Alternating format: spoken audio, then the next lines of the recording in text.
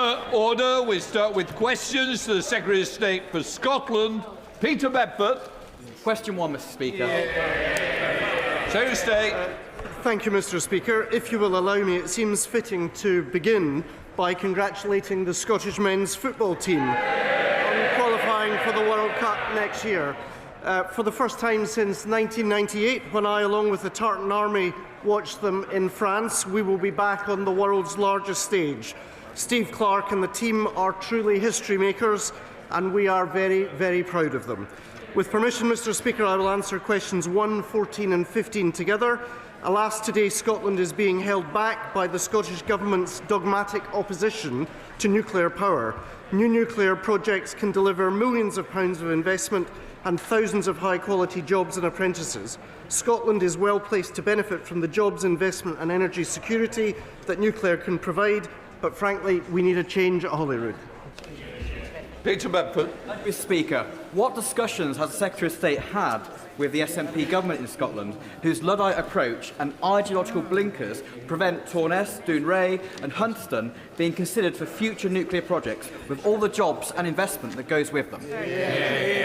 Well, Mr. Speaker, this seems at least an occasion on which there is a genuine cross-party consensus. Not only have we urged, and I do so again today, a different approach from the Scottish Government, but my friend, the Secretary of State for Energy and Net Zero, has already asked Great British Energy Nuclear to begin assessing Scotland's capability for new-build nuclear sites. Sir Geoffrey Clifton-Brown. Thank you, Mr. Speaker. Would the Secretary of State not agree that actually renewables require a considerable expense in connecting to the grid? And would not the former nuclear sites of Hunterston, Torness and Dounreay make very suitable sites for new nuclear power stations from which the Scottish people have benefited hugely in the past? Mr. Speaker, I should declare an interest in that Torness is, of course, in Lothian East, my own constituency. It provides about 750 well-paid, highly paid unionised jobs. Of course, we would welcome the opportunity either for AMR, SMR or new-build nuclear on the Torness site. But when you talk to the EDF management there, they say the opposition of the Scottish Government is what is preventing equivalent investment from the kind that we saw recently announced at Torness's sister plant in Hartlepool. Mr. Griffiths. Thank you, Mr. Speaker. Number 15, please. Thank you, Mr. Speaker. A key plank of the SNP's dogmatic argument against new nuclear is cost. Will the right honourable gentleman find a quiet moment, perhaps when the winds fall light and the turbines stop, to point out to them the reduced costs of small modular reactors? Good question. Well, of course, there's new technologies emerging, as the Honourable Lady recognises, and we are delighted that Rolls-Royce are one of the companies in the lead in terms of that new wave of nuclear technology. But you don't even need to look to the future. Look at the most recent past, where there are occasions where the wind doesn't blow and the sun doesn't shine in Scotland. That's why Torness provides significant baseload capability. We see new-build nuclear as being an essential part of that energy mix going forward. Alas, the Scottish Government don't understand that. Peter Murray. Thank you, Mr. Speaker. Does the Minister agree that Scotland cannot meet its long-term energy security and net zero goals without new nuclear power, and that centres such as the University of Strathclyde's internationally recognised PNDC, whose expertise in grid integration and systems resilience is world-leading, will be essential to the safe and effective deployment of next-gen nuclear technologies across Scotland? Mr. Speaker, I wholeheartedly agree with my honourable friend that the expertise of our research centres here in the United Kingdom, including the University of Strathclyde's PNDC, is absolutely critical. The crucial research that they are undertaking will help further the safe and effective deployment of new nuclear technology. We are watching a wave of nuclear technological innovation around the world. Alas, we need to make sure that not just our universities but our communities across Scotland can benefit from that. Thank you very much, Mr. Speaker. Last week I spoke to trade unions in Scotland who argued the ideological ban on nuclear power is costing young people career opportunities for well-paid and long-term jobs. In my own constituency, an SNP councillor is spreading misinformation and arguing against highly skilled nuclear jobs, safely dismantling submarines at Rosyth. Does the Secretary of State agree with me that this pervasive and misinformed approach is holding back our country? And will he urge the First Minister to distance himself from the comments of the councillors in my constituency and welcome these jobs to Rosyth? Well, Mr. Speaker, of course I condemn such misinformation. The reality is, as a government, we're investing £340 million in the Rosyth dockyard. I was in Fife on Monday, met with Fife College, with Fife Chamber of Commerce, with Babcock's, with Navantia from down the coast. There is a huge level of investment going in, but alas, we're in a position where the Scottish Government seems resistant to harnessing the potential of defence growth deals to secure new opportunities, not least for apprentices in Scotland. Johnny Reeves. Mr. Speaker, since my election I've met with many employers, both local and national, who have expressed, to put in parliamentary terms, frustration at the SNP's lack of no-nuclear policy. This is stopping my constituents from getting access to high-quality jobs and preventing investment as well. Does the Secretary of State agree with me that this is a political choice which is stopping Scotland from actively receiving good quality jobs and investment? Mr. Speaker, I find myself in agreement with my honourable friend. This is not just an anti-jobs measure by the Scottish Government. I would argue it's an anti-science measure. Let's remember, nuclear power is carbon-free. Given the challenge that we face in relation to climate change, why would you want to resist a technology that can provide reliable, safe and cheap carbon-free energy for decades to come? Secretary of State Andrew Bowen. Thank you very much, Mr. Speaker. And can I join the Secretary of State in congratulating Steve Clarke and the Scotland football team for qualifying for their first World Cup since I was 11 years old. I very much remember getting the afternoon off of school, and I hope that the Speaker takes the same approach to the parliamentary days my head teacher took to the school day when we do have our first game next year. Scotland has a long, proud history of nuclear power generation. We have the skills, the sites and indeed the local support, but we also have in the SNP Scottish Government a Luddite mentality, choking off investment, preventing new jobs and going against the wishes of local communities like those in Dunbar that I know the Secretary of State knows well, who want to see Torness secured for future generations. So what does the Secretary of State think it will take for the SNP to join that growing list of countries around the world and allow the global revolution in clean, safe nuclear power to reach Scotland? Mr. Speaker, I'm happy to tell the honourable gentleman what I think it will take. I think it will take a change of government next May, and it's time for a new direction in Scotland. Question number 2. Secretary of State. With permission, Mr. Speaker, I'll answer questions 2, 10 and 12 together. Over the last year, we have increased the national living wage, a pay rise for 200,000 of the lowest paid Scots, delivered a generational upgrade to workers' rights, had 5 interest rate cuts and of course expanded the warm home discount scheme, meaning 1 in 5 Scottish households are getting £150 off their bills. But we do need to go further and faster, and the Chancellor has pledged targeted action to bring down inflation further. Ms Savile-Roberts. Does indeed need to go further. The Scottish Government this morning laid the regulations necessary to mitigate the 2-child cap brought in by Labour and carried on by Labour. Scotland is the only part of the UK where child poverty is falling. It's the only part of Great Britain with a non-Labour government. Does he recognise the huge role played by the Scottish child payment in tackling poverty head-on? And does he agree with me that Labour in Cardiff Bay and Labour and Westminster should follow the Scottish Government's lead? He won't agree, though. As part of a government that saw child poverty fall significantly, I believe that we will be true to that commitment. I hope there may be more for the Chancellor to say in the coming minutes, but you can be assured that we welcome all measures that reduce child poverty after many years in which, tragically, we've seen poverty rise. Mr Black. In the 16 months, then, since the King's speech, when Labour MPs were whipped to vote against scrapping the 2-child cap, how many children have been pitched into poverty as a result of his refusal to scrap the cap? Here, here. Mr. Speaker, we've always been clear that we wanted to take action on the basis of sound public finances. That is why it is a Labour government that has been willing to take the difficult and challenging steps. I'm old enough to remember the criticism from those benches after 1997, and we went on to lift record number of kids out of poverty. That's why I welcome the approach that's been taken by our Chancellor. Mr Logan.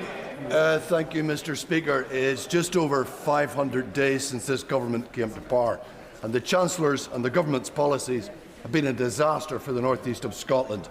with the cost of living problems, whether that's the impact of our national insurance hikes on jobs and investment, the family farm tax on the agricultural sector, the energy profits levy, which is killing jobs in the offshore sector, or the raw deal offered to our fishing industry with the Coastal Growth Fund. Can the Secretary of State tell me and the House, should we expect the Chancellor to fix this mess that she has made, or will this budget be another failure for the people of the North East? Too long. Thank you, Mr. Speaker. It won't surprise you that I'm not going to prejudge the announcements the Chancellor will be making from this dispatch box in just a few minutes' time, but I certainly don't recognise the characterisation he's offered of the first 15 so months of this Labour government. It was always going to take more than 18 months to undo the damage of the last 18 years. What we've seen is 200,000 Scots already lifted out of poverty, record rises in the national minimum wage, and that work will continue. Mr. Speaker, this government is embarking on delivering the biggest upgrade of workers' rights in a generation, which will provide income security for many in my Edinburgh North and Leith constituency. I'm not surprised that Conservative peers are blocking it in the other place. However, we, my right honourable friends, share my constituents' shock that Liberal Democrats and now the Green members are too. Mr. Speaker, I would like to say I'm shocked and surprised, but very little the Liberal Democrats do can shock or surprise me. The truth is the bill is expected to benefit people in the most deprived areas of the country by up to £600 in lost income from the hidden costs of insecure work. That's exactly the work we as a Labour government are called to tackle. Speaker, what discussions has the Secretary of State had with the Chancellor of the Exchequer about the impact for Scotland from the increase in the national living wage? Mr. Speaker, there were discussions in the Cabinet involving myself and the Chancellor of the Exchequer only this morning, but I would certainly pay tribute to the work that she and others in Government have done, ensuring both that upgrade in workers' rights and that pay rise for the 200,000 poorest paid Scots. Stephen Guthrie. Mr. Speaker, can the Secretary of State tell us by how much household energy bills have risen since Labour came to power? Good question. Mr. Speaker, I hope we'll be hearing more about energy bills later this afternoon. Stephen Guthrie. So the Secretary of State clearly doesn't know. I'm going to help him. They've risen by £187 for the average household, with more rises due on the way. Now, the Secretary of State might also want to know that today is National Energy Action's Fuel Poverty Awareness Day. Scotland is one of the most energy-rich parts of Europe, with our renewables and our hydrocarbons that the Treasury has benefited from over the years. Does he get the frustration of this government when it comes to the cost of living on fuel poverty, food prices and child poverty due to Tory policies that they've maintained? Mr. Speaker, this is a government that has taken action and will continue to take action.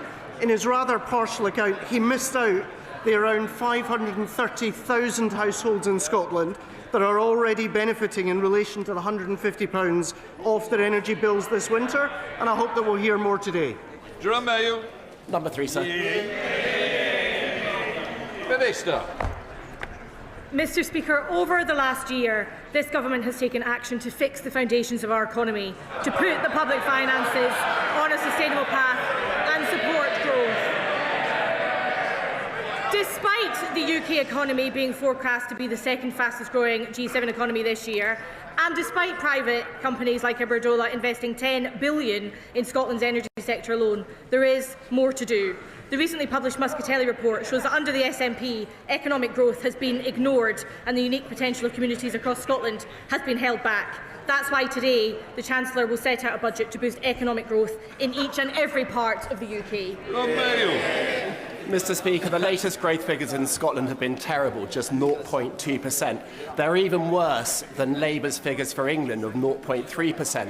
So what has been more damaging to the Scottish economy? Has it been SNP policies in Holyrood, or is it the Labour policies here in Whitehall? Mr. Speaker, the SNP government is clearly not doing what is required to drive growth in Scotland. But I would say to the honourable member, we are dealing with the legacy of Conservative economic mismanagement of 14 years. They are catastrophic policy of austerity, their mismanagement of the pandemic and a failed Brexit deal. And you don't just have to take my word for it. The present leader of the Conservative Party has been clear the Conservatives have no plan for growth. Thank you, Mr. Speaker. Does my honourable friend share my regret that rather than building 39 new health centres or building 30 new primary schools or employing 23,700 nurses in our NHS, that the Scottish Government has been content to keep £1 billion of an underspend rather than investing that money in Scottish public services and having a consequential effect on Scotland's economy? Mr. Speaker, I couldn't agree more. Since the election, this government has delivered an extra £5.2 billion of funding for the Scottish Government. It should be making life easier for Scots, but it's being completely wasted by the SNP. And what do they have to show for this record-breaking settlement? We simply cannot waste another decade with this failing SNP government. It's long past time for a new direction. Andrew Bowie, Shadow Secretary of State. Very much, Mr. Speaker. A key driver of growth in Scotland is the agricultural sector, and Mr. Speaker, I can tell you that Scottish farmers feel utterly ignored and totally abandoned by this Labour government. I have here a copy of a letter that was delivered to all Scottish Labour MPs, urging them to call on their own government to reconsider the family farms tax. One farmer who wrote to the members opposite said that these tax changes would destroy the family farms that feed Scotland, and he was delivering this letter as a plea for their future. So can the Minister tell the House, have those pleas fallen on deaf ears?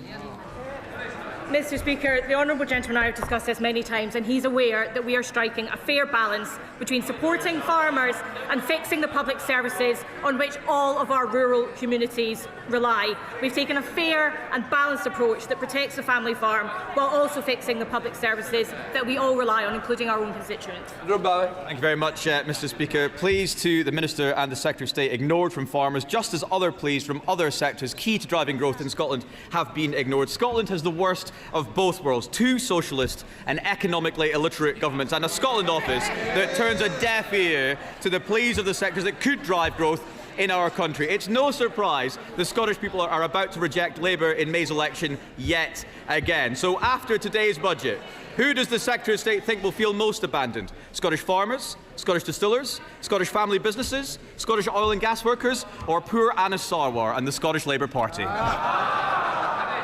Mr. Speaker, the honourable gentleman is perfectly well aware that the majority of those claiming relief under agricultural property relief will be completely unaffected, 3/4 of them.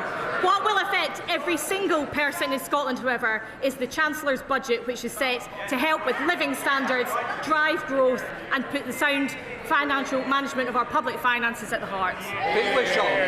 Number 4, Mr. Speaker. Minister.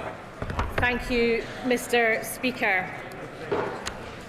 Immigration is, of course, a reserved issue, and the Home Secretary set out last week an asylum policy that will work for all parts of the United Kingdom. It contains the most sweeping asylum reforms in modern times, commensurate to the scale of the issues before us. These reforms will restore control, contribution and fairness to the system. I'm proud that our country has always been fair, tolerant and compassionate, and this government will always defend those values. Mr. Speaker, this government's new heinous asylum and immigration policy marks a dark moment for many who have chosen Scotland to be their home, even leaving children born in Scotland at risk of deportation. I don't know if the ministers actually notice, but we're facing a population and demography crisis that this will only make 10 times worse. And if we don't address it, this is going to have a huge impact on our economy and social services. So why does Scottish Labour actually support an immigration policy that is contrary to the Scottish interest? Mr. Speaker, what Scottish Labour, like the rest of the Labour Party, supports is a system that is both humane and restores control. That's in the best interest of communities, it's in the best interest of those seeking asylum and to migrate themselves. We are proud to support it, and we know that the rest of the country wants a system that has both control and fairness as its guiding principles. Chris Murray.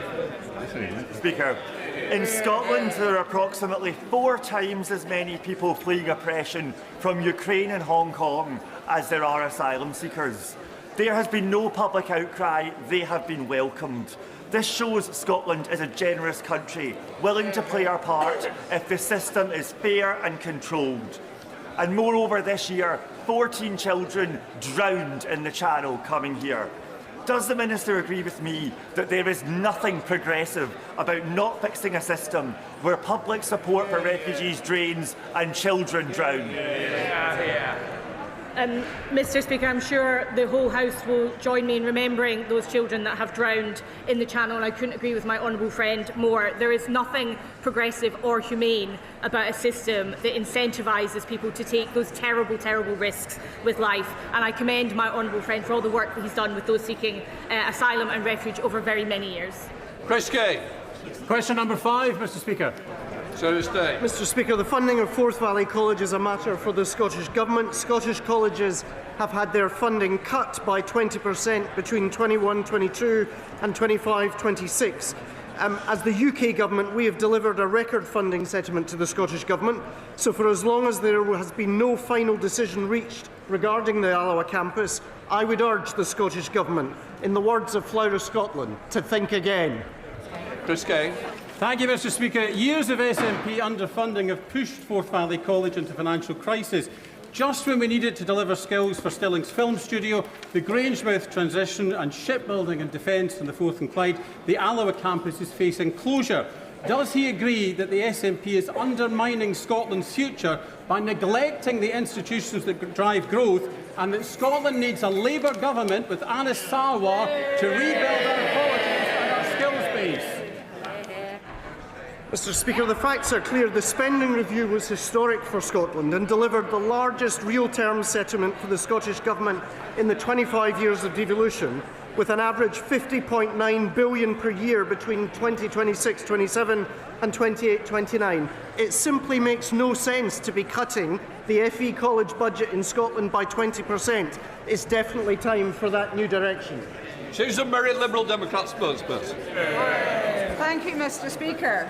After 18 years of SNP government in Scotland, the education system is failing and qualified Scottish pupils are being turned away from Scottish universities.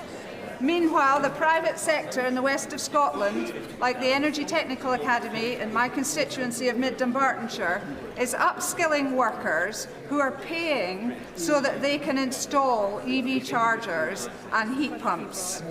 Will the Secretary of State explain to the Scottish Government that educating young people and further education training is good for Scotland? Mr Speaker, I sincerely hope they're listening to the very powerful points made by the Honourable Lady. 89,600 young people in Scotland today are not in work, education or training. That's equivalent to about 16.1%. 1 in 6 of our young people in Scotland. Scotland deserves better than a Scottish Government failing 1 in 6 of its young people. Richard Baker. Question number 6, Mr Speaker. Secretary of State. Mr Speaker, the UK Government is transforming our defence sector into an even more powerful engine of growth, with skills and training being a central pillar of that strategy. If the SNP-led Scottish Government won't do the right thing, then we will. That's why we stepped up with £2.5 million to fund that specialist welding centre in Glasgow, and we continue to work on exactly that agenda. Richard Baker. Mr Speaker, the recruitment of 14 new apprentices at the Methil Yard in my constituency, saved from bankruptcy by this Labour Government, protecting 200 skilled apprenticeships, is a stark contrast to the failure of the SNP on apprenticeships in the defence sector, which means many companies struggle to recruit skilled workers locally. Will my right honourable friend work with colleagues in the Ministry of Defence to promote Methil as a prime location for future defence contracts, so that Avanti UK can create more new apprenticeships at the Yard and work successfully with the Scottish Labour Government at Holyrood?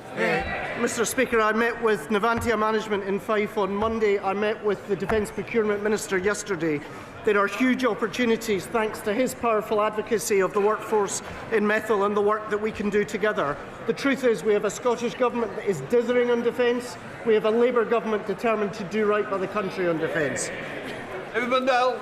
Thank you, Mr. Speaker. I was delighted when East Riggs in my constituency was shortlisted for a new UK munitions factory. The Secretary of State will know its long history in munitions and the fact that the Ministry of Defence already own the site. So will the Scotland Office continue to promote the project but also join me in facing down the Scottish Government's anti-defence industry stance? Yes, Mr. Speaker, I can offer the right honourable gentleman the assurance he seeks in relation to facing down a Scottish Government dithering on defence. I would pay tribute to his passionate advocacy of the particular site he speaks of in Dumfriesshire, and I can assure him that we in the Scotland Office will continue to work with our colleagues on the MOD as we make sure that we've got the factories we need to keep our country safe. Question 7, Mr. Speaker. Minister. Mr. Speaker, through the Pride in Place programme, we're investing almost £500 million to revitalise communities across Scotland. As part of this, the Scotland Office has recently completed collecting evidence from MPs, MSPs, local authorities and community groups to inform the selection of 14 new neighbourhoods that will each benefit from £20 million over 10 years. Liz Stewart. Mr. Speaker, can I ask the Minister for assurances with respect to the timeline of the Pride in Place funding? It's crucial to get projects up and running as soon as possible, and while it might be too early for her to wear a Santa hat, can she tell me if successful local authorities will expect an early Christmas present? Mr. Speaker, I can confirm to the Honourable Lady that she won't have long to wait. It's in all our interest to get these coming down the chimney as soon as possible. Christine Jardine. Thank you very much, Mr. Speaker. 40% of children in Stenhouse in my constituency of Edinburgh West live in poverty. There are 9 Pride in Place projects being considered across Edinburgh, but none including that area of deprivation. So can the Minister tell me if there are plans to change the criteria so that areas like that could be included and attack problems like child poverty? Mr. Speaker, there are no plans to change the criteria against which local authority areas will be selected, but I can confirm we don't have very long to wait before the areas themselves will be confirmed. Okay. Before we come to Prime Minister's questions, can I welcome in the gallery His Excellency the Honourable Stephen Francis Smith, the Australian High Commissioner to the UK. Stephen's term as High Commissioner comes to an end. We wish him all the best in retirement and thank you for what you've done in the UK. We now come to questions to the Prime Minister. Rachel Hopkins. Question 1, Mr. Speaker. Mr. Speaker, can I begin by confirming your remarks about Stephen, who's in the gallery, as I understand it. He's been an incredible servant and a good friend to the United Kingdom, and we wish him well in everything he does in the future. Mr. Speaker, today's budget will be a Labour budget with Labour values to deliver for the British people's priorities. Mr. Speaker, I know what it feels like to sit around the kitchen table worried about bills that can't be paid. That's why this budget is for families that I know today are equally worried about the cost of living. That's why we're rolling out free breakfast clubs, free childcare and free school meals. And today we'll be going further to deliver the change we're elected to bring about. Cutting NHS waiting lists, cutting the national debt and cutting the cost of living. Mr. Speaker, this morning I had meetings with ministerial colleagues and others. In addition to my duties in this House, I shall have further such meetings later today. Rachel Hopkins. Thank you, Mr. Speaker. For years and years, rail fares have gone up and up, but this is set to change next year. Can the Prime Minister confirm that commuters in my constituency will see around £400 saving on their annual season ticket as a result of this government freezing rail fares? And can he confirm this is only possible because we have a Labour government? Well, I can confirm next year we're freezing rail fares for the first time in 30 years, saving millions of commuters hundreds of pounds. And yes, that's only possible because we have a Labour government investing in Great British Railways and putting more money in the pockets of passengers. Contrast our approach with the Leader of the Opposition, who says the minimum wage is a burden, she thinks, and she wants to means test the state pension. We now come to the Leader of the Opposition, Kevin Burnell. Thank you, Mr. Speaker. And can I first pay tribute to the many farmers who have come to Westminster today to protest the shameful attack on them in last year's budget. I want them to know that Conservatives stand with them. Speaker. Yeah. They arrest them, we stand with them. Mr. Speaker, this has been the most chaotic lead-up to a budget in living memory, with resignations, hostile briefings, and... Can I just say to a couple of you, if you don't want the budget, make your mind up now. Nobody wants this budget, Mr. Speaker. With resignations, hostile briefings and leaks galore, even just in the last 10 minutes, an unprecedented leak of the OBR analysis. Unbelievable. Mr. Speaker, these leaks have been so serious that even the former chief economist of the Bank of England has said, and I quote, that Labour's fiscal fandango is the single biggest reason why growth has flatlined. Does the Prime Minister agree with Andy Haldane, and does he have an explanation for this complete shambles? We all know the biggest shambles in living history, the Liz Truss budget. And what did she say at the time? Did she say, I don't agree, this must be wrong? No, she said, I think Liz Truss is 100% right. 100%. Not much room for flexibility. Not one thing was wrong with it, in her view. So we won't be taking lectures from her. Matters for the OBR. The Chancellor will set out the budget in just a few minutes' time. Mr. Speaker, we're talking about the leaks. The Prime Minister doesn't seem to appreciate the impact of these budget leaks on the UK economy. Even the Chief Secretary to the Prime Minister has said this morning that the leaks were unacceptable. So will the Prime Minister launch an investigation into the budget leaks and punish those responsible? Mr. Speaker, it's literally about 25 minutes before the budget will be set out in all, where we'll take further decisions. The Chancellor will set it out, but thanks to the decisions she's already taken, we've got 5 million extra NHS appointments, waiting lists are coming down, mortgages are cheaper, we've expanded free school meals. That's 100,000 children lifted out of poverty, a moral mission for this government. Compare that to the record opposite any day of the week. Mr. Speaker, he talks about the decisions she's already taken. If they were that great, we wouldn't have all those farmers outside protesting. He doesn't want to talk about leaks, but we can see that the chaos in Number 10 is having real-world consequences. Instead of focusing on the economy, they've been fighting like rats. Several journalists reported that Number 10 sources had briefed against the Health Secretary and other senior cabinet ministers. The Prime Minister then told us that these briefings did not come from Number 10. Will he repeat on the floor of the House the claim that none of his advisers has briefed against members of the Cabinet? Prime Minister. Mr. Speaker, I've been really clear about this. No one in Number 10 has briefed against Cabinet ministers. And the Health Secretary is doing a fantastic job. He stood before the electorate just before the last election. He said we'd deliver 2 million extra appointments for the NHS in the first year of a Labour government. There he is. What did he do? Not 2, not 3, not 4, but 5 million extra appointments for the NHS. They don't understand this language, Mr. Speaker, because they left everything absolutely broken. Mr. Speaker, the Prime Minister expects us to believe him. No one does. We all know that he did not have a serious leak inquiry. What he did, Mr. Speaker, was he asked Morgan McSweeney to investigate Morgan McSweeney, and then Morgan McSweeney discovered that Morgan McSweeney was innocent. All of this calls into question the Prime Minister's judgment. All of this calls into question the Prime Minister's judgment. We read this weekend that he wants the former Deputy Prime Minister back in his cabinet.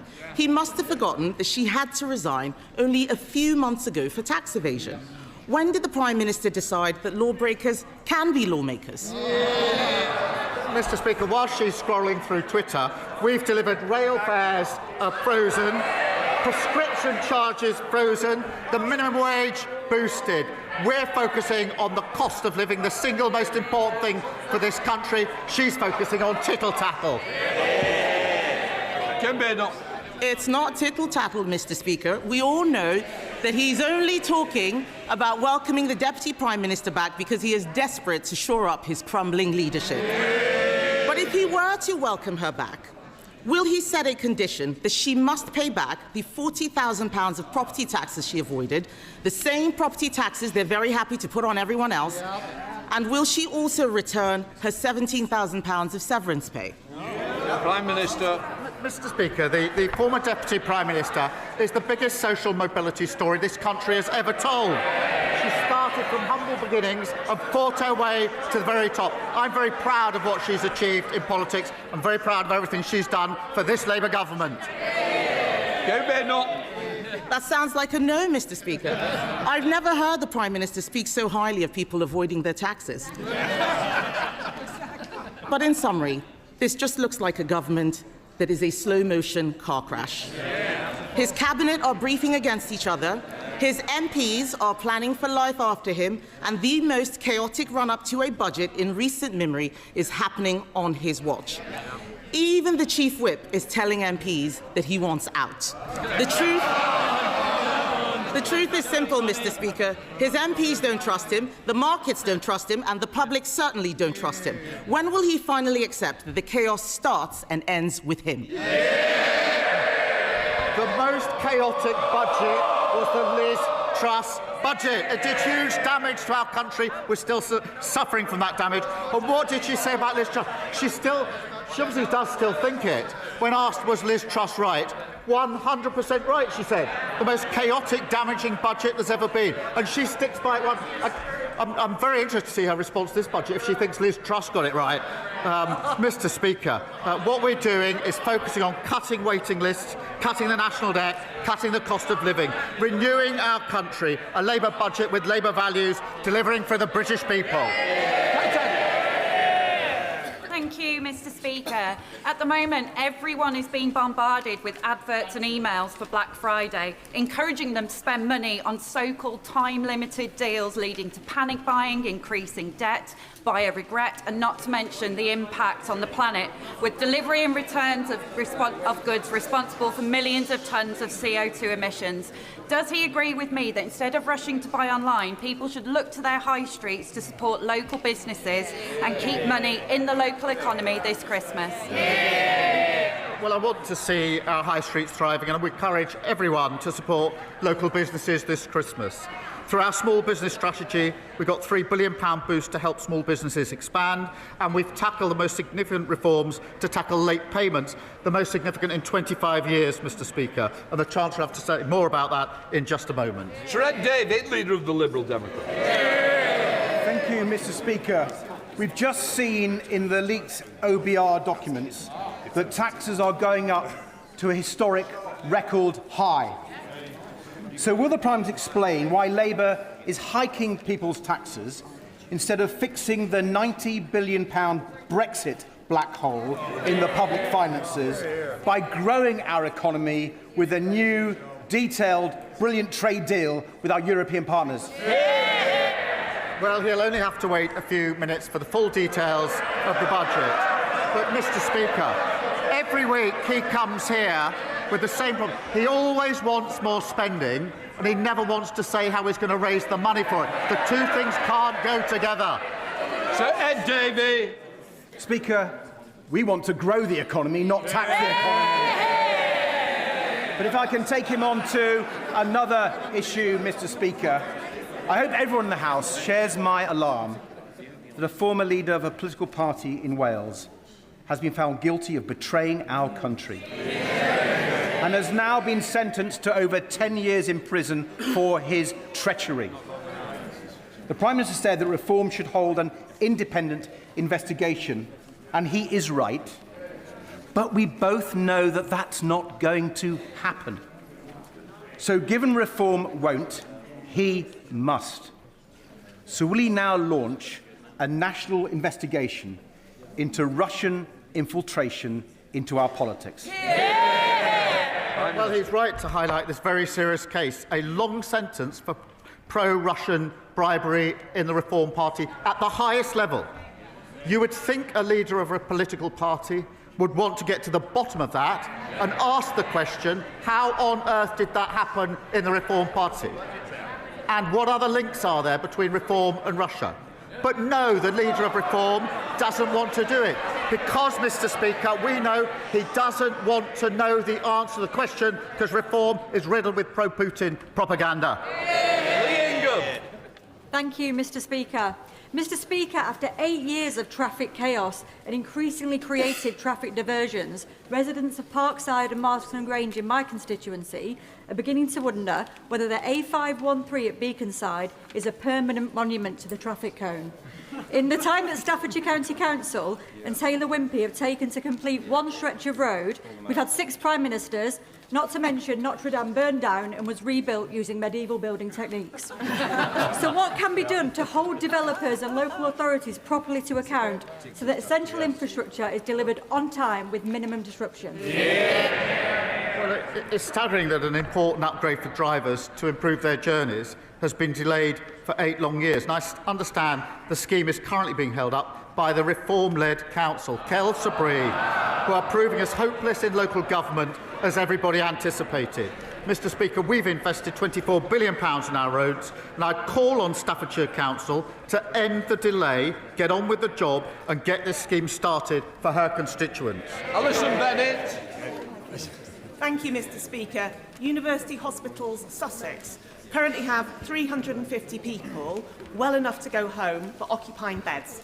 That is the same number of beds as in Princess Royal Hospital in Hayward Heath in my constituency.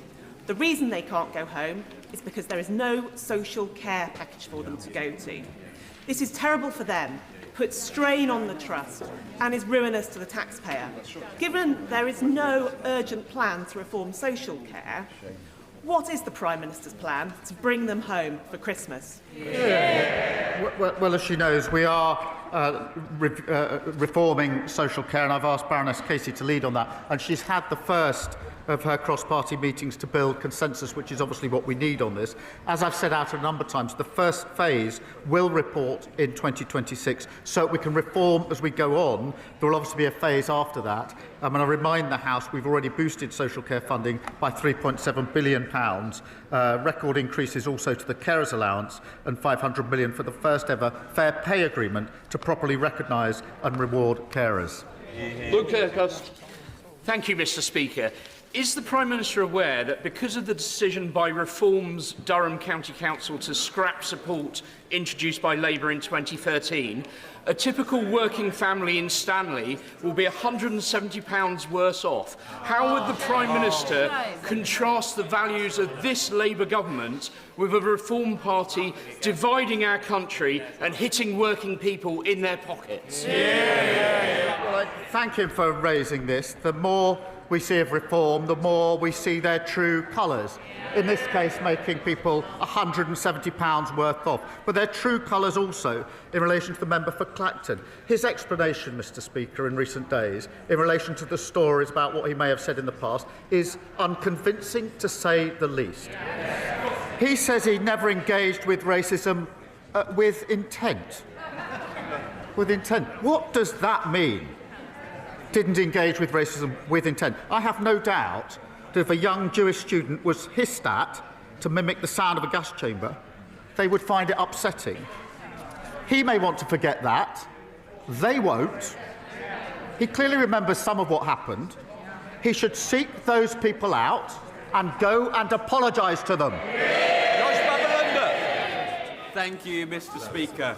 Lewis, not his real name, is an Eastbourne boy with special educational needs who was left traumatised after his passenger assistant relentlessly and brutally restrained him on his home-to-school transport. It only became clear to Lewis's mum, who is in the gallery today, what happened on that day when he returned home visibly distressed and bruised. And that's because, shockingly, there is no statutory requirement to report incidents of physical restraint on school transport, nor national training standards. So will the Prime Minister address this loophole in his upcoming SEND reforms to ensure that SEND children in Eastbourne and beyond can travel to school with the safety and dignity that they deserve? Well, can I say to him and to Lewis's mum, who's with us, that incidents like that should not be happening. I know that he's met, I think, with the Education Minister to discuss this.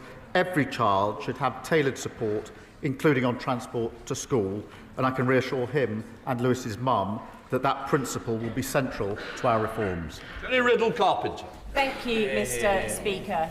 Last week, Roman Osborne, a 10-year-old in my constituency, hand-delivered a letter to 10 Downing Street to tell the Prime Minister about an accident that he had outside his primary school of Trimley St Martin in February, which left him spending 3 days in hospital and many, many more months recovering. Mr. Speaker, will the Prime Minister back my campaign, Safer at the Gates, and will he call on Tory-led Suffolk County Council to do the right thing and re-review the road and put the right safety measures in place outside Trimley St Martin and the other schools in my constituency? Can I thank her for that and thank Roman for his letter, which I took time to read last night. And I wanted just to read a short sentence from it, from Roman. He said this: "This accident wouldn't have happened if there was a safe place to cross the road.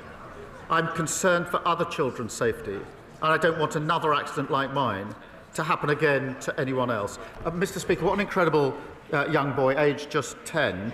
I totally agree with him, and I say to Roman, this is what we're going to do. Roman, I've asked ministers to work with all the right people to look at his school and get a safe crossing in place. And the Roads Minister will be happy to meet my honourable friend to discuss the road safety strategy. Mr. Speaker, this morning I met with farmers on Whitehall, and on Saturday farmers supplying milk to family-run White Farms who have been making traditional cheddar cheese near Bruton for 160 years. They all told me, Mr. Speaker, the family farm tax as it stands will devastate their businesses. So if he really wants growth, will the Prime Minister listen to farmers, industry, the EFRA Select Committee, even his own MPs, and pause and rethink this damaging and regressive tax? Mr. Speaker, we've invested a record £11.8 billion into sustainable farming this Parliament, and we set out a 25-year farming roadmap focused on increasing year-on-year productivity and profitability in farms. That is vitally important. Jen Craft. Thank you, Mr. Speaker. Last week, the COVID inquiry reported that 23,000 deaths occurred in England in the first wave of the pandemic that could have been prevented due to the UK response being too little too late. These were not just 23,000 deaths, Mr. Speaker.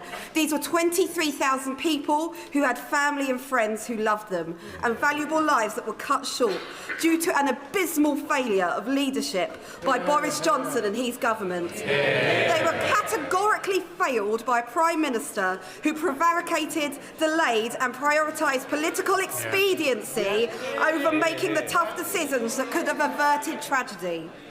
If the Prime Minister were to lead us through the next pandemic, will he value saving lives above all else?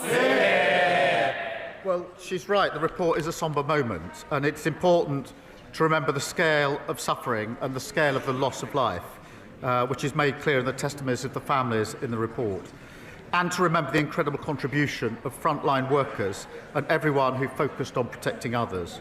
Mr. Speaker, we're committed to learning the lessons needed from the COVID inquiry to protect and prepare us for the future. And the pandemic does still weigh heavily on our public finances and our NHS. That's why we've already conducted a pandemic exercise to test preparedness and agreed a historic global pandemic agreement to improve our ability to prevent global disease threats alongside our partners. Adam Dance. Mr. Speaker, I hope the Prime Minister will agree with me that the defence industry in Somerset is a key engine for growth, jobs and innovation. Leonardo in Yeovil is making a fantastic progress with the Proteus uncrewed helicopter, but the future of that project, thousands of jobs at the site in Yeovil and the 320 million Leonardo contribute to local GDP is dependent on the new medium helicopter contract. Will the Prime Minister reassure my constituents that he supports the industry in Yeovil, and will his government finally get round to awarding this long overdue contract? Well, can I pay tribute to those in Somerset and his constituency in the defence sector, which is hugely important to our country and our security.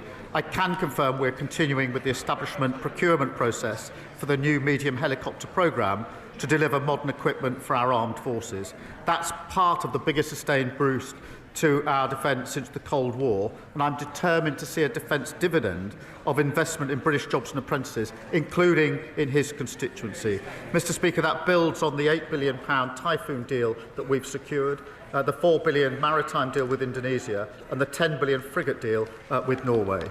Serena Blackenbridge. Thank you, Mr Speaker. I joined Wensfield Men walking and talking on International Men's Day, a fantastic group who are strengthening our community through good company and what Stephen calls a growing band of brothers. In an age of pressure, polarisation and endless phone scrolling, they bring men together to support one another. Will the Prime Minister join me in congratulating all involved and explain how the first ever men's health strategy will back similar grassroots initiatives?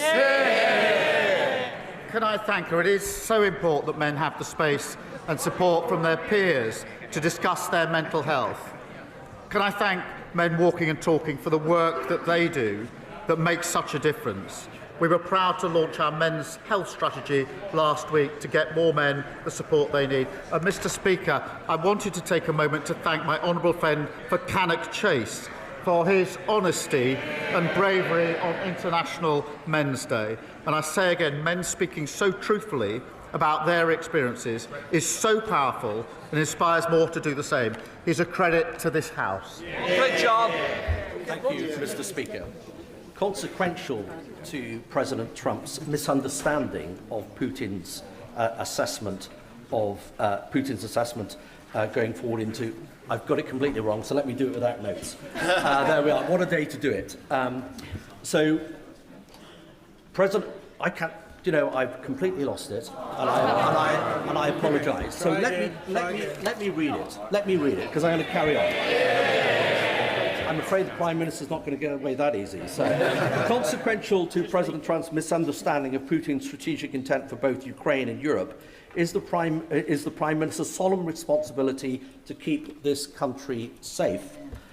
Given the hypersonic missile threat and the ballistic missile threat, known threat from Russia, and the fact that the United Kingdom has no current counter to that, what is the Prime Minister going to do to keep this country safe from those that have already threatened us? I thank him for his question and his contribution to this important debate, and of course the contribution he made yesterday as well. It is the first duty of the Prime Minister to keep this country safe. It's the duty that is paramount and above all else, and I take it extremely seriously and treat it as my #1 priority. We review our security and defence arrangements all of the time, and we are particularly a leading member in NATO, which is the single most effective military alliance the world has ever seen. Ben Coleman. Thank you, Mr Speaker. My constituents in Chelsea and Fulham tell me that our top national priority must remain, as it is, economic growth. So does the Prime Minister agree that the swiftest way to achieve growth is for the government to be even more ambitious in negotiating with the European Union, to remove the new red tape and trade barriers that have been holding back UK businesses, especially small and medium-sized ones, since the Conservatives' poorly managed exit from the European Union? Well, the deal we struck with the EU will deliver on what the British public voted for last year, which is, as he says, boosting economic growth and restoring positive relations. And the deal we've struck is worth £9 billion to our economy in 2040. It includes an SBS agreement to cut supermarket prices and boost export opportunities. And the tourism reform would rip up that deal and leave us all paying more at the checkout. Okay. Thank you, Mr. Speaker. When it comes to economic growth, this Labour government is all talk and no action. So maybe I can help the Prime Minister. Roadworks and traffic jams cost the UK economy £8 billion last year. This affects my constituents in Broxbourne every single day. They want to know what the government is doing about it, when the government is going to back working people and get Britain moving. Under this government, growth is the highest in the G7 for the first half of this year. Under the last government, they crashed the economy. Emily Darwin. Thank you, Mr. Speaker. Yesterday was the UN International Day for the Elimination of Violence Against Women, otherwise known as White Ribbon Day in Milton Keynes and many other places. Will the Prime Minister join with me in congratulating Mr. Speaker on his commitment that this House will become the first national White Ribbon Parliament in the world? And will he join me, Mr. Speaker, and many members from across this House in making the White Ribbon promise to never use, excuse, or remain silent about men's violence against women? Can I thank her for raising this really important issue? And I'm really proud, Mr. Speaker, on what you've done with this Parliament in relation to the White Ribbon campaign. We must then turn that from a ribbon into action. And I am really proud that this government is fully committed to tackling violence against women and girls. It is a political commitment, it is a personal commitment from me, and we'll do everything we can in relation to reducing violence against women and girls, which is pernicious. It is far more widespread than people appreciate, and we absolutely have to stop talking and start doing in relation to this. Final question, Liz Saville-Roberts. From his previous answer, we can only conclude that the Prime Minister has faith in the member of Clacton to police his own party on Russian interference. But the leader of Reform has already said that this is beyond his capabilities. Why, therefore, is the Prime Minister so unwilling to take responsibility and launch a full investigation into foreign interference in our democracies? Interference in our democracy, but the responsibility for the investigation of what happened in Reform lies with the leader of the Reform Party. Mr. Speaker, he's usually got plenty to say, and now he's totally silent on one of the most important issues. Mr. Speaker, he needs to speak up and answer those questions. That completes Prime Minister's questions.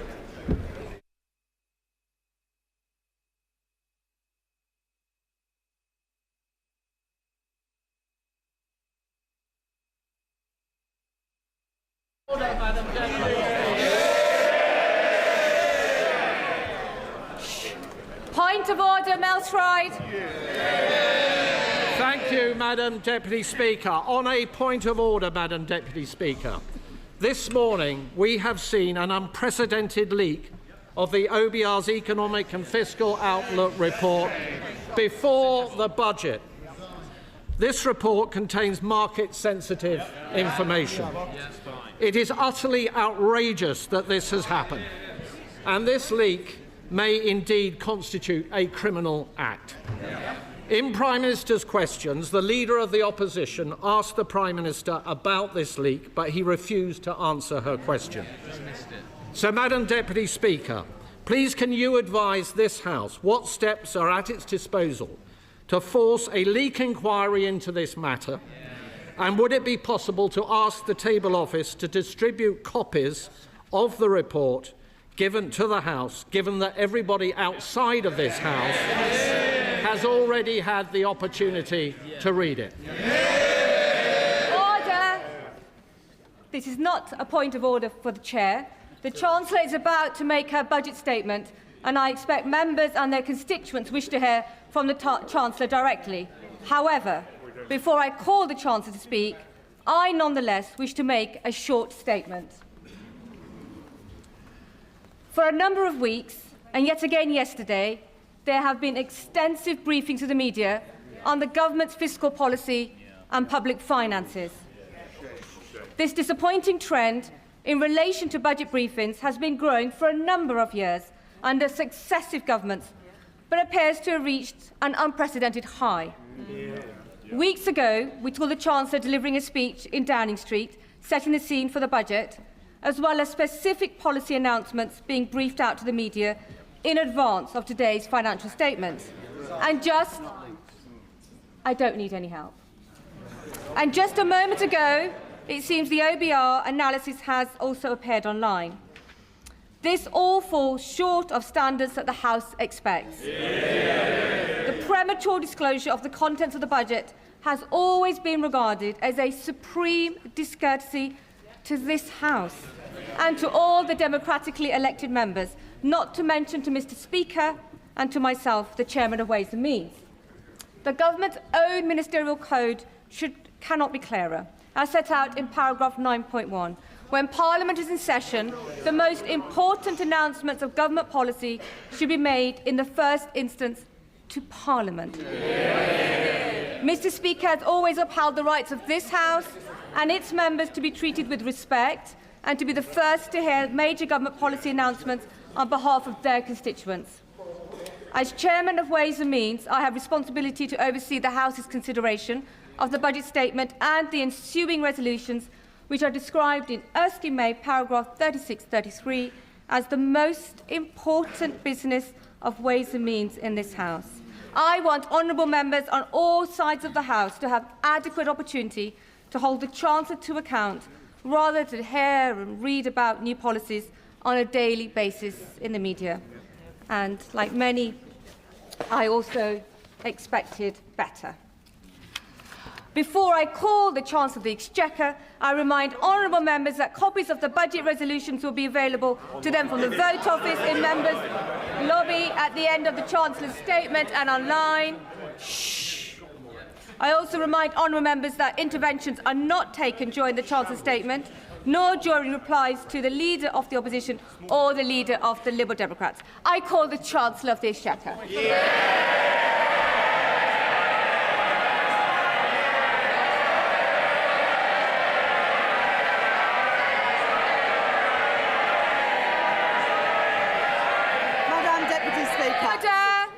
Chancellor.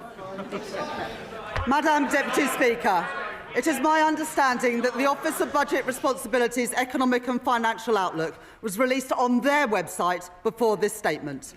This is deeply disappointing and a serious error on their part. The Office for Budget Responsibility have already made a statement taking full responsibility for their breach. Madam Deputy Speaker, we are rebuilding our economy. Over the last 16 months, we have overhauled our planning system to get Britain building, forged new trade deals with the United States, India and the European Union, reformed our visa system to bring the brightest and the best to Britain. We changed our fiscal rules that we inherited from the Conservatives and raised public investment to its highest level in 4 decades. And in last year's budget, I raised taxes on business and the wealthiest to close the £22 billion black hole in the public finances left by the party opposites. And we used that money to fund the biggest ever settlement for our National Health Service. They were the fair and necessary choices, and we faced opposition to them, from opponents to planning reform, who will always demand that the future is built somewhere else, not in their backyard. Opponents to trade, who want to take us down the path of isolation and division. Opponents to investment, who believe that the only good thing a government can do is get out of the way. Opponents who insist that the only way to balance the books is to cut public spending. And opponents who say that we don't need to balance the books at all. But we made these choices for a reason. Because after 14 years of Conservative government, working people demanded and deserved change. Investment, not cuts to our public services. Stability for our public finances. The single most important factor in getting the cost of living down. And economic growth, the best means to improve wages, create jobs, and support public services. That is what our plan, that is what this government and our Prime Minister are all about. Today's budget builds on the choices that we have made since July last year. To cut NHS waiting lists, to cut the cost of living, and to cut debt and borrowing. No doubt we will face opposition again, but I have yet to see a credible or a fairer alternative plan for working people. These are my choices, the right choices for a fairer, a stronger and more secure Britain. Order. Far too much noise, and I expected so much better from you, Dr. Luke Evans. You're meant to be a leader in your community. Simmer down, Chancellor. I'm happy for them to shout as much as they like, Madam Deputy Speaker, as long as they do it from the opposition benches where they can't cause any more damage. I said there would be no return to austerity, and I meant it. This budget will maintain investment in our economy and in our National Health Service. I said I would cut the cost of living, and I meant it. This budget will bring down inflation and provide immediate relief for families. I said I would cut debt and borrowing, and I meant it. Because of this budget, borrowing will fall as a share of GDP in every year of this forecast. Our net financial debt will be lower at the end of the forecast than it is today, and I will more than double the headroom against our stability rule to £21.7 billion, meeting our stability rule and meeting it a year early. These are my choices, not austerity, not borrowing, not turning a blind eye to unfairness. My choices are a budget for fair taxes, strong public services and a stable economy. That is the Labour choice. Growth is the engine that carries every one of our ambitions forward, through stability, investment and reform. The platform from which British ambition can finally get moving again. Because growth doesn't just appear out of thin air. It is built patiently and stubbornly by people who take risks, by founders who bet their savings on an idea, by firms breaking into new markets, developing new technologies and creating new jobs and new opportunities, by the men and the women who work hard every day in all parts of our country. Our job is not to watch from the sidelines, but to partner with them, backing them every step of the way, to match private enterprise with public ambition. I would like to thank my team of officials at the Treasury for their hard work in preparing this budget. In the spring, the Office of Budget Responsibility forecast that our economy would grow by 1% this year.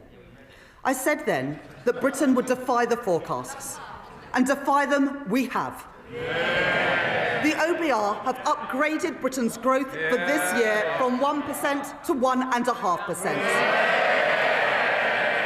reaching the same conclusions as the IMF, the OECD and the Bank of England, who have already upgraded their forecasts. Today, the OBR have published the result of their review of the supply side of the economy. They are clear that this is not about the last 14 months. It is about the previous 14 years.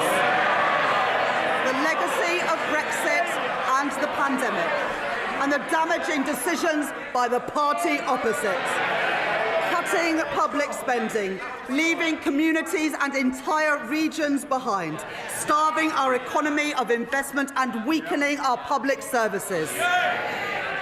As a result of their review, the OBR are reducing their expectations for productivity growth by 0.3 percentage points to 1% by the end of the forecast. They say today, and I quote, "Real GDP is forecast to grow by 1.5% on average over the forecast due to lower underlying productivity growth. There is an impact on our public finances too. The OBR say that their productivity forecast will mean £16 billion less in tax receipts by 2030. These forecasts are the Tories' legacy, not Britain's destiny.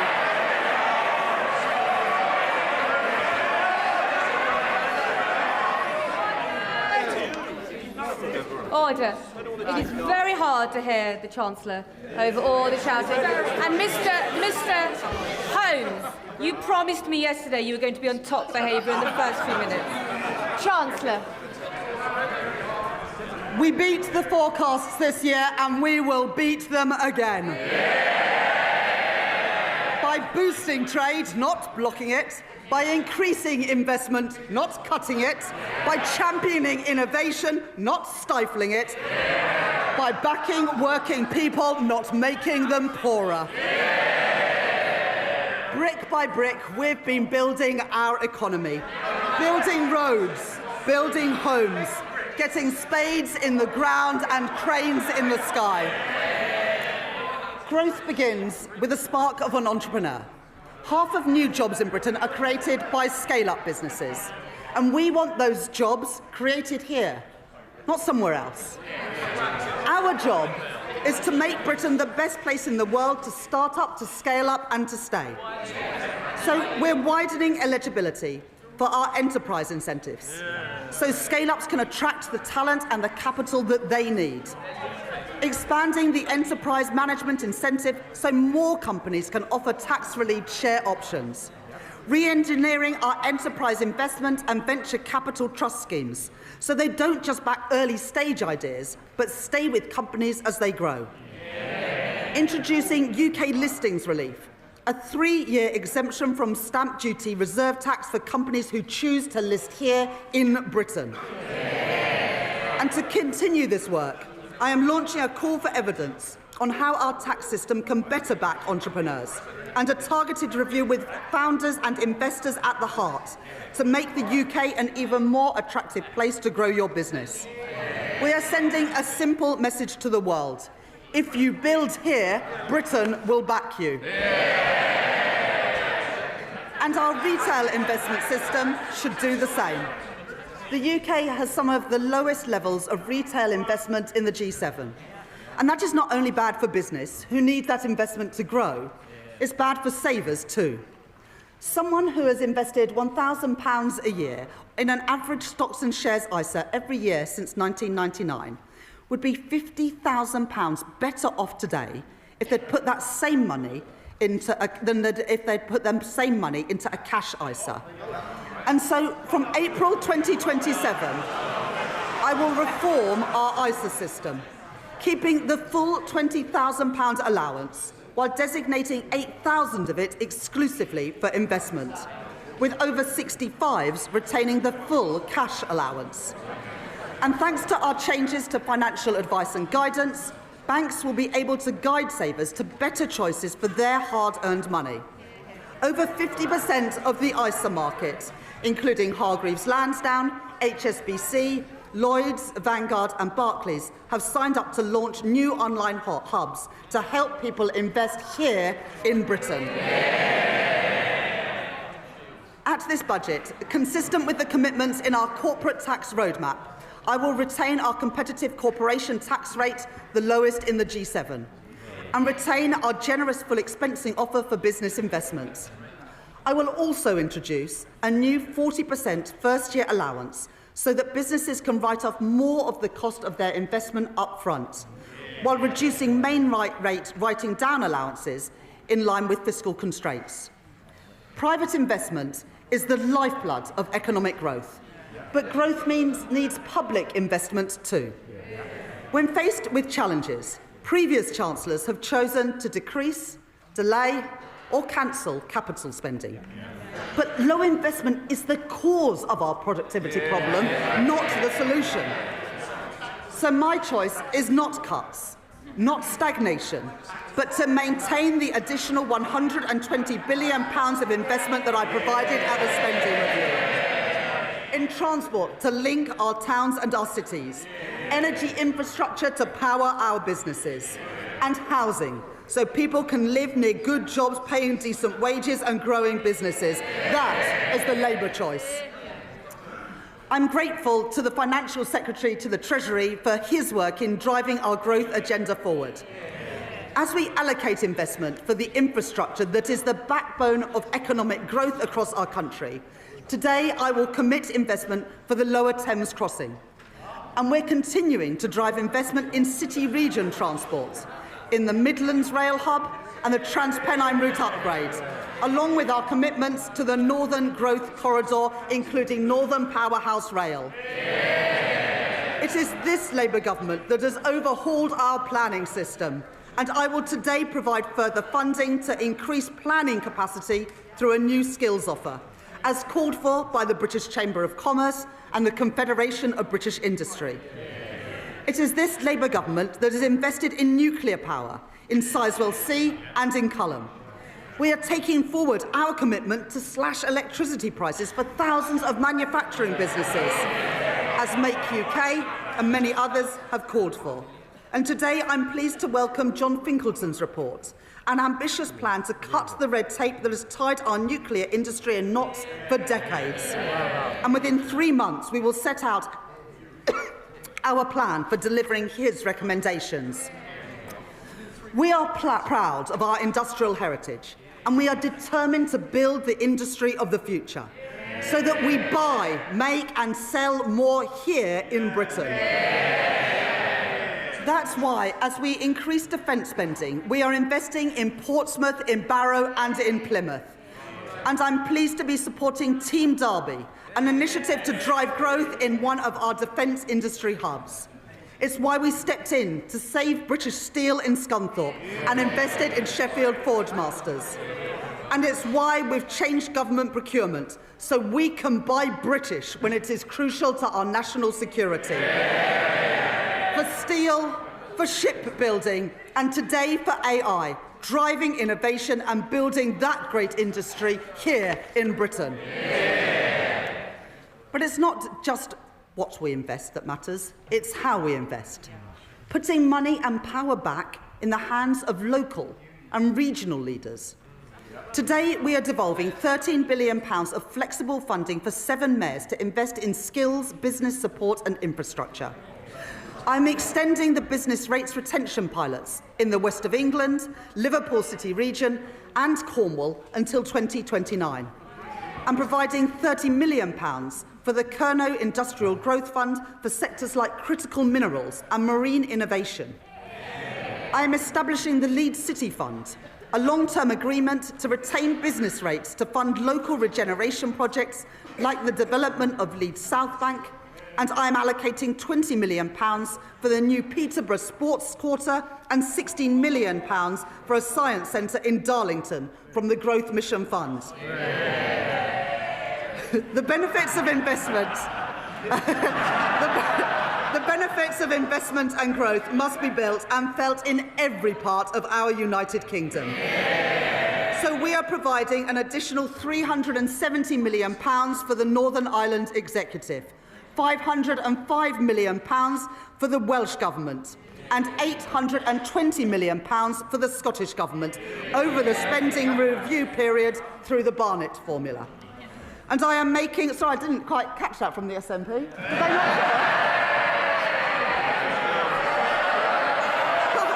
Perhaps, Madam Deputy Speaker, they didn't hear. £820 million for the Scottish Government over the spending review period because Anna Sawa asked us to. And I'm making targeted investments in our industrial strategy sectors across the UK. In Northern Ireland, I am providing £17 million to support businesses and strengthen the UK internal market, and backing advanced manufacturing through the Northern Ireland Enhanced Investment Zone. Wales will be the host for 2 AI growth zones, creating more than 8,000 jobs, supported by a £10 million investment in the semiconductors critical for that industry. And we are building the UK's first small modular nuclear reactors with Rolls-Royce at Wilfer in Anglesey. 2 Labour governments working together in Wales to deliver for the people of Wales. And in Scotland, I'm committing over £14 million for low-carbon technologies in Grangemouth, £20 million to renew infrastructure at Inchgreen in Inverclyde, and £20 million to redevelop Kirkcaldy Town Centre and Seafront, with construction starting next year. And that's on top of the UK's biggest ever warship export deal with the Norwegian government to build frigates in Glasgow. Supporting 4,000 jobs. Investment opposed by the SNP. Jobs opposed by the SNP. Defence opposed by the SNP. But secured by this Labour government. A growing economy needs strong foundations of economic stability, with borrowing, inflation down and investment up. That is good for business, and it is good for working people, so they have more money in their pockets. Economic stability, safeguarded by ironclad fiscal rules, is our best defence against rising prices and the best way to improve living standards. We've all seen the alternative. 3 years ago, in their clamour to cut taxes for the richest, the Tories under Liz Truss crashed the economy and sent mortgage rates spiralling and brought pensions to the brink.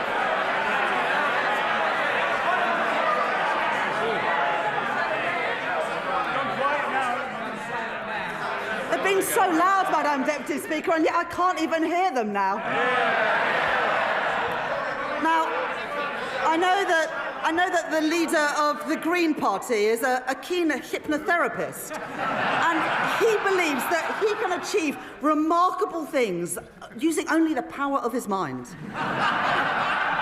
Unfortunately, the only things getting bigger under his approach would be the deficit and the rate of inflation.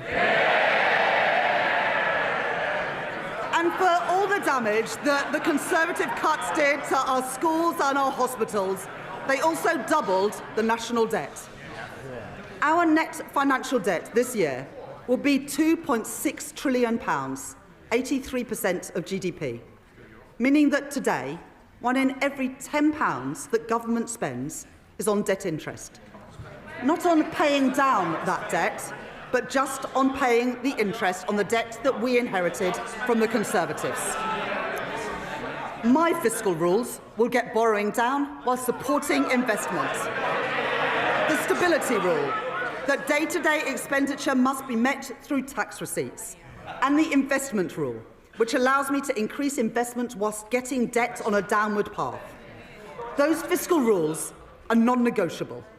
I met them at the budget last year, I met them in the spring, and I have met them today. While the current budget balance is in deficit by £28.8 billion in 26-27 and £4.6 billion in 27-28, it moves into a surplus of £3.9 billion in 28-29, £21.7 billion in 29-30, and £24.6 billion in 2030-31, more than doubling our headroom against the stability rule and meeting that rule a year early too. And our net financial debt is 83.3% in 26-27, 83.6% in 27-28, 83.7% in 28-29, falling to 83.0% in 29-30 and 82.2% in 2030-31. Madam Deputy Speaker, I said we would cut the debt, and we are, with debt down by the end of the forecast. And going forwards, to support our commitment to a single fiscal event and further strengthen our economic stability, I will follow the recommendations of the International Monetary Fund by assessing the fiscal rules just once a year at the budget. Despite the challenges we face on productivity, the path of our deficit reduction remains broadly the same as in spring. Public sector net borrowing is due to be £112.1 billion, or 3.5% of GDP in 26-27, 3% in 27-28, 2.6% in 28-29, 1.9% in 29-30 and 1.9% in 2030-31, ending at £67.2 billion, translating into an increase in the net cash requirement next year of £4.2 billion, taking the total to £133.3 billion. According to the IMF, we are due to reduce borrowing more over the rest of this Parliament than any other G7 economy. The Conservatives crashed the economy, we are protecting it. The Conservatives lost control of debt, we are getting debt down. The Conservatives let inflation and interest rates go through the roof. But, Madam Deputy Speaker, since Labour took office, the Bank of England have cut interest rates 5 times. I've made my choices. Not reckless borrowing, not dangerous cuts, but stability for our economy, security for our public finances, and security for family finances too. Those are the Labour choices. Madam Deputy Speaker, Tory austerity left classrooms crumbling and waiting lists sky high, weakened our productivity and choked our economic growth. And now they propose a further £47 billion of cuts to our public services. Well, that is equivalent to cutting every police officer in our country twice over. And then there is Reform, who promise more than £100 billion of cuts, with no details of where those cuts will come from or who will pay for them. A recipe for devastating damage to our public services. People voted for Labour because they wanted roads that aren't full of potholes. They want police on our streets, and they want an NHS that is there when they need it. And we're delivering that. Waiting lists down by 230,000. And not just the 2 million additional appointments we promised, but an additional 5.2 million appointments already delivered since the general election. I joined the Labour Party almost 30 years ago because I could see that the Conservative government that I grew up under didn't care much about schools like mine. Textbooks were rationed. I know that many of you weren't at schools like mine. There is far too much noise, far too much excitement. People need to calm down a little. Chancellor. They don't want to hear what the Tories did to schools like mine, but I will tell them. Textbooks rationed, libraries closed, kids herded into porter cabins in the playground, and I came into politics to change that. The money that I allocated at the spending review will fix the crumbling classrooms that the Conservatives left behind and build the schools that they promised but never delivered. And today, thanks to representations from my honourable friends, the members for Wolverhampton North East and Leeds South West and Morley, I will provide £5 million for libraries in secondary schools, building on the £10 million commitment to ensure that every primary school has a school library within this Parliament. And thanks to representations from my honourable friends, the members for Bournemouth East and from Luton North, I am providing £18 million to improve and upgrade playgrounds across England. Madam Deputy Speaker, let there be no doubt that this is a government that is on the side of our kids and who will back their potential. I will not allow the legacies of Conservative neglect to stain our society. Last year, I made changes to the Mine Workers Pension Scheme to ensure that its members receive the fair pensions that they are owed. This year, with thanks to the Minister for Pensions for all his work in this subject, I can go further. I have heard representations from Labour Coalfield MPs, including my honourable friends, the members for Bassetlaw, Blyth and Ashington, Barnsley South, Mansfield and Llanelli. And today I can announce that I will transfer the Investment Reserve Fund of the British Coal Staff Superannuation Scheme to its members. The men and the women who worked in our coal industry get a fair deal in their retirement too. And more.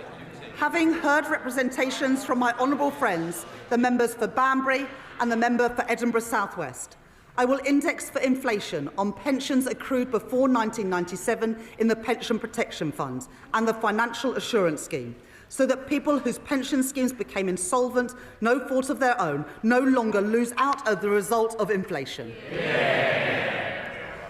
Last year, I also provided funding to compensate the victims of the infected blood scandal, after the previous government failed to budget for the costs of compensation.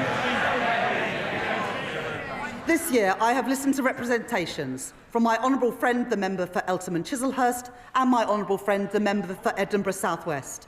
And I'd like to thank the Minister for Employment for her representations over many years on this subject. As a result, I will exempt all payments from the infected blood scheme from inheritance tax, regardless of the circumstances in which those payments are passed down. Madam Deputy Speaker, that is how we should be spending taxpayers' money, on dealing with injustices and building strong public services, not on waste and inefficiency.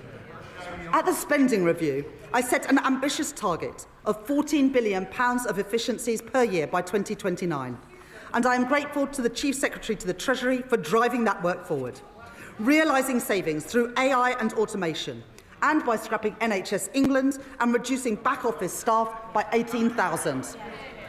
At this budget, I will find a further £4.9 billion of efficiencies by 2031, getting rid of police and crime commissioners, cutting the cost of politics and local government, and selling government assets that we no longer have any use for. These savings will be required across government, but for our National Health Service, I will reinvest all of these savings back into the care that people rely on. More nurses, more GPs, more appointments.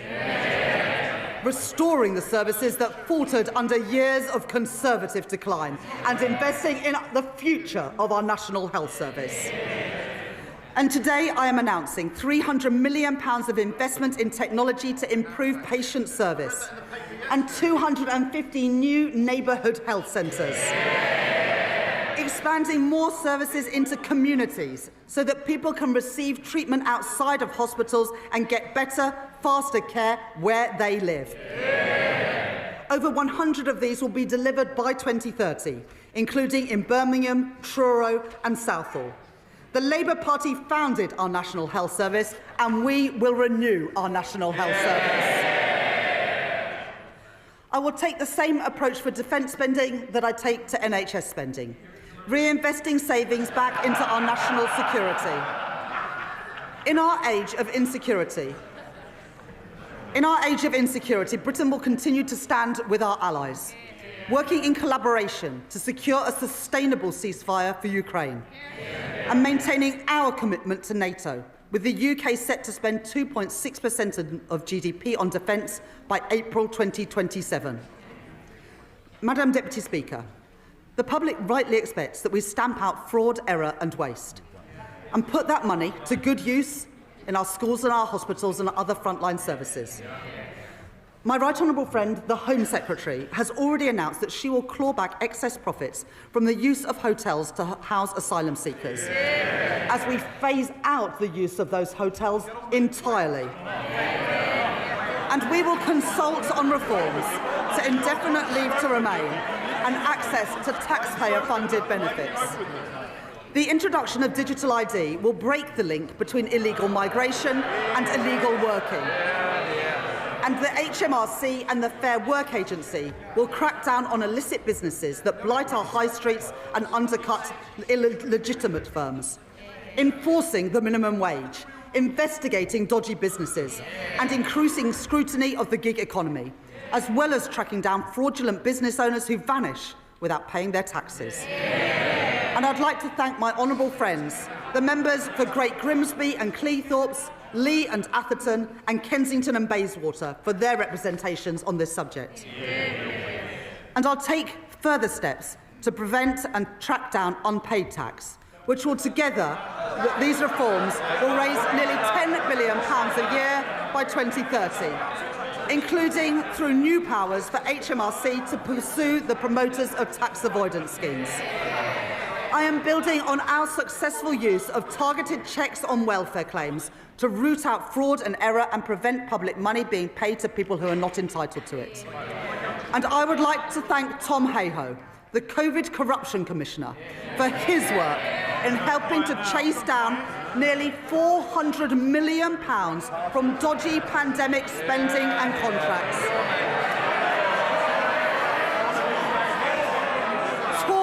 contracts handed out by Tory ministers to Tory peers and Tory friends. Well, that money belongs in our schools and in our hospitals. Order. It is so noisy now, we can barely hear the Chancellor. Everybody needs to calm down. Chancellor.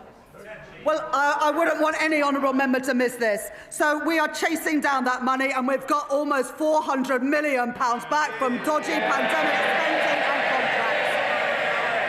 Tory contracts handed out by Tory ministers to Tory peers and Tory donors.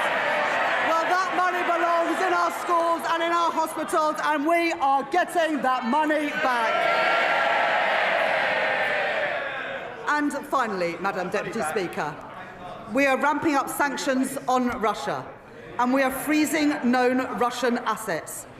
But let me be clear, I don't actually mean the honourable member for Clacton.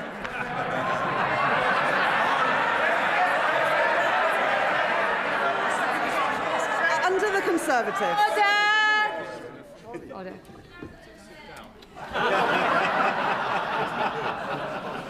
You don't need commentary from the backbenches, and Mr Dewhurst, you are so loud. It's remarkable how far your voice carries. Chancellor. Under the Conservatives, the cost of our welfare system increased by nearly 1 percentage point of GDP, equivalent to £88 billion in just 5 years. The broken welfare system that we inherited wrote off millions of people as too sick to work, and we will reform that system so that it is a system that does not count the cost of failure, but one that protects people who cannot work and empowers those who can. We have brought back face-to-face assessments for disability benefits. Those are the face-to-face assessments that the Shadow Chancellor got rid of when he was Work and Pension Secretary. And our changes to universal credit will get 15,000 people back into work, a figure confirmed today. The former Health Secretary, Alan Milburn, will review the causes of rising youth inactivity, and we are already taking action. I'm grateful to the Federation of Small Businesses and Small Business Britain for their representations on apprenticeships.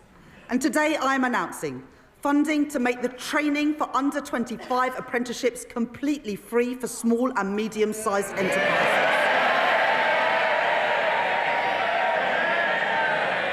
And funding our new youth guarantee, providing £820 million over the next 3 years to give young people who are let down by the Conservatives the support and the opportunity that they deserve.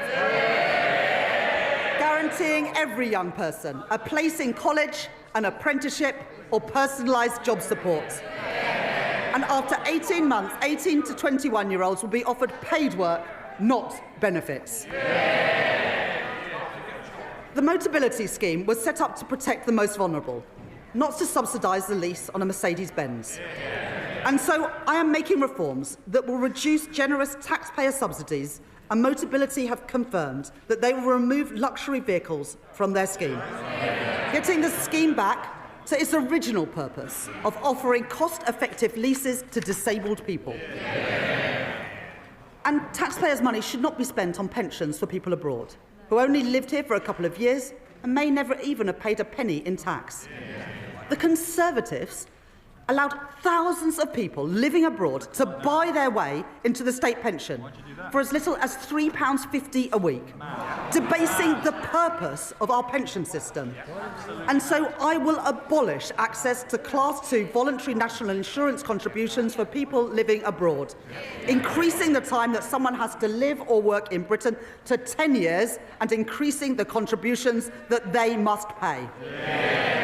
These reforms improve our welfare system. They support our young people, protect those who need it most, and put an end to Conservative waste and unfairness. Madam Deputy Speaker, to break the cycle of austerity, we need a fair and a sustainable tax system, one that generates revenues to fund the public services that we all use, and supports investment to grow our economy. That does mean that today I am asking everyone to make a contribution. previous Conservative government froze personal tax thresholds from 2021 to 2028. And today I will maintain all income tax and equivalent national insurance thresholds at their current level for a further 3 years from 2028. While ensuring that people... Order!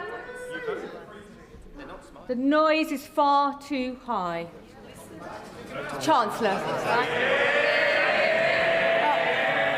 The Right Honourable Lady supported these freezes when her party made them. She might want to forget about it, but the British people never will. At the same time, we are ensuring that people only in receipt of the basic or new state pension do not have to pay small amounts of tax through simple assessment from April 2027. I will also keep the Plan 2 student loan repayments threshold at its 2026-27 level for 3 years. Madam Deputy Speaker, I know that maintaining these thresholds is a decision that will affect working people. I said that last year, and I won't pretend otherwise now. Madam Deputy Speaker, I am asking everyone to make a contribution, but I can keep that contribution as low as possible because I will make further reforms to our tax system today to make it fairer and to ensure that the wealthiest contribute the most. The Conservatives knew that our tax system didn't work. Time and time again, they ducked the necessary reforms, leaving a system unfit for a changing economy, with unfairness that they refused to address. Currently, a landlord with an income of £25,000 will pay nearly £1,200 less in tax than their tenants with the same salary, because no national insurance is charged on property, dividend or savings income. It's not fair that the tax system treats different types of income so differently. And so I will increase the basic and higher rate of tax on property, savings and dividend income by 2 percentage points, and the additional rate of tax on property and savings income by 2 percentage points. Even after these reforms, 90% of taxpayers will still pay no tax at all on their savings. As well as narrowing the gap between the tax on income from assets and income from work, I also believe that a fair society is one where the wealthiest pay their fair share. The reforms I made last year will raise an additional £8 billion a year by 2020-30 from wealth. I increased taxes last year on private equity, private schools and private jets. I abolished the non-dom tax regime. And this year, I will make 2 changes to cap trust charges and prevent avoidance. I reformed inheritance tax on agricultural and business assets.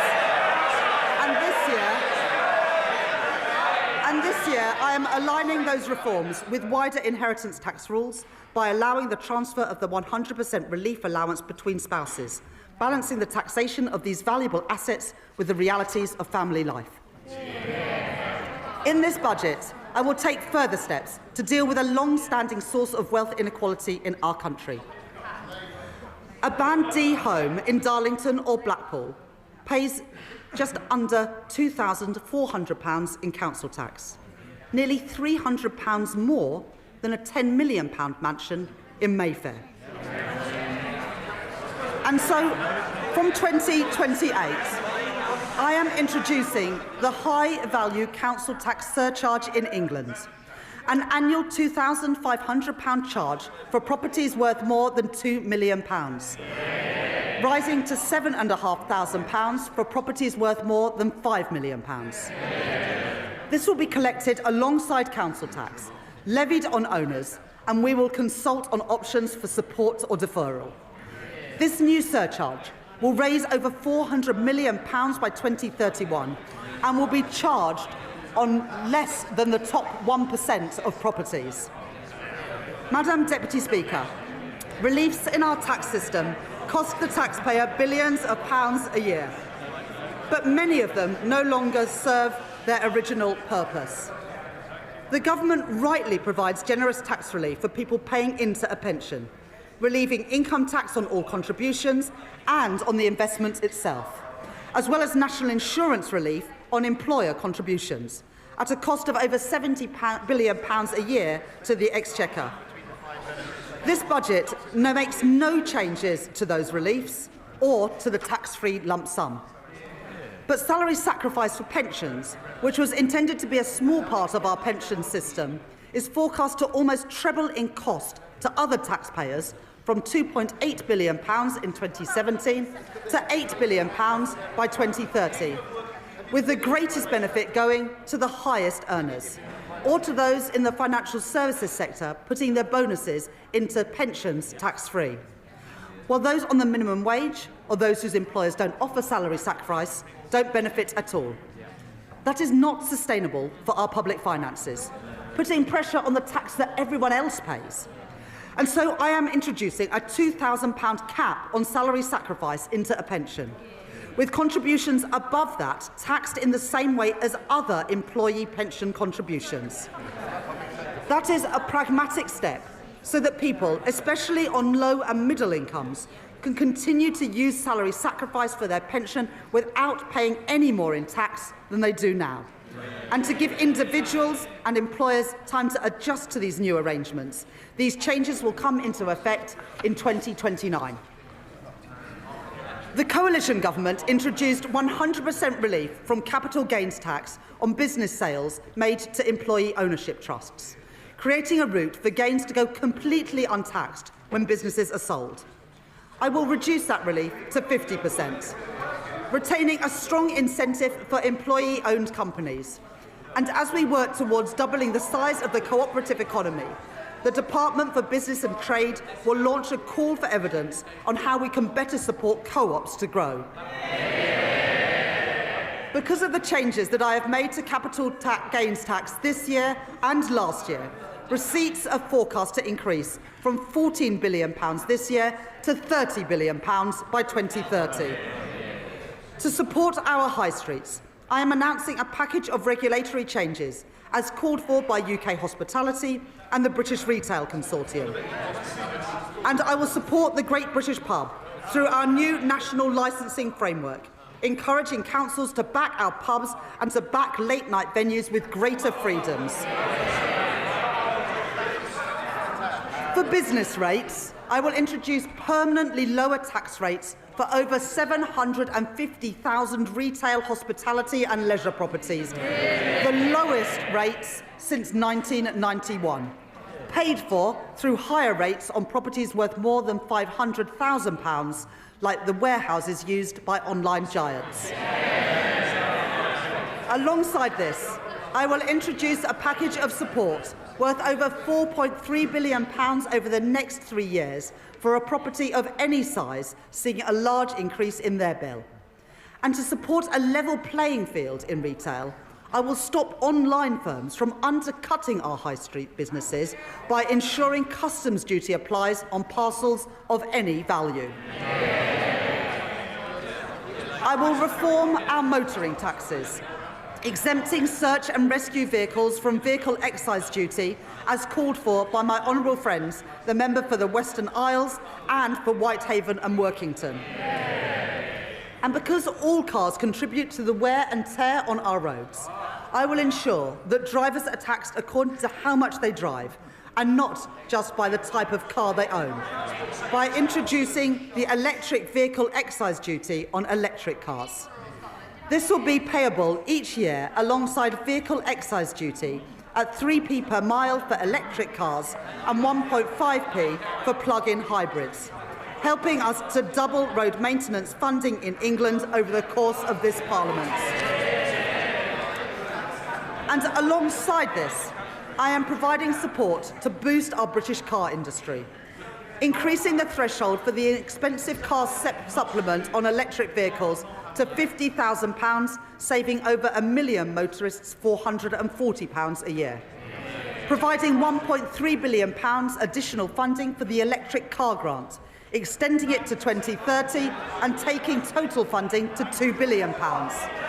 as well as delaying changes to the employee car ownership scheme. In addition, we're investing a further £200 million to accelerate the rollout of EV charging, as well as 100% business rates relief for EV charge points for the next decade, with thanks to my honourable friend, the member for Camborne and Redruth, for his representations on this policy. And I will improve competition in our taxi industry by ending ride-hailing companies' use of a discount scheme intended for coach tours, as called for by Steve McNamara, the General Secretary of the Licensed Taxi Drivers Association, legislating to restrict access so that everyone pays fairly and protecting £700 million of tax revenue each year. I am responding to our consultation on landfill tax, and listening to representations, particularly from our house building industry. I will not converge towards a single rate, but I will prevent the gap between the two rates from widening to balance the need to address tax avoidance in the current structure. I will today publish Ray McCann's report into the loan charge along with the government's response, setting out a new settlement opportunity that will finally allow people to finalise their position and draw a line under this long-standing issue. And I'd like to thank my honourable friend, the member for Milton Keynes Central, for her representations on this subject. I will continue with the planned uprating for tobacco duties that I set out last year and uprate alcohol duties by inflation, along with our plans to introduce a vaping products duty in 2026 and changes to the soft drinks industry levy announced by my right honourable friend, the Health Secretary, yesterday. And I'd like to thank the Exchequer Secretary to the Treasury for his work on all the tax measures in this budget.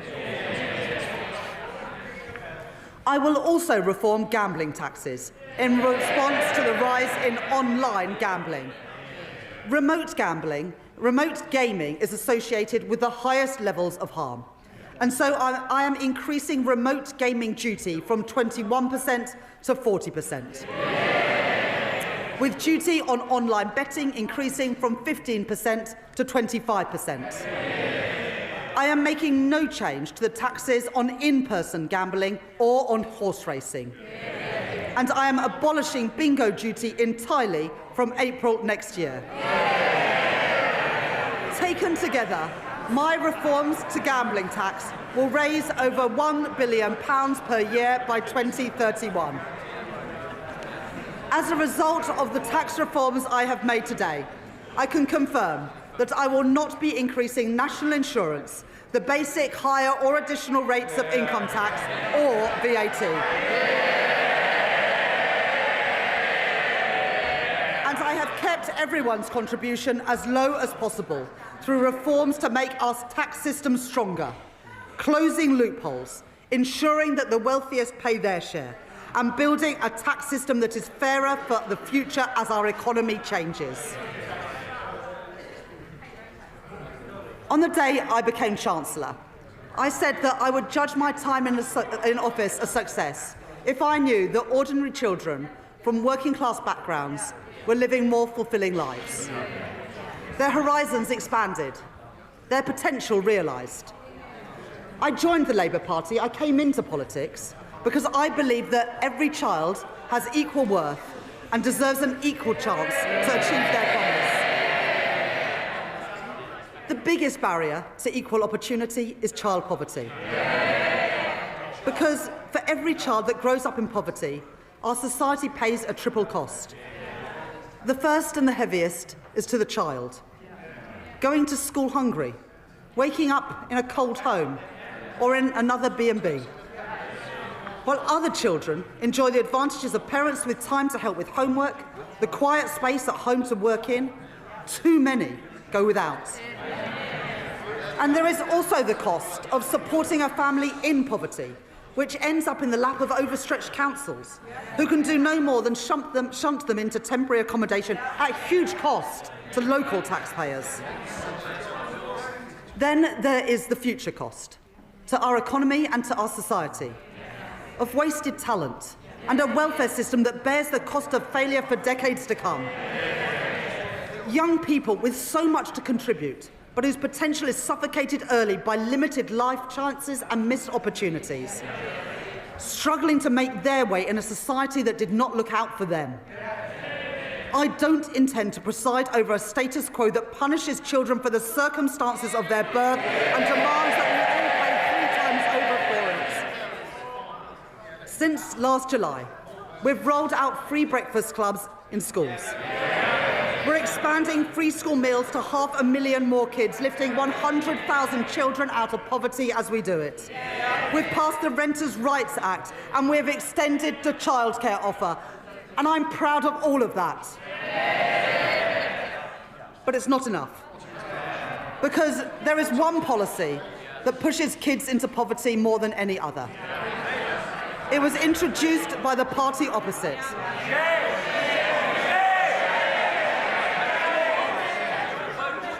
They said it would save money and that it would bring about behavioural change, disincentivising poorer families from having more children. Well, even on its own terms, it failed. The welfare bill has continued to rise, and there's been no difference in the size of families. But what it has done is to push hundreds of thousands of children into poverty since it was introduced. They said they were punishing parents' choices, but it's the kids who have paid the price. They've paid the price for the policies of a party which opted for cynical gimmicks over real savings in our welfare system.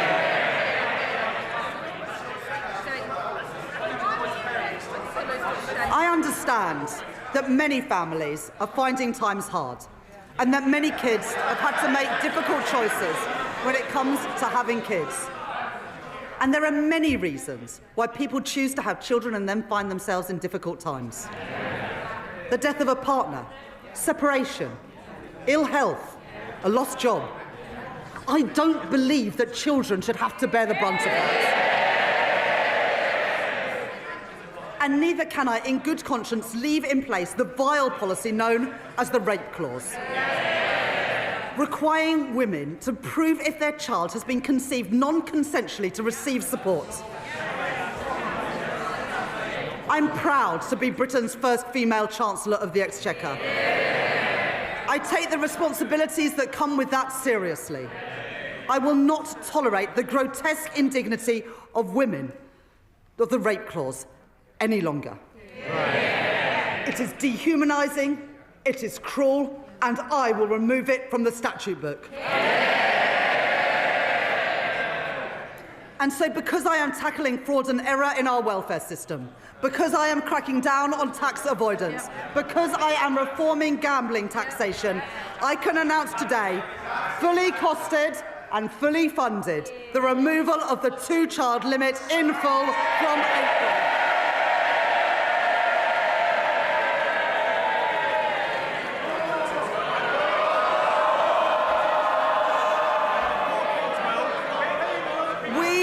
This side of the house. It's amazing what people get so angry about, and we've seen their true colours today. The thing they get angry about is lifting children out of poverty. Order! Order. Our constituents will want to hear the Chancellor. I think our constituents have heard all they need to from the party opposites today. We on this side of the House do not believe that the solution to a broken welfare system is to punish the most vulnerable. We are lifting 450,000 children out of poverty with the end of the 2-child limit. And, Madam Deputy Speaker, combined with other actions we are taking, this Labour government is achieving the biggest reduction in child poverty over a parliament since records began. That is the difference that this Labour government is making. Madam Deputy Speaker, I know how worried families are about the cost of everything. Worried that their money won't stretch to the end of the month. Worried that price... I think if you've got a house that's worth £5 million a year, you can probably afford it. But you get more exercise about reducing child poverty than you do about the richest paying more. Under this government, wages have risen, by more since we were elected than in 10 years under the last government, with lower interest rates already saving families £1,200 a year off a typical new mortgage, compared to that to when Liz Truss was Prime Minister. But I know that people still face pressure on their budgets day to day and week to week. And where there is more to do, where we can provide relief, we are doing it. Extending the bus fare cap, cracking down on rip-off price hikes, freezing prescription charges and freezing rail fares for the first time in 30 years. I am increasing the basic and new state pension by 4.8%, an increase of £440 per year for the basic state pension, and an increase of £575 per year for the new state pension, in line with our commitment to the triple lock. At the election, we promised a genuine living wage, and we are delivering it. At the budget last year, I increased the national minimum wage and the national living wage, and I am doing the same this year too. Accepting the recommendations of the Low Pay Commission in full, and increasing the minimum wage for 18 to 20-year-olds from £10 to £10.85 an hour, and increasing the living wage from £12.21 to £12.71 an hour. Under current plans, the temporary 5p cut to fuel duty that was introduced during the pandemic will come to an end in April, and fuel duty will be uprated in line with inflation. But I know that the cost of travelling to and from work is still too expensive. And so I am extending the 5p cut until September 2026. And because I know that changes in wholesale prices are not always passed on to motorists, I am bringing in new rules to mandate petrol forecourts to share real-time price rises through a new fuel finder, empowering drivers to find the cheapest fuel, calling out rip-offs and strengthening competition, saving the average household £40 a year. Madam Deputy Speaker, one of the greatest drivers of the rising cost of living is the cost of energy prices. The cause of high energy bills must be tackled at source, and so we are investing in energy security, in nuclear and renewable energy, and in insulation through our Warm Homes Plan. But that's not enough when people are struggling with energy bills today. The Conservatives' Eco Scheme was presented as a plan to tackle fuel poverty. It costs households £1.7 billion a year on their bills. And for 97% of families in fuel poverty, the scheme, get this, has cost them more than it's saved. It is a failed scheme, and so I am scrapping it, along with taking other legacy costs off bills. And as a result, I can tell you today that for every family, we are keeping our promise to get energy bills down and cut the cost of living. With £150 cut from the average household bill from April next year. Money off bills and in the pockets of working people, that is my choice. Not to neglect Britain's energy security like the Tories did, not to leave working families to bear the brunt of high prices like the Tories did, but to get energy costs down now and in the future. That is the Labour choice. And Madam Deputy Speaker, one more thing. Because of our action on bills and on prices, as a direct result of this budget, the Office for Budget Responsibility confirmed today that inflation is coming down faster and will be a full 0.4 percentage points lower next year. That's the benefit of a Labour government cutting the cost of living.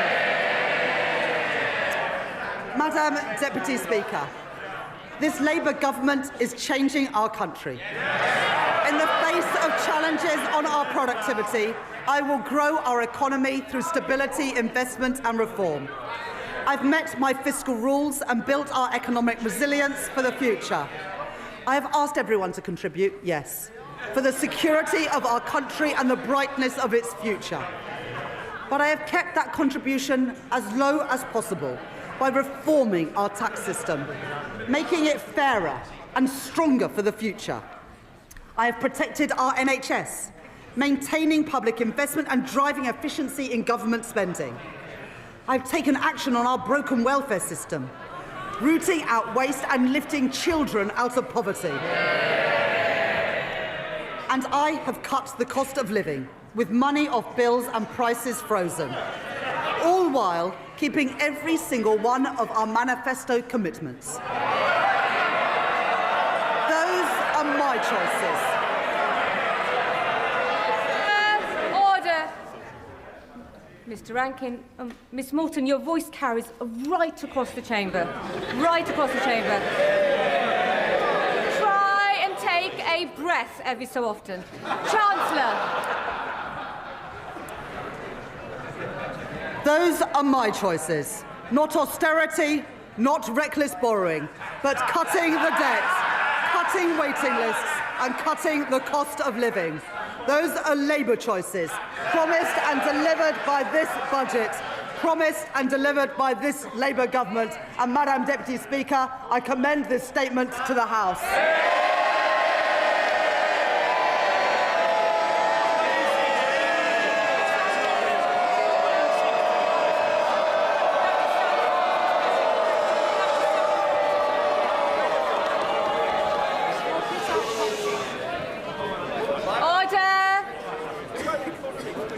Under Standing Order number 51, the first motion entitled Provisional Collection of Taxes must be decided without debate. Will the Chancellor of the Exchequer please move formally? Chancellor, please move formally. Formally. The question is that pursuant to Section 5 of the Provisional Collection of Taxes Act 1968, provisional statutory effect shall be given to the following motions. Stamp duty reserve tax, UK listing relief, motion number 60. Rates of tobacco products duty, motion number 65. As many of their opinions say aye. Aye. Of the contrary, no. The ayes have it. The ayes have it. We now come to the motion entitled Income Tax Charge. It is on this motion that the debate will take place today and on the succeeding days. The questions on this motion and on the remaining motions will be put at the end of the budget debate on Tuesday, the 2nd of December. I call the Chancellor of the Exchequer to move the motion formally. Formally. The question is that income tax is charged for the tax year 2026-27, and it is declared that this is expedient in the public interest that this resolution should have statutory effect under the provisions of the Provisional Collections of Taxes Act 1968. I now call the Leader of the Opposition. Leader of the Opposition.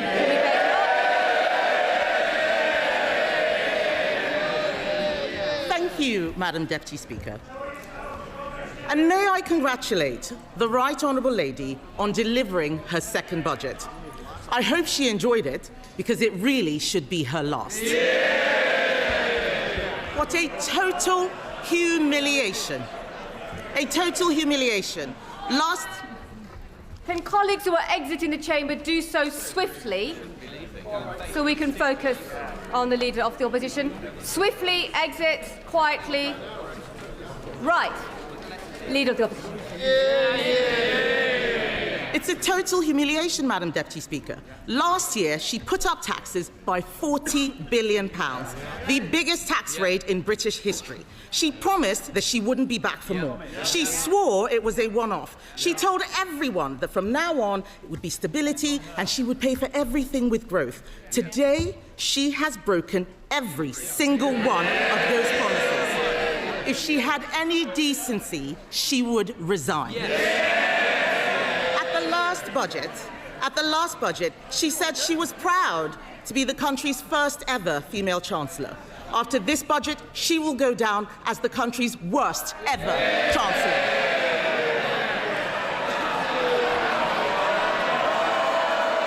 Today...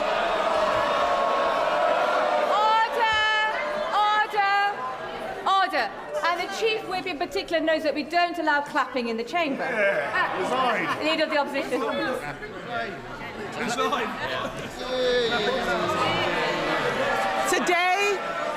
Today she has announced a new tax rate of £26 billion.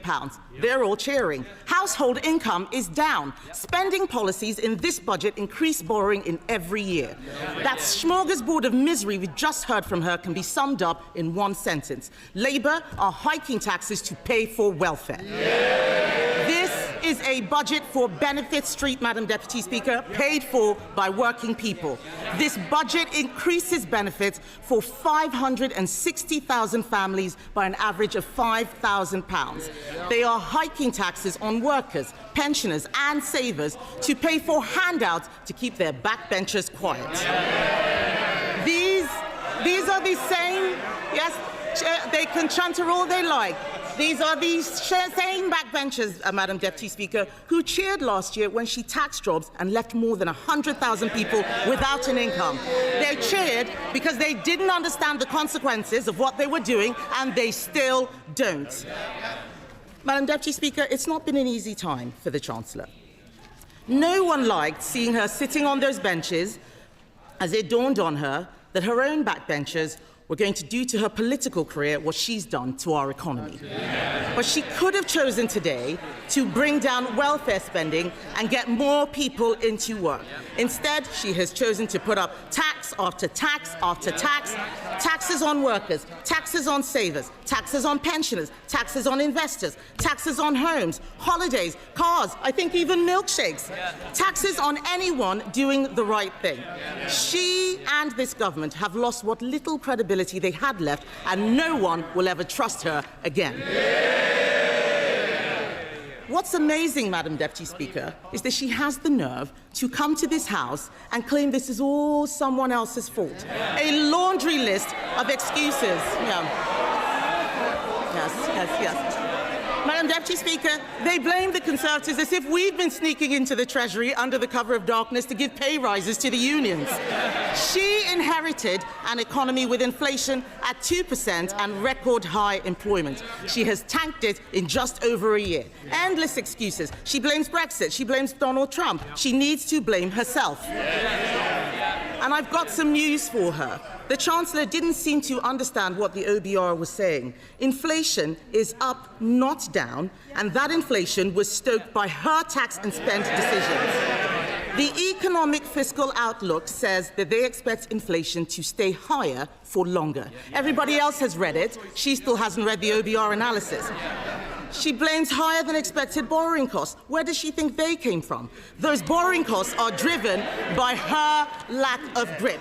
She is paying more, you're saying us, she's paying more to borrow than Greece. She is paying more to borrow than at any point under the 14 years of Conservative government.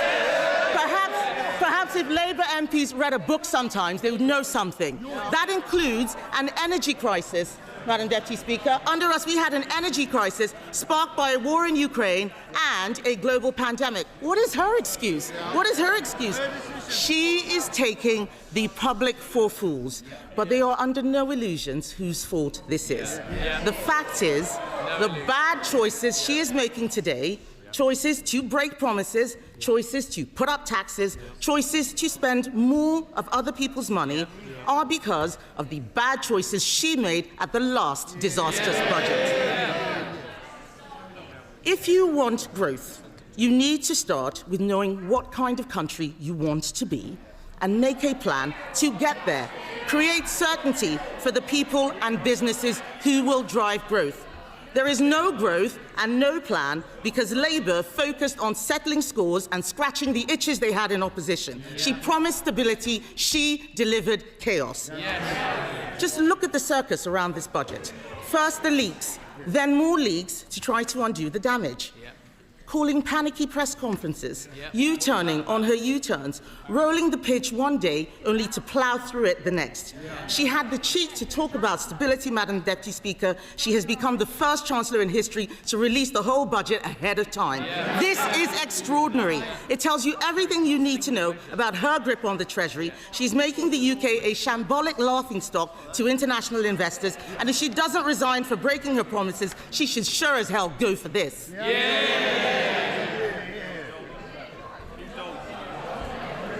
But, Madam Deputy Speaker, what have we got for all this chaos and disorder? There are 1 million more people claiming universal credit than there were at the time of the last budget. Government spending, up. Welfare spending, up. Universal credit claimants, up. Unemployment, up. Debt interest, up. Inflation, up. And what about the things that you want to go up? What about the things you want to go up? Growth, down. Investment, down. Business confidence, down. The credibility of the Chancellor, and not just down, through the floor. These figures are shocking. Does she really think that anyone will be confused by the sleight of her hand that she had in her speech? Her speech today was an exercise in self-delusion. Today, she had an opportunity to apologize and show some humility. Instead, we've been fed puff pieces in the Times and the FT showing a woman wallowing in self-pity, whining about mansplaining and misogyny. Madam Deputy Speaker, let me explain to the Chancellor. Woman... Order. Colleagues need to simmer down, most definitely, and just breathe a little and allow the Leader of the Opposition to be heard. Leader of the Opposition. All we've had is wallowing in self-pity and whining about misogyny and mansplaining. So, Madam Deputy Speaker, let me explain to the Chancellor, woman to woman. People out there aren't complaining because she's female. They're complaining because she is utterly incompetent.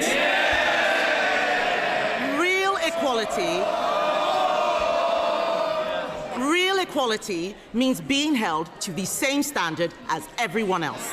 It means being judged on results. Take her bright idea, the Office for Value for Money. It's been closed down because it didn't save a penny. In fact, it cost the taxpayer £1.6 million. You couldn't make this stuff up. Madam Deputy Speaker, I've identified a way to save taxpayers huge amounts of money by sacking just one person, the woman sitting opposite. The ex-chief economist of the Bank of England was not mansplaining. He wasn't mansplaining when he said the uncertainty around today's budget is the single biggest reason growth has flatlined. What did the Chancellor think would happen when she went on breakfast telly to do an emergency public service announcement? I interrupt your Cheerios to bring you this frightening message about income tax. And then, unbelievably, she changed her mind 3 days later. No wonder people are in despair. She says she wants people to respect her. Order. Conservative colleagues are drowning out the Leader of the Opposition speech, so just be mindful nobody will be able to hear her at home. Leader of the Opposition.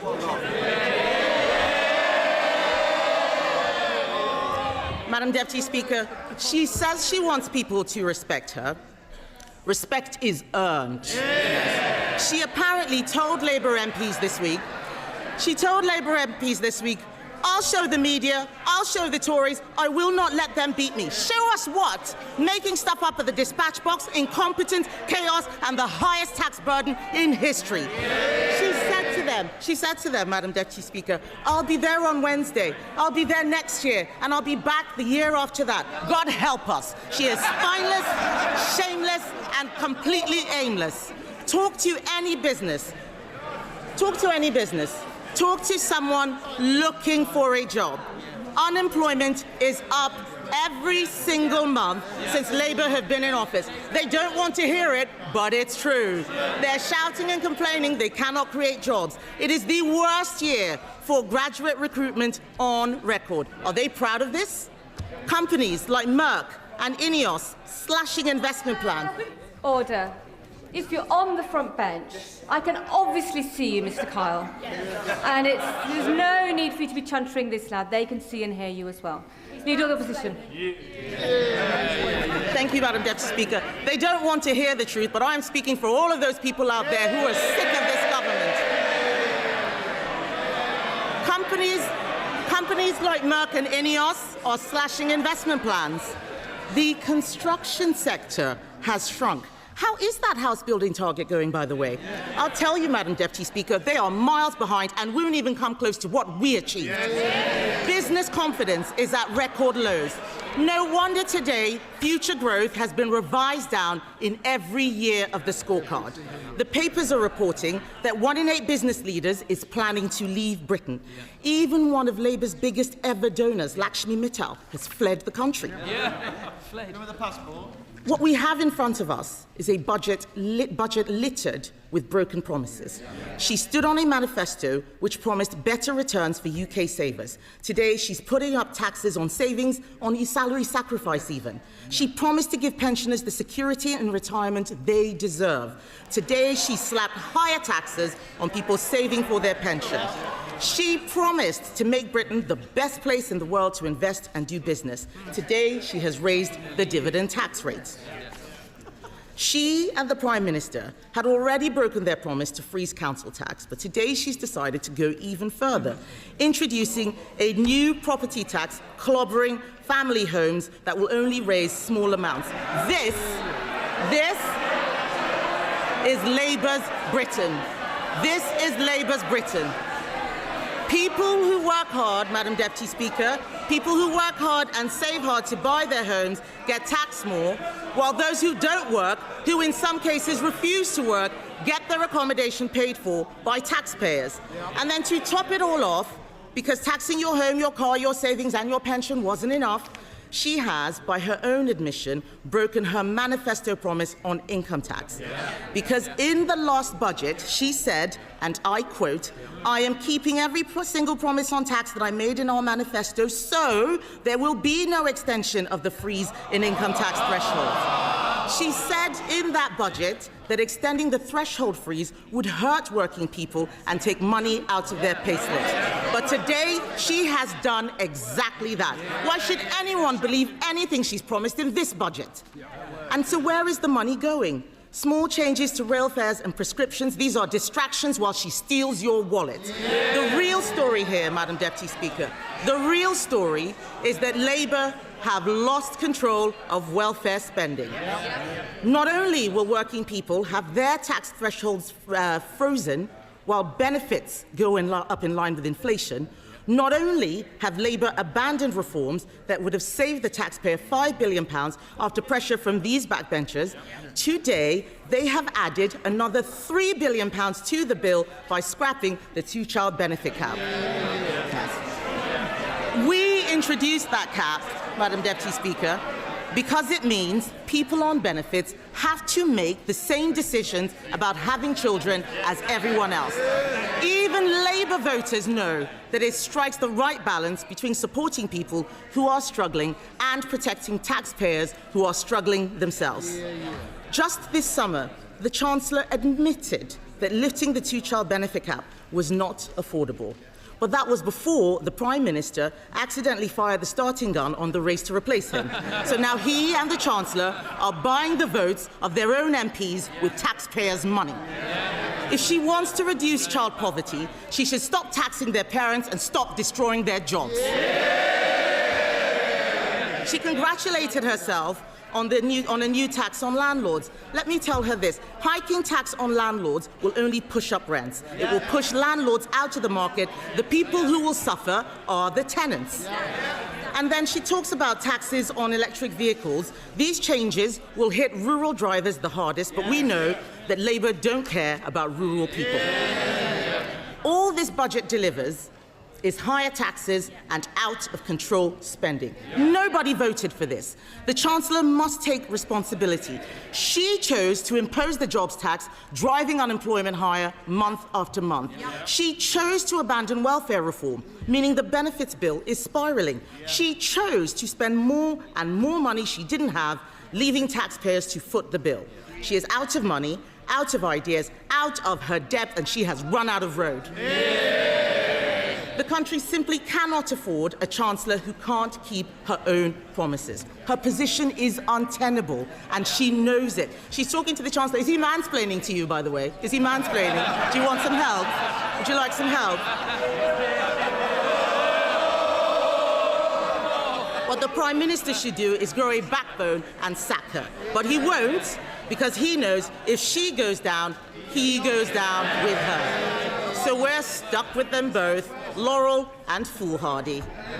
Does she have any sympathy for the people facing Christmas without a salary because of her jobs tax?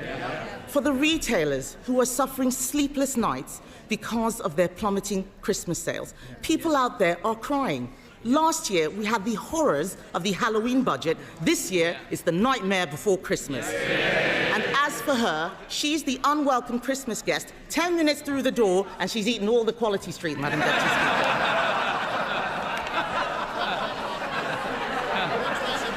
But let me tell the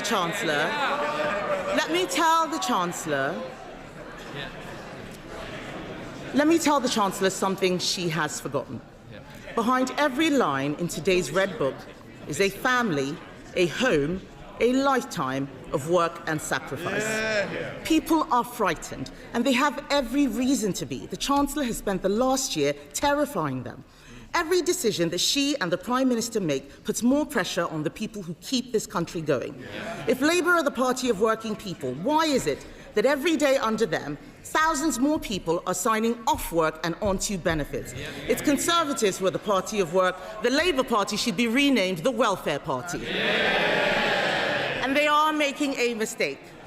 The British public don't want higher welfare spending. They want people in work providing for themselves. They want to live in a country where hard work pays, where what you put in reflects what you get out. And we agree with them. There is an alternative. We Conservatives have set it out. This budget could have saved £47 billion, including £23 billion from welfare. She could have applied our golden economic rule, allocating half of those savings to cutting the deficit and using the rest to cut taxes. Oh, they're all pretending they're not listening. It's the shame of the mess they've made. It's the shame of the mess they've made. Order. Mr. Vince. Mr. Thompson, you're so enthusiastic. I was worried you were going to knock Mr. War off his chair a moment ago, so we need to calm down and breathe, and we need to ensure that we can hear the Leader of the Opposition. Can you bait it up? Even the dog is laughing at the Chancellor, Madam Deputy Speaker. She could have applied our golden economic rule, allocating half of those savings to cutting the deficit, using the rest to cut taxes. She could have abolished stamp duty on homes to get the housing market moving, abolished business rates on shops to breathe life into our high streets. She could have introduced our cheap power plan. It saves a lot more money than what she announced would bring down energy costs for homes and businesses. That's what she should have done. She should be on the side of people who get up and go to work, people who take a risk to start a company, people working all hours to keep their business afloat. She should be on the side of the farmer, trying to hand something over to the next generation. The investor, deciding whether to spend their money in the UK or elsewhere. She should be on the side of the young person, looking for their first job. The saver, doing the right thing and putting money away for a rainy day. The pensioner, trying to enjoy a decent retirement. This country works when you make the country work for them. Only the Conservatives are on their side, Madam Deputy Speaker, and our plan for them is simple. Bring down energy costs, cut spending, cut tax, back business, and get Britain working again.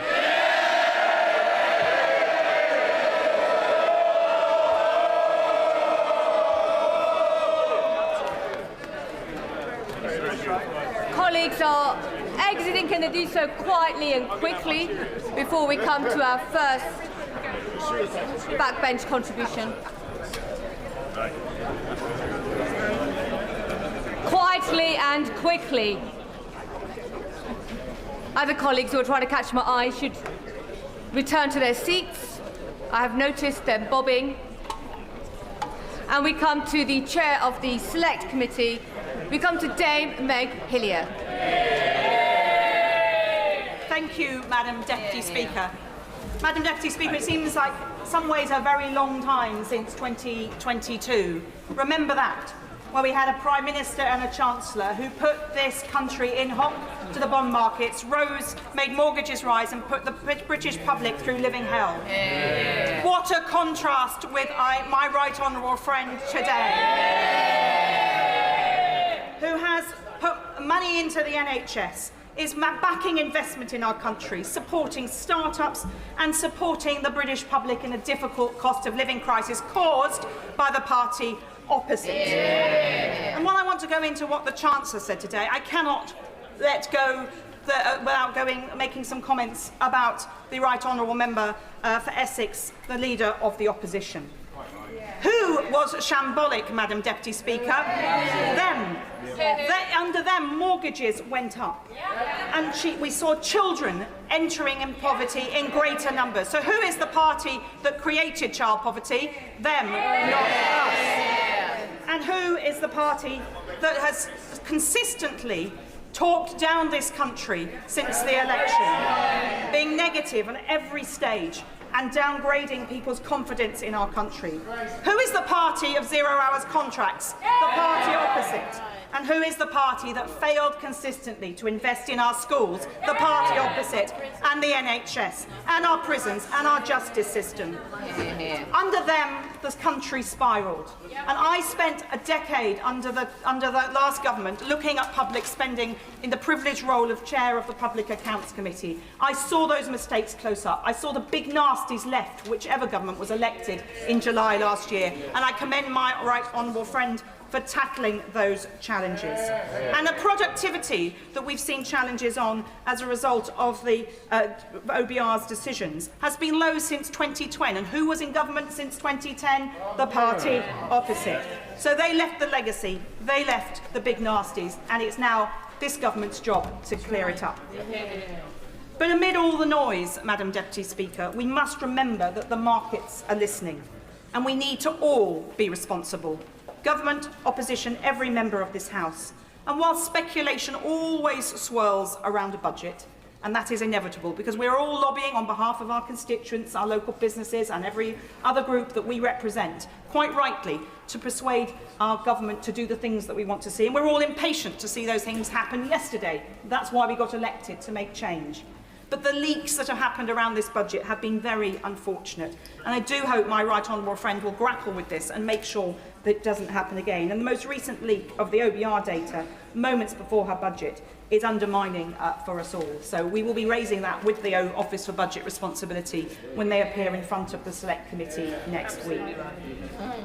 But the Treasury Select Committee looked at a number of the issues that were being speculated around the budget: child poverty, gambling tax, cash ISAs, and others. And I'm grateful that my right honourable friend has tackled some of these. I wanted to touch first on cash ISAs. We, in a report, recommended that the Chancellor didn't reduce the limit on cash ISAs from £20,000, and she's reduced it not from the 10 that was being mooted, but to 12. The concern is that for short-term savers, there can be a real issue there. And with targeted support coming next year and work on the advice guidance boundary, there is an opportunity to bring the British public into a more investing environment and to make them invest or encourage them to invest more. But after so many years, when we've all been warned that your capital is at risk, like on the cigarette packets, that you might die if you smoke, it takes a long time to turn that culture around. I do want to pay tribute to the financial inclusion and literacy campaign that the Financial Times backs, which is running a programme in Shoreditch Park City Academy in my constituency over 3 years, with years 7, 8 and 9, to encourage them to teach them about financial literacy. Yeah. They will be the investors of the future, but it will take some time for those young people to get to the point where they invest. So I am pleased that the Chancellor did exempt over 65s from this limit, because that short-term saving is important, and particularly for that age group that is planning for retirement or indeed in retirement. Yeah. I really welcome her support for start-ups. In my constituency, this is a huge issue, and widening enterprise support, something that I know my sister committee, the Business and Trade Committee, will no doubt be looking at. And encouraging companies to list in London absolutely right. The 3-year stamp duty relief will hopefully be enough to encourage that. We've seen too many companies listing elsewhere, and we need them here in the UK to grow our economy and create those jobs. There's a lot of technical issues around reviews of business tax, which I'm sure we will be looking over. We're putting our slide rule across all of the measures in the budget today. I note that the Chancellor is talking about 4.9% million of efficiencies by government departments by 2031. That is going to be a potential challenge, and so I think the Public Accounts Committee, another sister committee, will no doubt be looking at that alongside the Treasury Select Committee.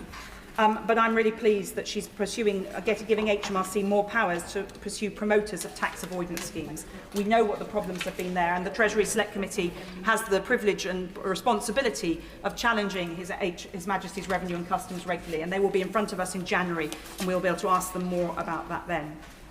But for me, one of the central planks for me as a constituency MP of why we needed a Labour government, because of what the other party did to children living in poverty. There are 4.5 million children in poverty in this country. That's gone up by almost 1 million since 2012. 2 million of them are in deep poverty, and that's 1 in 3 children living below the poverty line in 2025 in the United Kingdom. Children are sharing beds with their siblings or parents turning up to school tired, and every weekend I visit people in my constituency and I see this challenge. Just last weekend, a woman showed me the bedroom she shares with her now disabled husband because he had a stroke 3 years ago. And she has a curtain between their double bed and a narrow space so her daughter can share their room.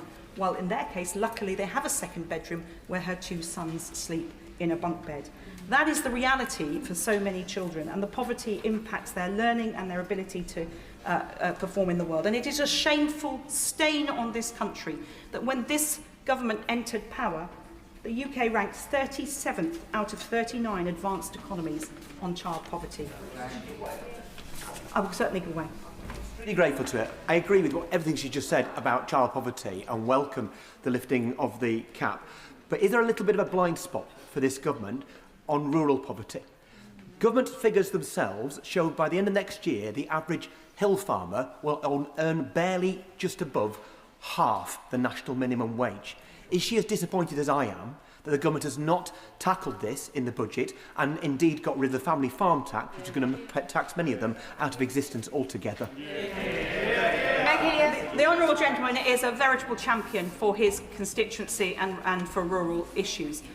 I think there are very important changes here in the minimum wage and the living wage, which will have an impact, and there's lots that could be welcomed for rural areas too. But I recognise that his constituency and mine sometimes have very different challenges, and I welcome the fact that he does champion that here. Obviously, I haven't had a chance to look through the Red Book and the Blue Book at this point, but we will bear that in mind on the committee. But 70% of children in poverty are in working families. So the idea that the chutzpah of the Leader of the Opposition to stand up and say this is a lifestyle choice for people really makes my blood boil.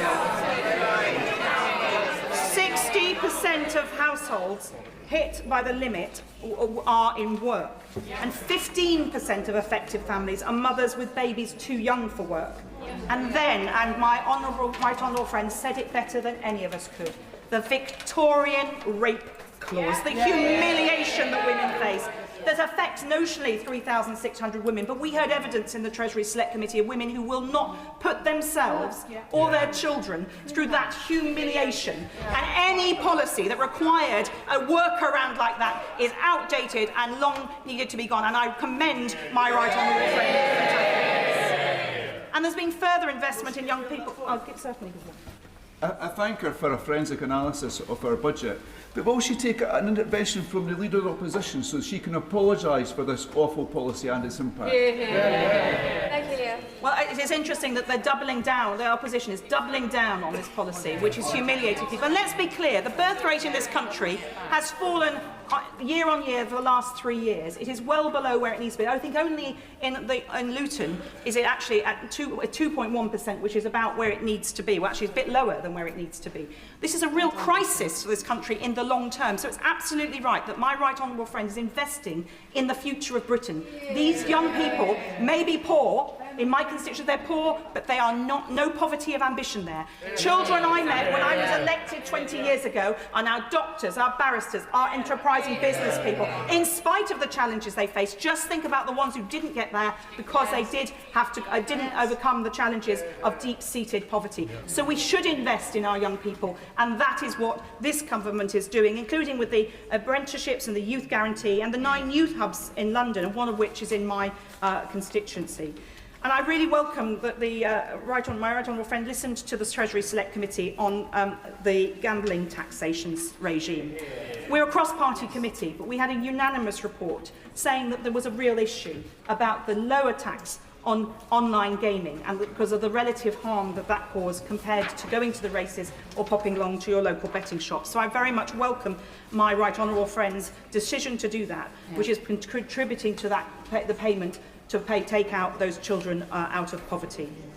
I do on the lifetime, the ISA changes. I just wonder, I caution to my right honourable friend, that I hope that the Treasury is watching very closely the impact on mortgage lending by building societies, because in the evidence we heard that was a concern. And if we want to get people into their own homes with the building that's going to be going on, we need to make sure that those mortgages are available to them. So I hope that the Treasury is in ongoing dialogue on that issue, despite this change having been made.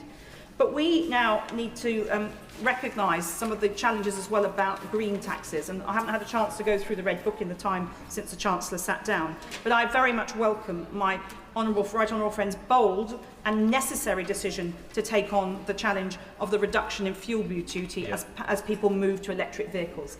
This has been a point of debate for at least the last decade or so. Certainly on the time that I was on the Public Accounts Committee, we kept challenging the Treasury about how they're going to fill that gap.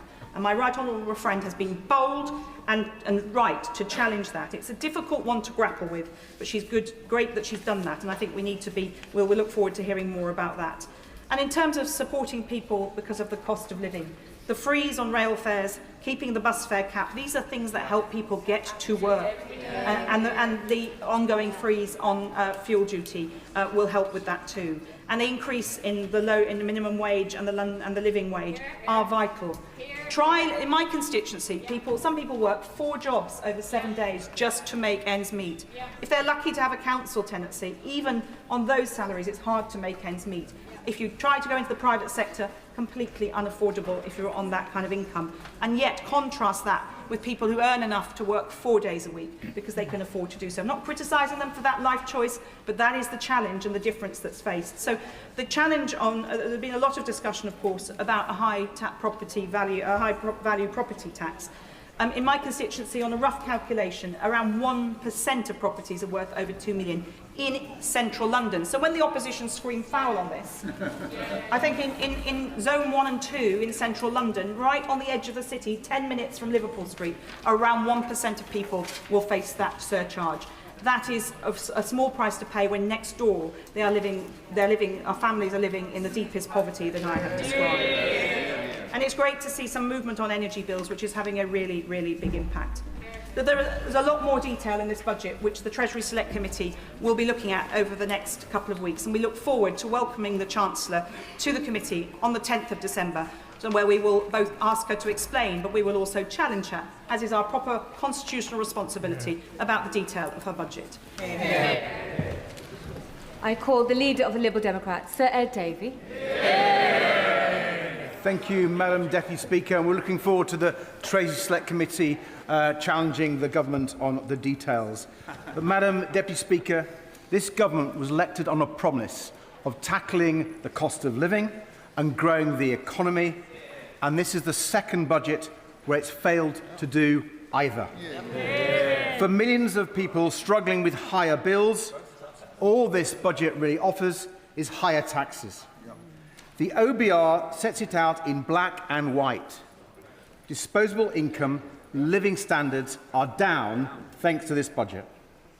Surely the Chancellor should have learned from her first failed budget that you can't tax your way to growth. Under the Conservatives, the UK's tax burden reached its highest level since 1948, and it hit the economy.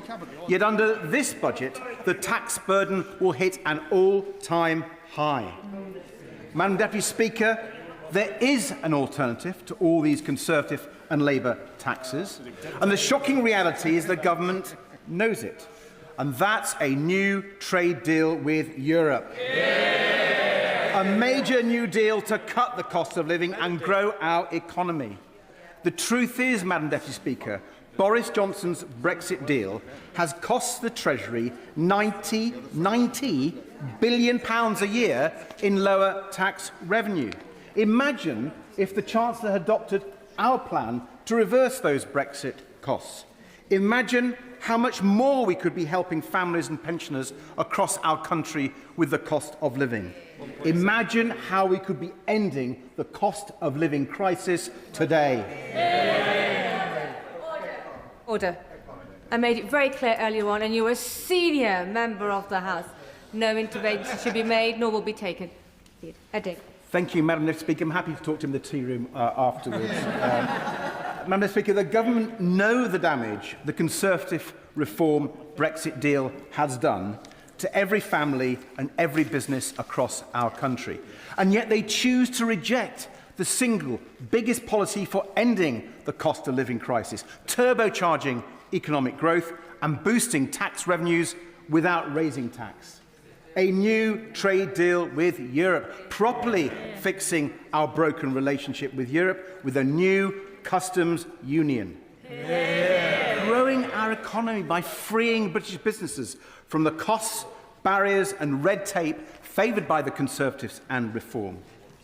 Rather than trying to tax their way out of debt, as Labour is choosing, Liberal Democrats would grow our way out of debt.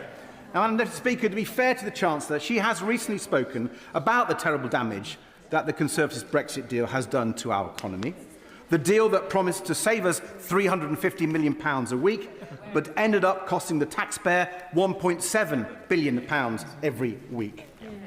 But where is the Chancellor's urgency and ambition to fix the problem she rightly identifies? Today, she didn't even mention the huge hit to the Treasury from Brexit. She is like a doctor who has diagnosed the disease but refuses to administer the cure. Refusing to take up our plan for a brand new deal with the EU, a much better deal for Britain than anything the government has pursued so far, with a new customs union at its heart. Madam Deputy Speaker, everyone but the most extreme Brexiteers now realise what a costly economic disaster the Brexit deal has been. Whether you're a young family struggling with ever higher food prices, or a high street business just trying to survive the chance of the latest new cost or tax, people are understandably looking for a credible economic policy to change their futures for the better. And it's crystal clear now. Only the Liberal Democrats are providing the leadership on our economy people are crying out for. Now, Madam Deputy Speaker, there are some measures the Chancellor has announced today that we do welcome. At last, she has decided to tax the big online gambling firms by raising remote gaming duty, as the Liberal Democrats have been calling for. Problem gambling is related to hundreds of suicides every year. So, of course, online casinos and the like should absolutely pay more tax on their huge profits. Her decision to scrap the rate clause is an excellent one. And I may not have heard the Leader of the Opposition, but I wasn't sure if she welcomed that. I hope the Conservative Party will welcome that. And the Chancellor's decision to scrap the two-child limit is excellent. It was in our general election manifesto, and I'm glad that she is now enacting Liberal Democrat policy. Madam Deputy Speaker, it's clearly the most effective way of lifting children out of poverty, and it will save taxpayers' money in the long term.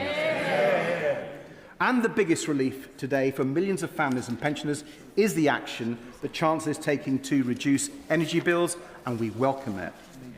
But even after the Chancellor's changes, it will still leave the typical household paying hundreds of pounds a year more on their energy bills than 5 years ago. So more action will be needed. But we need action on energy bills that works. Reform and the Conservative Party pretend that the answer to rising energy bills is to scrap our climate commitments and stop investing in renewables. They couldn't be more wrong. The Conservative reform energy policy would put up bills and just make the UK even more reliant on imported fossil fuels with their volatile and high prices. That would be a disaster for our economy, a disaster for our environment, and a disaster for jobs, and a disaster for people struggling with energy bills. Madam Deputy Speaker, a major winner from reform's energy policies would be Vladimir Putin. Now, that might explain why the honourable member for Clacton is so keen on it. So I urge the government, don't listen to the Conservatives or Reform. Be more ambitious in cutting people's energy bills. Take up our plan to cut energy bills even more right now and to cut them in half within a decade, finally giving families and pensioners the relief they need from this cost of living crisis. Madam Deputy Speaker, while there are some things to welcome, which I've just done, there are quite a lot of measures in this budget that will cause a lot of pain and unfairness, all of which could have been avoided if the Chancellor had gone for growth with Europe instead.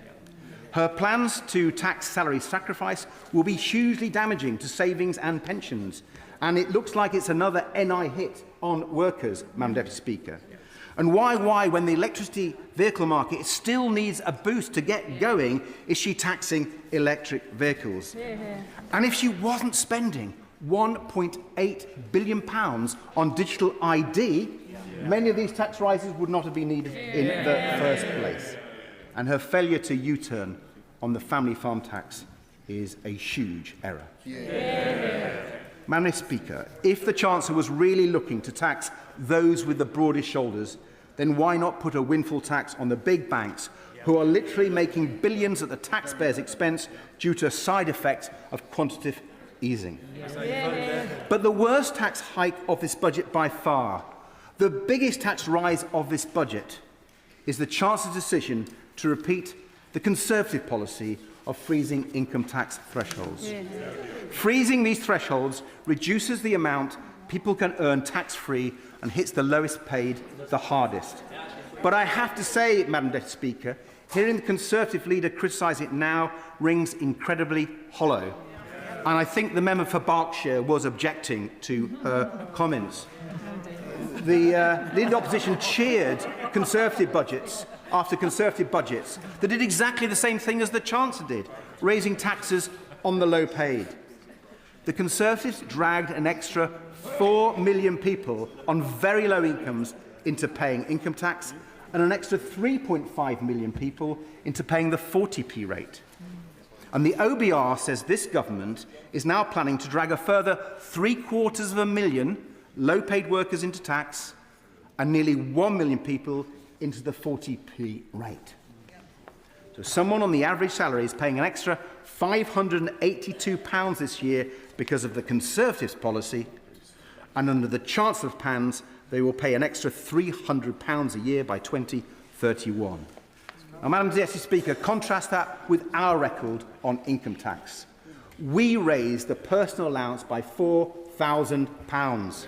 We cut income tax by £825 for millions of people and took 3.4 million of the lowest paid out of paying income tax altogether. It is clear, Madam Deputy Speaker, the Liberal Democrats are the only party that believes in cutting income tax for ordinary people. Labour and the Conservatives make them pay more. As well as adding income tax pain to families struggling with the cost of living crisis, this budget will also add to the cost of doing business crisis facing Britain's hospitality sector, where she went nowhere near far enough. Our high streets are suffering. Pubs, restaurants, cafes, caravan parks, zoos, even our beloved theme parks. They are struggling against higher business rates and the government's misguided jobs tax. The Liberal Democrats called on the Chancellor to help them with an emergency 5% VAT cut for hospitality for the next 18 months. That would have been a lifeline for some of our most beloved local businesses and for people's jobs, boosting local economies across Britain. And it is very disappointing that the Chancellor hasn't listened to our calls. Finally, Madam Deputy Speaker, can I say how disappointed I am with how little there was for carers in this budget. As a carer myself for much of my life, I'm determined to speak up for the millions of carers less fortunate than I am. Millions of family carers and care workers who make enormous sacrifices looking after loved ones. Carers who keep our NHS going. Carers who keep our society going. They deserve far more support from the government, and I will keep pressing their case. Yeah. Now, I do welcome the Carers Allowance review, but it confirms our argument that the Carers Allowance system is out of date and is in need of urgent change, and we're yet to hear commitments to those changes. I welcome the decision to reassess cases where overpayment has caused huge hardship, but with the changes not coming to force for another year, the government must instruct the DWP to immediately suspend repayments during that delay and swiftly deliver compensation. More needs to be done to help family carers juggle their jobs with their caring responsibilities. And, Madam Deputy Speaker, we urgently need the Social Care Commission to actually start fixing the system on a cross-party basis and make sure our loved ones get the care they need. The Chancellor cannot claim to be supporting our NHS properly, however much money she puts in, while she and Treasury officials keep blocking the social care reforms that alone can transform the health service across the country and boost our economy. Madam Deputy Speaker, a caring society, a growing economy, a plan to drive down household bills, boost high streets and go for growth with Europe. That is the vision the Chancellor should have set out today. Yep. Instead, we got a low-growth, high-tax budget from a government that I fear just isn't listening. Catherine West. Thank you very much, Madam Deputy Speaker, and it's an honour to follow the leader of the Liberal Democrats in this debate, the member for Kingston and Surbiton. And put very simply, this is a family-friendly budget. Every family up and down the UK will be welcoming this. Gone is the vile rape clause, and an increase in family income is very, very welcome. We've been through many traumatic times together in this House. We've been through the global financial crisis and its long tail. We've been through Brexit, and the right honourable member who spoke before me is quite right to emphasise the vast difference between our economy while we were in the European Union and now that we're not. And I welcome the work being done at Cabinet level and ask Cabinet to redouble their efforts to work on good trade arrangements under the EU-UK Security Pact to improve our economy and enlarge our economy. And of course, COVID. We heard of COVID this week with the report. And we all remember not just the impact on the economy, but the terrible impact, particularly on younger people, and the impact that long tail is having on so many of our young people who are still feeling too unwell to work or whose work opportunities have been severely reduced through anxiety, depression and all the other things which not just COVID but that context of fiscal austerity brought down upon them. Madam Deputy Speaker, I represent a multi-faith, multi-ethnic constituency which works really hard on community cohesion. When all is said and done, we rub along well together in Hornsey and Fry and Barnet.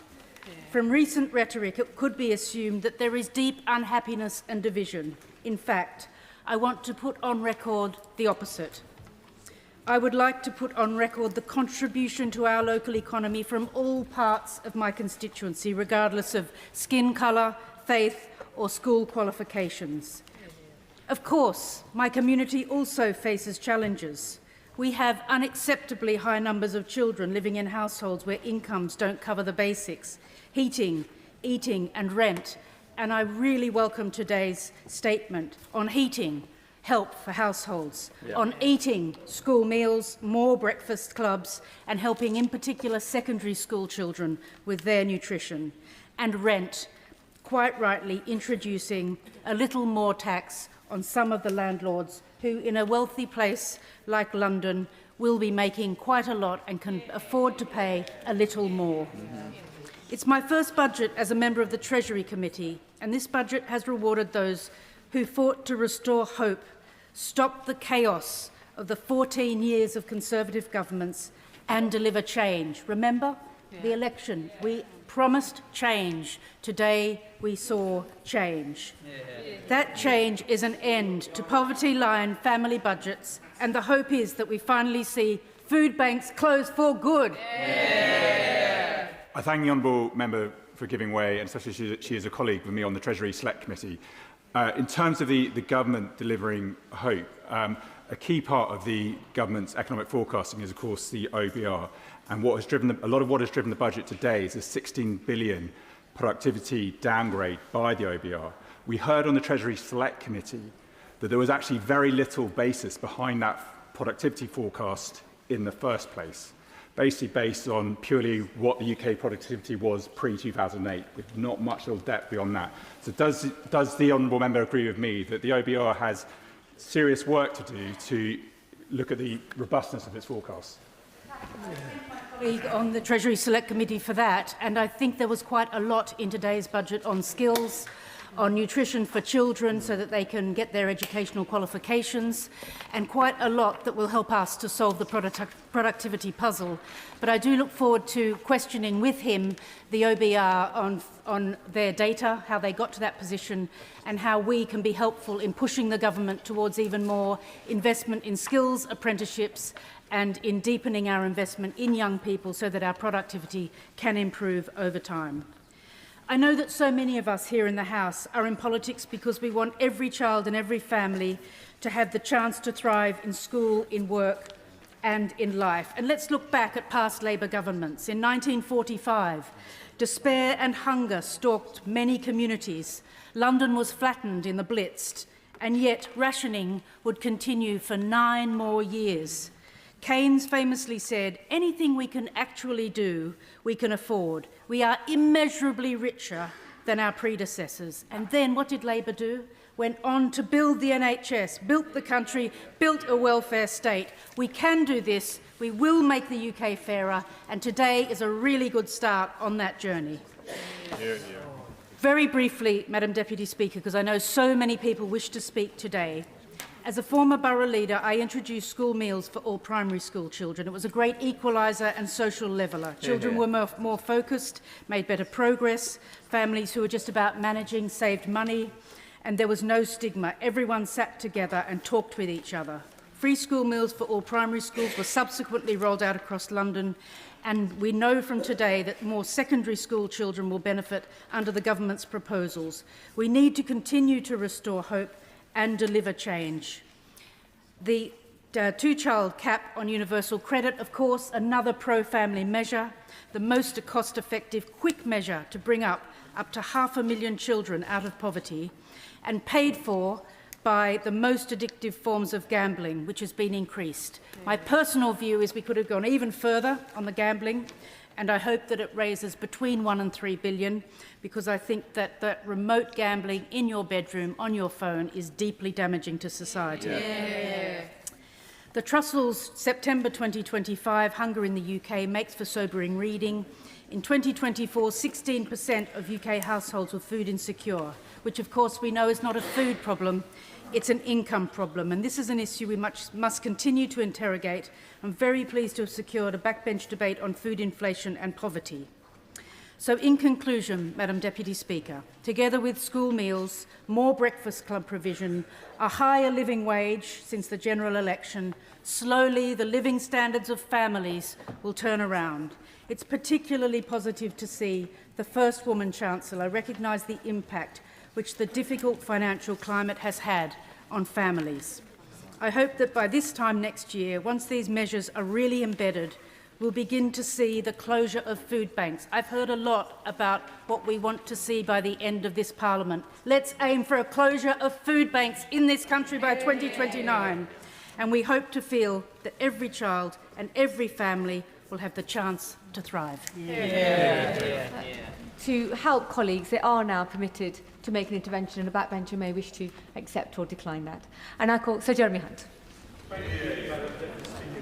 Budgets aren't easy for chancellors because there are so many things beyond your control, but being forced to make trade-offs reveals priorities. And I'm afraid today's priority was not economic growth, but political survival. That's because there was one central call the Chancellor had to make today. Do we reform welfare or do we raise tax? Getting our welfare bill down to pre-pandemic levels would save about £47 billion a year within 5 years. It wouldn't have been easy, but it would have meant no tax rises and plenty of headroom in public finances. Instead, welfare spend is going up and jobs and growth are going down. In every single day of the government's first year, around 2,200 people have been signed off not just working, but even having to look for work. That's 1 million more people on universal credit just in the last year. Most of those claimants cite mental health, but every doctor I ever spoke to as Health Secretary said that people with anxiety and depression need social contact. That means being at work, not being at home. So this could, I will very happily give way to the Chair of the Select Committee. On the point of mental health, he is absolutely right to point out that that is one of the drivers of people going on universal credit that does need tackling. So does he share my alarm that today in the HSJ it's been reported that this government is planning to water down the mental health investment standard, which starts to reverse the trend that we saw over many years of achieving parity of esteem between physical and mental health? I absolutely share the Honourable Lady's concern about that. That was introduced when I was Health Secretary. And this could have been the budget in which the Chancellor announced that we will speed up treatment for people with mental illness and not park them on welfare.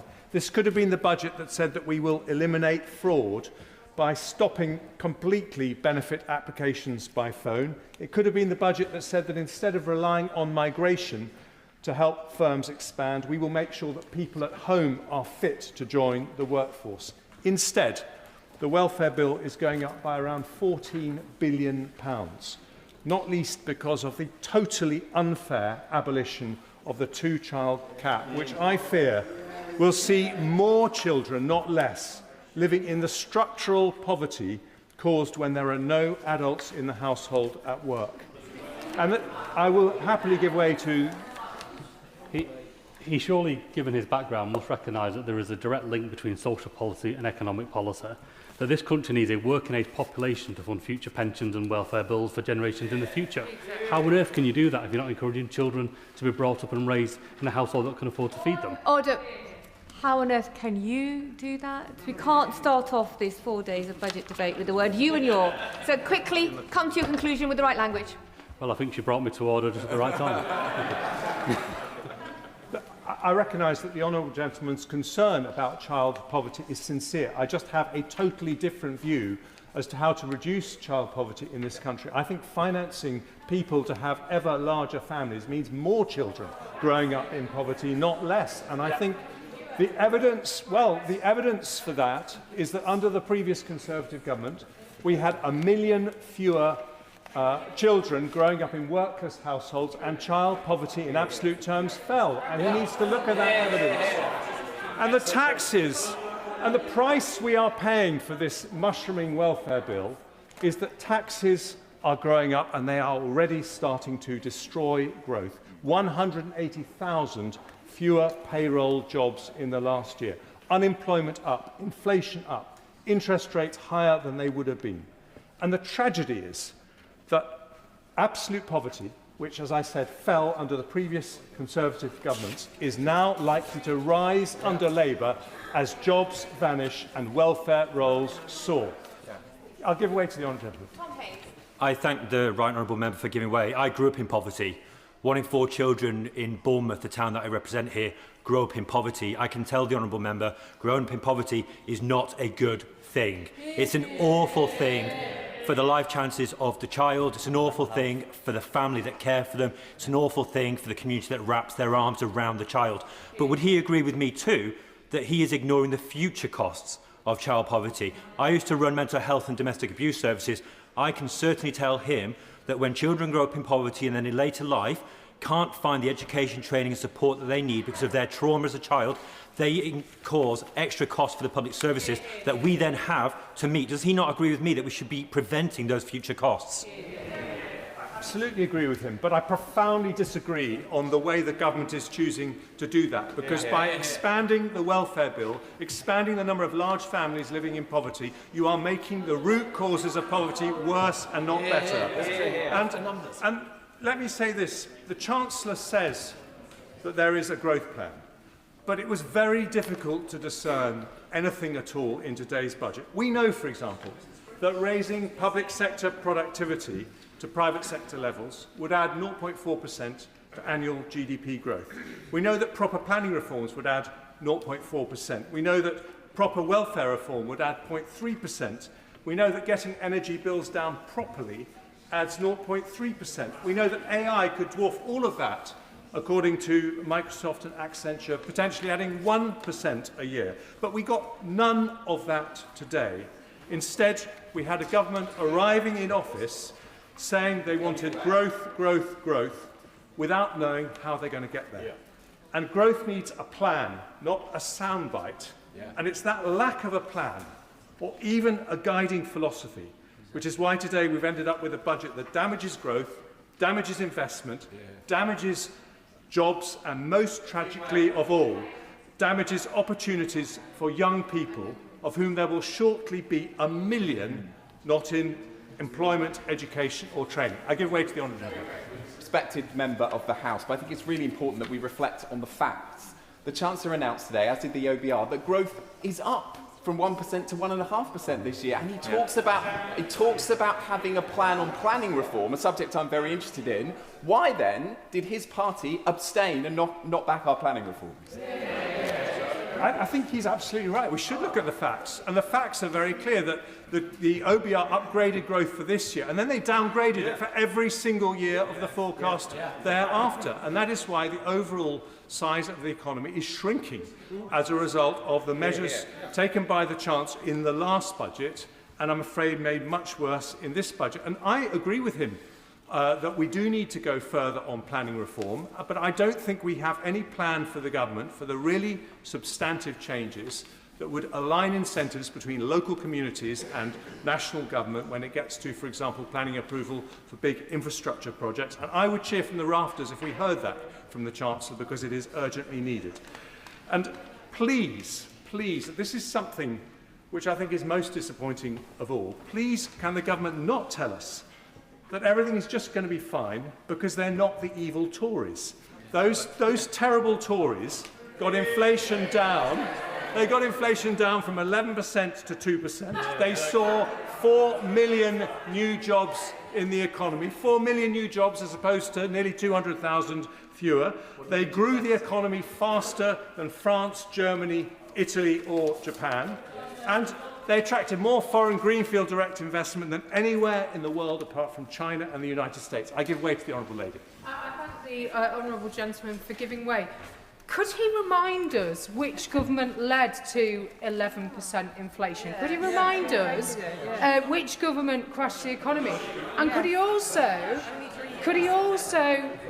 speak to the 1,970 children, estimated, in Morecambe and Loonsdale who will benefit from the lifting of the two-child benefit cap, and tell them why they should continue to live in poverty? Interventions must be short and to the point, and an actual question or a statement. So, Jeremy Hunt.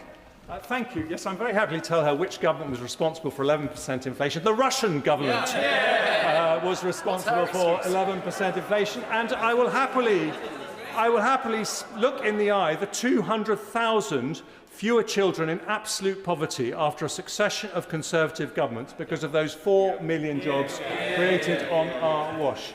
And let me say this, these dreadful Tories increased the number of doctors and nurses in the NHS by 1/3. Those posh Tories increased standards in state schools to have the highest reading standards in the Western world. And that is because, Madam Deputy Speaker, progressive instincts don't pay the bill for good public services. A strong economy does. I will give way to my friend. I'm very grateful to the right honourable gentleman for giving way. During that period, can you remind the House what happened to the deficit, which was inherited at over 10%? And, maybe we'll just deal with that. Well, absolutely right, because the Chancellor makes a great play of fiscal responsibility. Incidentally, I hope she will correct the record when she said that she was reducing debt, when the OBR's Economic and Financial Outlook says that it's going up from 95% of GDP to 96% of GDP. Exactly. But yes, when the previous Conservative government came to office, the government was borrowing nearly £1 in every 4 that it was spending on public services. We reduced that deficit from 10% to 2%, and the party opposite opposed us every single step of the way. I will give way one last time to my right honourable friend. I thank him for giving way. I couldn't resist, as we're going down memory lane, to remind him when we came to power in 2010, we had a youth unemployment crisis.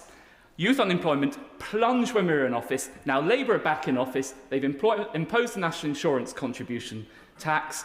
Youth unemployment is soaring again. Is that not a damning indictment of the party opposite? Labour legacy. And they might find that difficult to hear from a former Conservative Deputy Prime Minister, but they might want to listen to the Resolution Foundation, which has been saying exactly the same thing on the airways today. It has been, and no one disputes the progressive credentials of the Resolution Foundation, but they have been warning against this rise in the minimum wage and all the extra workers' rights because they say it will lead to a crisis, or it could lead to a crisis in youth unemployment. I don't want to leave the honourable lady out, but I promise that will be my last intervention. I thank him very much for giving way. Is the right honourable gentleman proud, and does he find it fiscally responsible that he, in his 2 budgets, left us with the lowest amount of fiscal headroom since the OBR was created, at £8.9 billion in 2024, leaving the current Chancellor and the present Labour government a mountain to climb in order to get us back to £22 billion of solid headroom? I am proud that I dealt with a real black hole of 72 billion, not a fake one of 22 billion in my fiscal events, that I met the fiscal rules every time. And if she's really concerned about that low headroom, why did the Shadow Chancellor at the time, and now the current Chancellor, not object once to the fact that headroom was reduced to that level? I'll tell you why she didn't object. Because if I had left headroom any higher, I would have had to cut spending more or increase taxes higher, and that would have made the recession that we were heading into deeper and worse, with more unemployment, fewer jobs and more poverty. And that's why I'm proud that I took the right decision. But I want to finish with this, if I may, Madam Deputy Speaker, because even now, it may not be too late. A government that tries to do the right thing with the time that it has left is more likely to earn the trust of the British people than one that has given up. Please do not treat government as an exercise in survival. That would be a betrayal. That would be a betrayal of the government's mandate. People with the broadest shoulders, as the Chancellor described them, will be rightly angry today. But the people who depend on public services, people looking for a job, people on the poverty line, they are the ones who need a strong economy more than anyone else. And they will finish today feeling more scared than ever about their prospects. Abina Apongasari. Madam Deputy Speaker, I welcome the Chancellor's budget and its message of strong foundations and secure future. It delivers on the priorities that matter most to my constituency of Erith and Thamesmead: economic growth, lower cost of living, investment in families and a stronger NHS. I also fully welcome the Chancellor's commitment of the DLR extension to Thamesmead, which is on page 65 of the budget. On that point, the Honourable Friend give way? Yep, in a moment. It's a game-changing moment for residents who have waited decades for proper transport links. I give way to my Honourable Friend. Thank you, Madam Deputy Speaker, and I thank my constituency neighbour for giving way. Page 104 of the budget book confirms that capital investment to fix more potholes for the Lower Thames crossing to the east of my constituency and for the DLR to Thamesmead to the west of my constituency. So will she welcome me in for thanking the Chancellor for that support, for that capital investment locally for our constituencies? Thank my honourable friend Betsy in Crayford. We share a similar council, Bexley Council, and I know how important it is to have those potholes, and I also want to thank him for supporting the DLR to Thamesmead. This project unlocks 25,000 to 30,000 homes and also around 10,000 new jobs, about 11.6 billion economic impact estimated by TfL, as well as a crowd in nearly 18 billion of private investment over 30 years. Transformation of one of London's most underserved communities, and cut commutes by nearly half, benefiting over 500,000 people that live in the area and wider London. This is not just a transport upgrade, it is key to unlocking opportunity and prosperity for generations. It's been a community-led campaign which has had cross-community effort, and I'm proud of the role that my residents have played in getting us here. It has also been a personal priority since I was first elected in December 2019, which I referenced in my maiden speech on the opposite side. And it was also part of my 2019 general election pledge. Peter, my resident, told me last week that he has lived in Thamesmead for over 45 years with promise after promise of a transport hub to London's only postcode without a tube and train station. He and I know that so many thousands more are going to be thrilled that this Labour government is putting investment behind their community so they can thrive. Madam Deputy Speaker, I want to pay tribute to the key supporters whose work have been vital.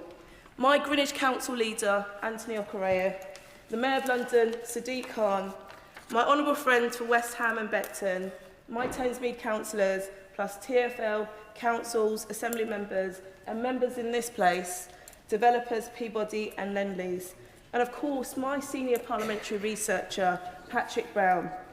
But most of all, local people and their brilliant campaigning. They never lost faith in this project. This is a collective achievement, and this constituency should be proud of the role it has had towards this budget. I also welcome the Labour government's announcement in September that Thamesmead is one of the 12 areas selected by the New Towns Task Force, further proof of the area's potential and importance. So once the DLR is secured, schools, NHS services, jobs and communities and facilities must grow alongside new homes. This is a start of a new chapter in Thamesmead, and I'm proud to have played a part, and I'm proud of my community who have championed this project from the start. I also strongly support the Chancellor's mission to reduce child poverty, including the nationwide rollout of free school breakfast clubs. I've seen firsthand the benefits in my constituency of Willowbank and Jubilee Primary School, better start for pupils and a real financial relief for families and schools. So I was delighted to see in page 31 of the budget that from September 2026 there'll be about 12,000 more primary schools which will offer free breakfast clubs, helping 200,000 more children. And I believe that saves working families around 450 a year and ensures over 500,000 more children do not start their school day hungry. I also welcome the confirmation of further investment to cut NHS waiting times, a vital issue for my constituents, and also welcome that today's announcements of the 250 new neighbourhood health, the one-stop shops, bringing together GPs, nurses, dentists and pharmacists under one roof, starting in areas that need it the most. Madam Deputy Speaker, delighted to give way. I'm extremely grateful to the Honourable Lady for giving way. On health facilities, would you share my concern that the only thing with more leaks than the budget run-up period is the roof of Musgrave Park Hospital in my Taunton constituency? And does she agree, would she agree that those hospitals in the second wave and third wave programme for rebuild need interim funding to keep them going in the meantime across the country, including in Taunton Wellington? The honourable member for his intervention. I have to remind him that this government is delivering more than previous governments. You may remember that his party was previously in coalition with the previous government that caused a lot of damage to this country. Madam Deputy Speaker, I want to conclude by saying this budget delivers for the country, and it delivers for my constituency of Erith and Thamesmead. So after decades of waiting, residents will finally have their transport links they deserve and the opportunities that will come with them. And a new chapter begins today. And I will continue to fight for the investment, services and opportunity for my community because they deserve it. Order of the House, Sir Edward Lee. The benefit bill is now unsustainable in this country. And really the main purpose of what I want to say today is that I hope that we could try and create some sort of consensus in the House to try and deal with this problem, which is imposing a massive level of debt on families. Now, I'm absolutely sure that the government accepts that this burden is unsustainable, and I'm absolutely certain that if they would come to the House with sensible proposals to try and get people off benefit, Her Majesty's loyal opposition would support the government in that endeavour. The government ducked the challenge early in the year to cut benefits and to try and thereby encourage more people into work. We said at the time that we were prepared to support the government to try and deliver these cuts, and I'm sure that the opposition front bench would repeat that promise. Naturally, yeah. I thank the honourable gentleman for giving way. I just want to clarify that he's perfectly happy for children to continue to live in child poverty while we try to reform the welfare benefit system. Is that right? Actually making that point because what we were discussing earlier in the year were people who were seeking work, and we were trying to encourage people to get back into work. I think the problem that I can understand the political imperative of what the Chancellor has done today to sustain her own position with her own backbenchers.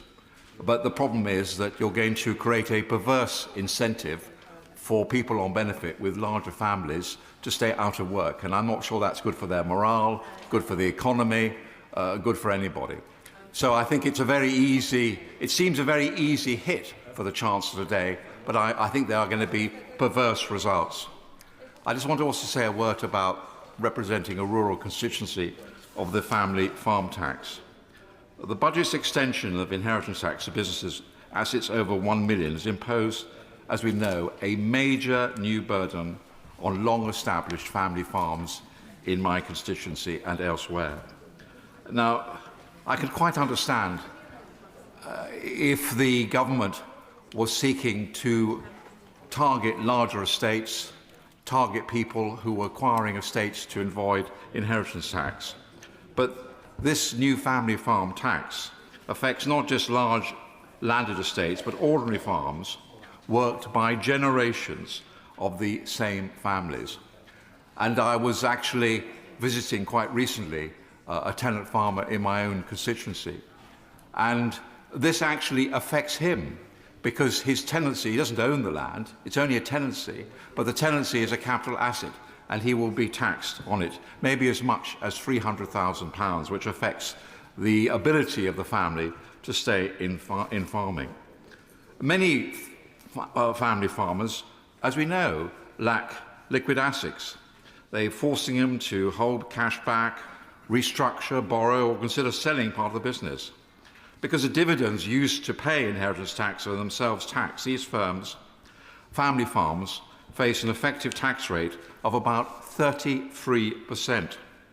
Now, the measure affects a significant share of medium-sized, long-standing firms, even though it raises less than £500 million annually. This achieves maximum social and economic destruction for minimal financial reward.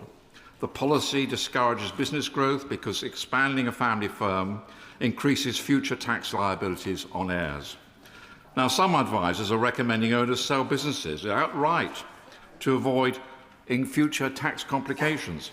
A climate of unpredictable tax changes creates fear amongst owners and undermines long-term planning. The uncertainty over succession planning is freezing investment and expansion across affected businesses. So the arguments can be repeated, but I do appeal to the government to try and listen to the National Farmers Union, which has come up with some very sensible compromises which would keep family farms in business and would achieve the government's objective. Let me say a bit about the benefits bill. 4 million universal credit claimants are now excused from even looking for a job. 4 million, I repeat, universal credit claimants are now excused from even looking for a job. This is a disaster in terms of self-reliance, in terms of the economy, and much else. Now, numbers, we know, have grown sharply since the pandemic. A surge in reported illnesses, particularly mental health conditions, is the main driver. 2/3 of recent work capability assessments cite mental or behavioural disorders.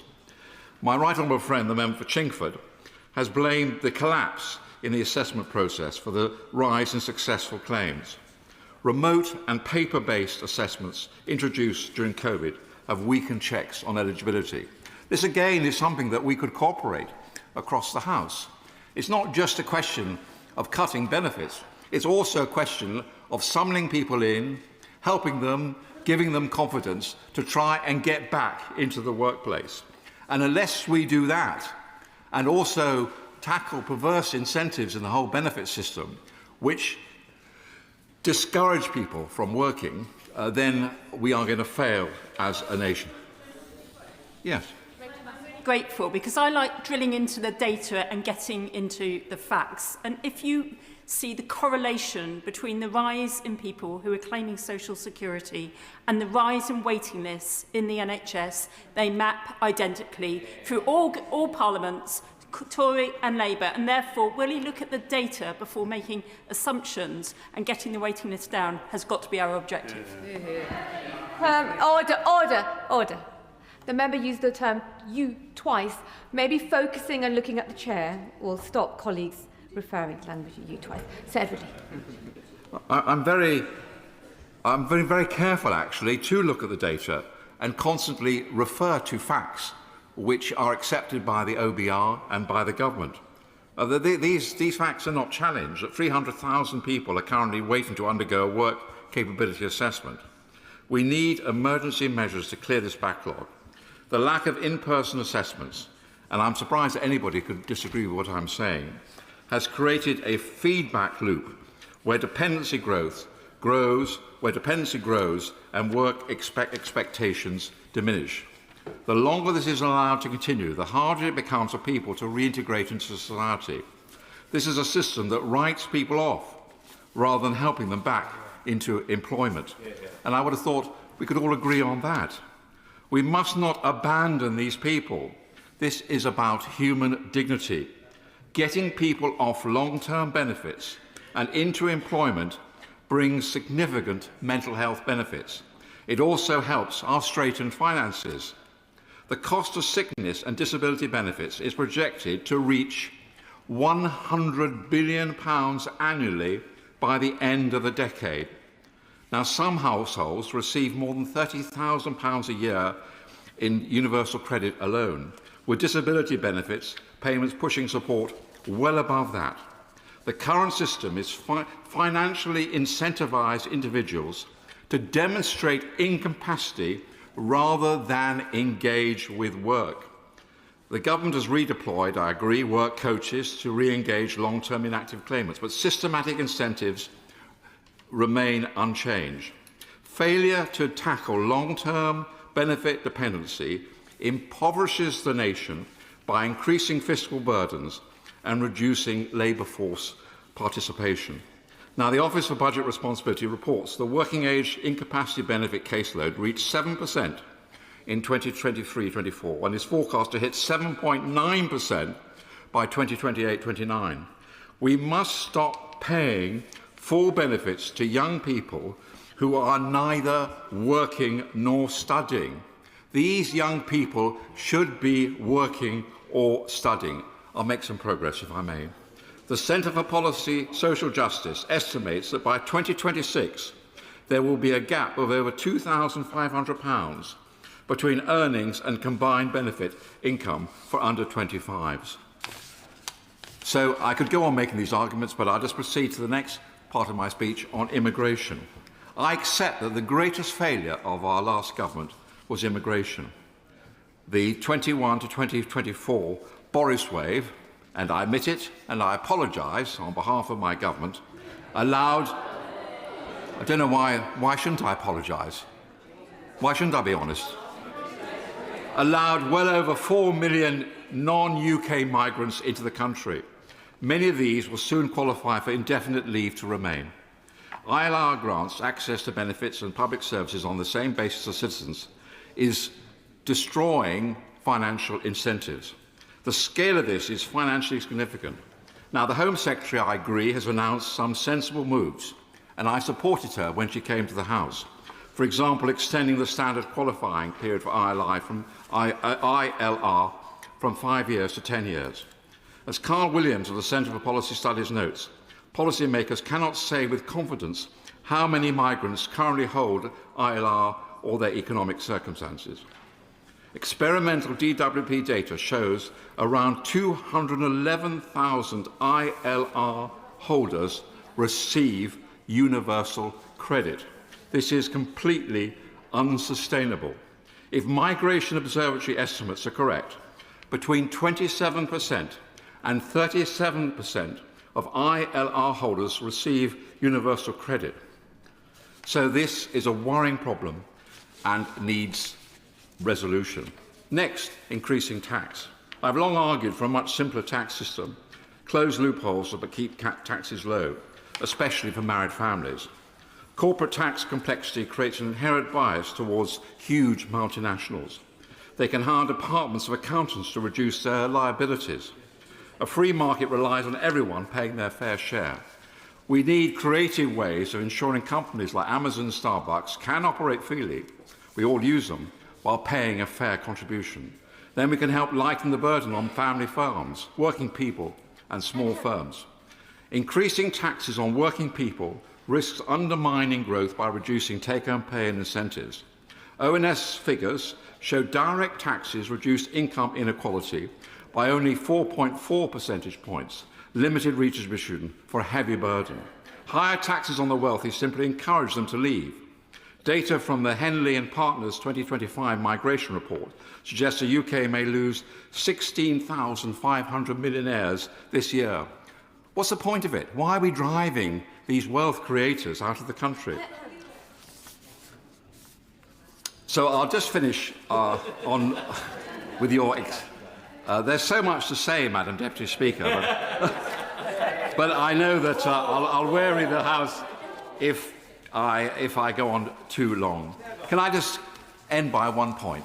It's quite controversial and it's quite difficult to say this. The triple lock, and I know I'm going to get into trouble for saying this, but I've got to say the truth as I believe it. We all know that the triple lock is unsustainable. You cannot have a situation where people of my generation are consuming an ever greater proportion of national wealth through the state pension. Frankly, our government never dared tackle it, having it brought it in because they knew that the Labour Party would crucify them in the ballot box. Now the Labour Party is caught in the same bind. The fact is, it is completely unfair on younger people if the burden of older people through the triple lock increases year by year. We laugh at the French because of their failure to actually achieve sensible pension reform. But we ourselves have got to have the courage, frankly, to end the triple lock. And I think this will only be done with consensus between the two parties. And I'm absolutely sure that if the government was to come to the leader of the opposition and say that this is unsustainable and will you share this burden with you, which may seem to be very unpopular, but actually, no, many older people of my generation, we all have children, we all have grandchildren, we all see our own children struggling to get on the housing market. So many, I think that actually if government and opposition were prepared to have the courage to deal with the triple lock, I'm not sure it would be as unpopular with older people as is sometimes maintained. And after all, we could always relieve the burden on those on pension credit. We could find ways of helping people who really couldn't afford to live. But the triple lock must go. It's not a popular policy, but I think in our hearts we know it's the right policy. We have shy of 60 members trying to contribute, so there was a speaking limit of 10 minutes to begin with. Daniel Zeichner. Mr. Speaker, and it's a pleasure to follow the Father of the House in his wide-ranging contribution. I think he's perhaps slightly more optimistic about the ability to achieve consensus across the front benches than sadly I might be, but I think his point about intergenerational unfairness is absolutely right. Let me start by recognising the hard work of the Treasury team and the work they've put in to this budget against what I think is a very challenging international backdrop, particularly around trade issues. And can I particularly welcome what I think is the long overdue measures on council tax for more valuable properties. Of course, no one wants to pay more tax, of course, but there are some of us who appreciate that public services and the public realm need to be properly funded. Frankly, what is extraordinary to me is the number of years that those invaluable properties have escaped proper taxation. And I'm old enough to remember how this all came about, the council tax being introduced as a quick fix after the debacle of the Tory poll tax. Frankly, I'm afraid some people on the opposition benches never change. They're always hankering to find a way to escape paying their dues. They hanker after things like flat taxes or whatever. But after 30 years of not making their contribution, I'm absolutely delighted that it's this government that's finally cracking down on this unfairness. And there are many other aspects to this budget that I strongly welcome. Many of my Cambridge constituents commute into London, and the freeze on regulated rail fares, including season tickets, will be widely welcomed. But I also wish to say a few things about what the money raised in the budget is spent on. Because in my experience, both as an MP and a former minister, is it wasn't just the council tax system that the Tories broke in the 1990s, it went much wider. The fragmentation and privatisation of so much of our public realm has turned out, in my view, not only to cost us financially, but contributes to the gloom that has descended on what is still a rich and successful country. Private affluence alongside public decay does not make for a happy society. And in the limited time I have, I'll cite a few examples I've come across over the previous few weeks. The chaos in our prison and justice systems goes back in no small part to the disastrous policies pursued by Chris Grayling in his misguided attempts to privatise the probation service, from which, in my view, it has never fully recovered. And the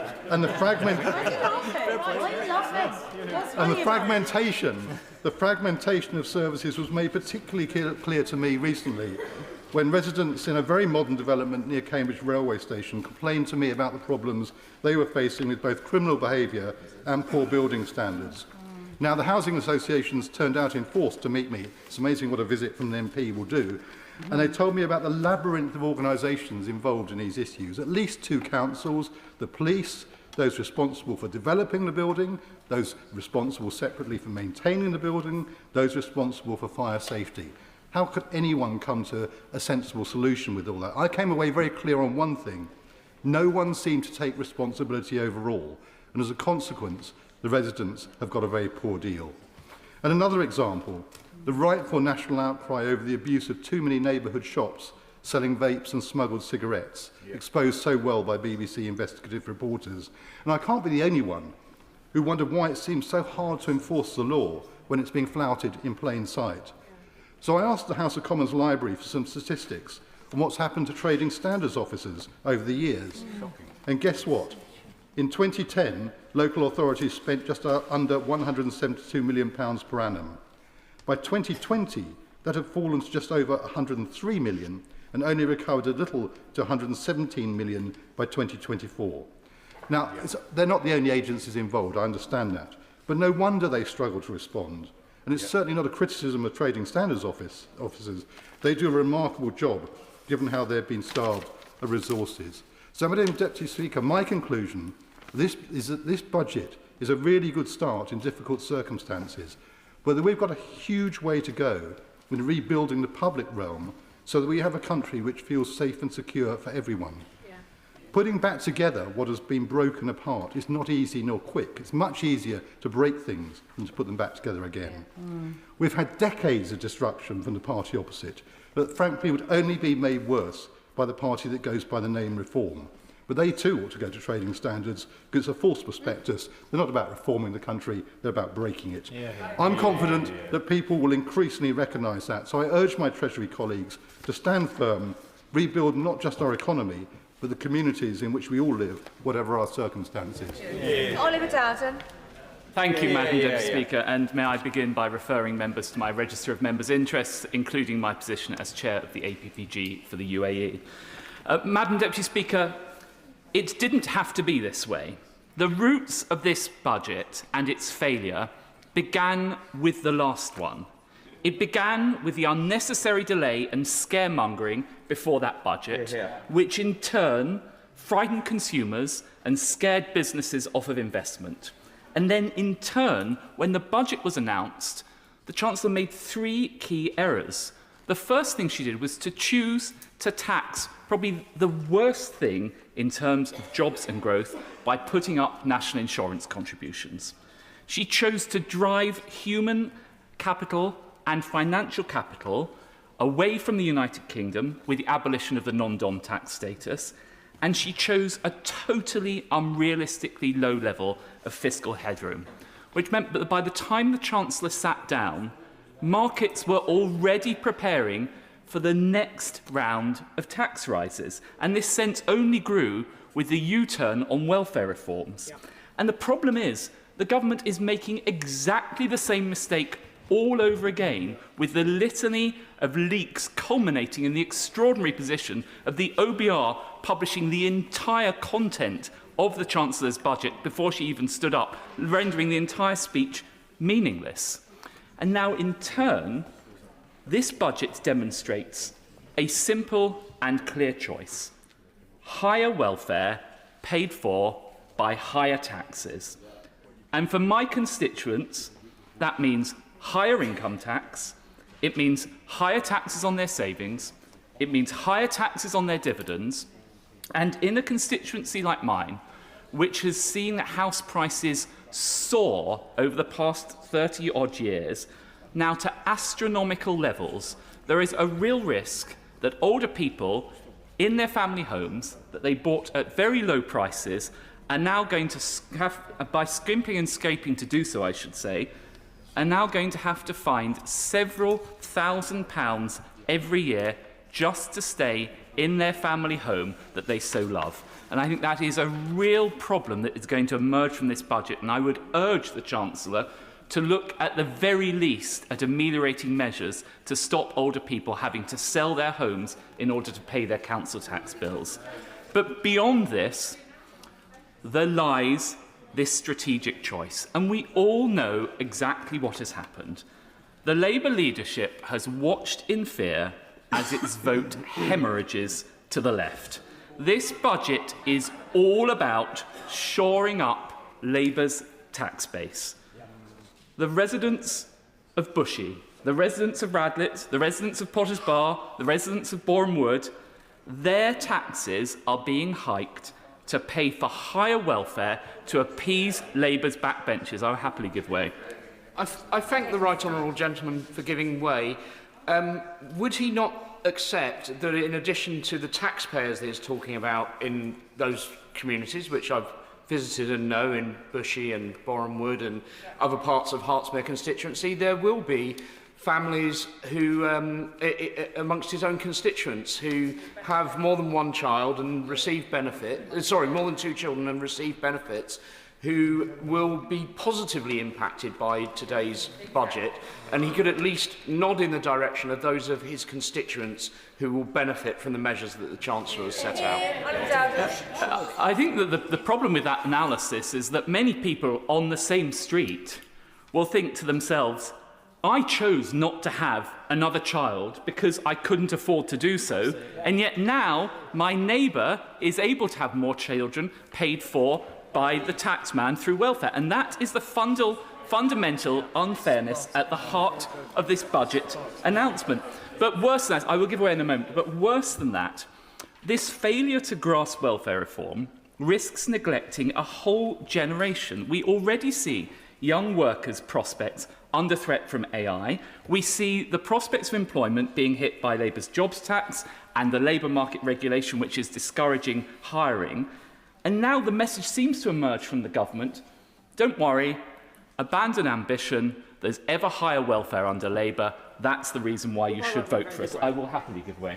I'm grateful to my right honourable friend. He's making a characteristically excellent speech. Would he agree with me that we are at the tipping point where the welfare state is ceasing to be what we've always wanted it to be, which is a safety net below which nobody can fall, but instead is becoming a cocoon which is going to trap a whole generation in dependency and absolutely kill off aspiration and social mobility?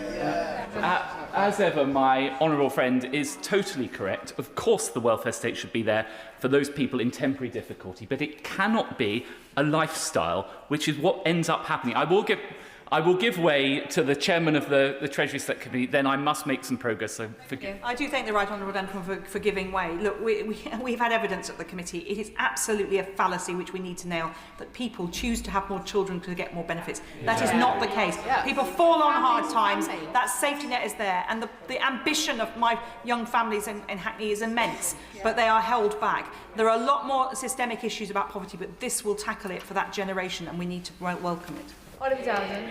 Well, of course there will be the occasional person that falls on hard times, but I think she should try saying that to many, many of my constituents who are unable to have more children. They take the choice not to have it, and that option is now, there's an imbalance between that and the approach taken on welfare. And so we have a situation where at the same time as the United Kingdom is embracing higher taxes and an ever greater role for the state, beyond Europe, lower tax dynamism abounds. We can see the US surging with freer markets and a tech and energy bonanza. You only need to look to the Gulf, to states like the UAE and Saudi Arabia that are embracing tech, finance and alternative energy. Now, a generation ago, this would have mattered less. But now we're in the position where Labour and capital are highly mobile, and we are seeing more and more people voting with their feet, leaving the United Kingdom by the tens of thousands, and this tide is washing out our very brightest and best away from our shores, and I fear that once those people leave, it is very hard to get them to come back. And the sadness of all of this is that the United Kingdom remains a wonderful country. It is actually a beacon of stability with the rule of law, the English language, the time zone, great research universities and a highly talented workforce.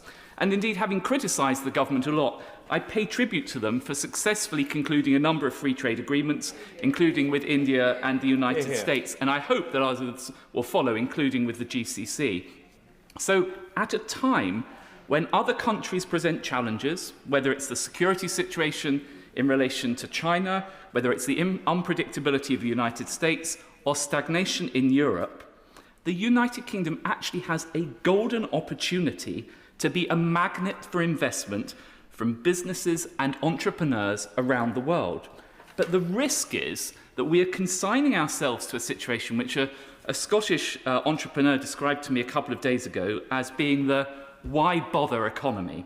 And what he meant by that was that, of course, people aren't going to disinvest, but they won't choose to actively invest in the United Kingdom because we are not creating the environment where we are rewarding risk-taking and entrepreneurship. So if we are to seize this moment, there are a few simple steps that we could take, and I would urge the Chancellor to do so in order to light the fire of competitiveness. First of all, instead of trying to drive away the wealthiest and biggest global investors, as we have done with the abolition of the non-dom status, we should be welcoming them and gaining more revenue at the same time. One only needs to look at the Italian model, where they have imposed a relatively high fee, but in return to that have exempted wealthy mobile people from paying further taxation. As a result of that, investment in Italy is surging, and the number of wealthy people choosing to locate in Italy is surging, with all the opportunities that brings for growth and investment. Instead of obsessing with policing social media. We should be aggressively policing the sort of small, low-level crime that drives people away from locating in this country, whether it's the phone snatching, the shoplifting, or the general sense that the streets of this country have become less safe than they were a few years ago.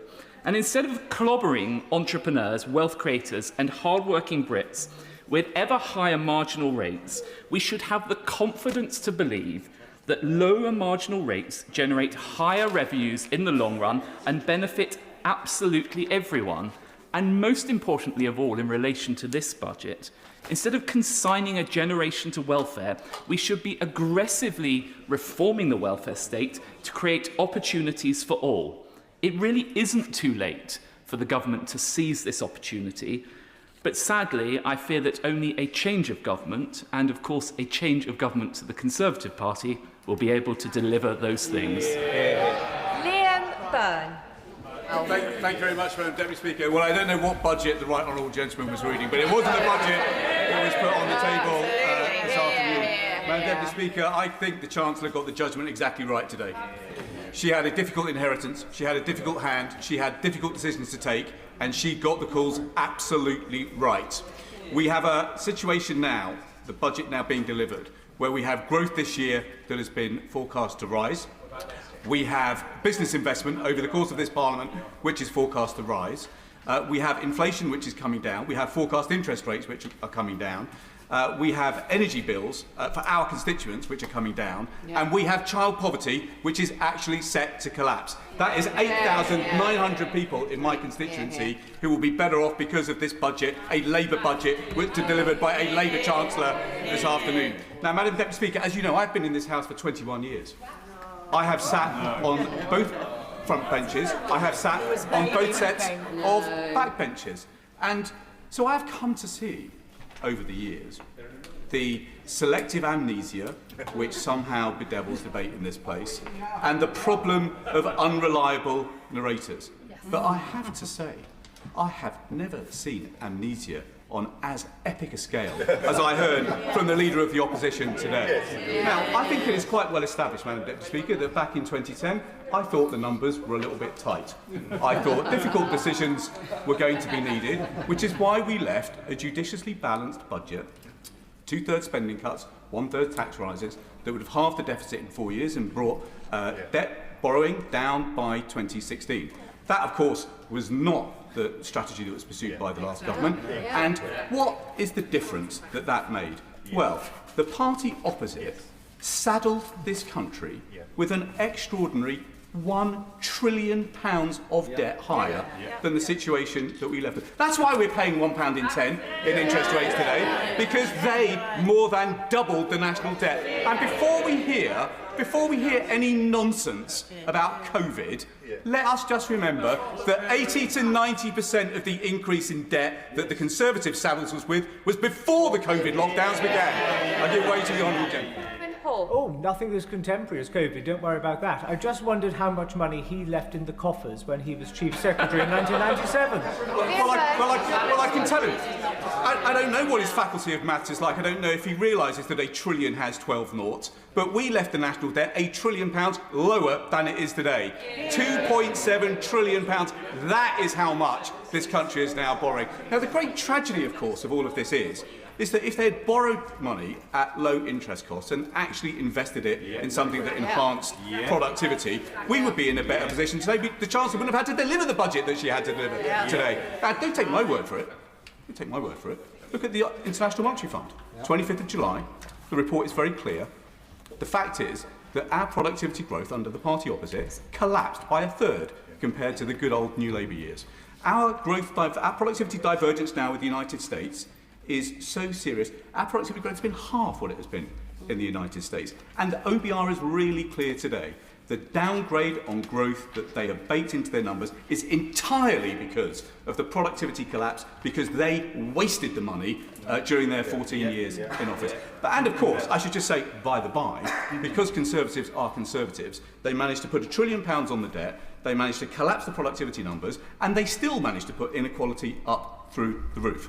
That is why we had all had in our constituencies food bank queues that we will never forget. I will never forget, for as long as I live, the phenomenon of collecting food in inner city Birmingham because our food banks had run out of food. I will never forget the children at Adderley School who were literally helping restock our food banks by taking penguin bars out of their lunch boxes to put them in food collection crates so that their classmates didn't go hungry at lunchtime. That's the reality of the child poverty legacy that this party left us with, and that is the legacy that the Chancellor got to grips with today.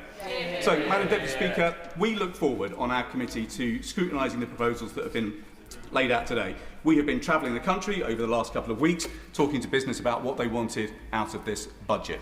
And there were three things that were very clear. What is extraordinary about this country? These are isles of wonder. We now stand on the threshold of an extraordinary new era of innovation. This is an extraordinary country. We are an inventive country. We have been since the Industrial Revolution started in Birmingham back in 1761. But that is going to be as of nothing compared to what is about to unfold in this country, and we are at the front of the grid in the race for the 21st century. But we need to mobilise capital on a completely new scale, and that is why certainty for business was so important. So I welcome the fact that the headroom has been put up to £22 billion a day. I welcome the Chancellor is ending this biannual circus of fiscal speculation by having one forecast a year. I have to say to the House that I seriously think that Mr Hughes needs to consider his position.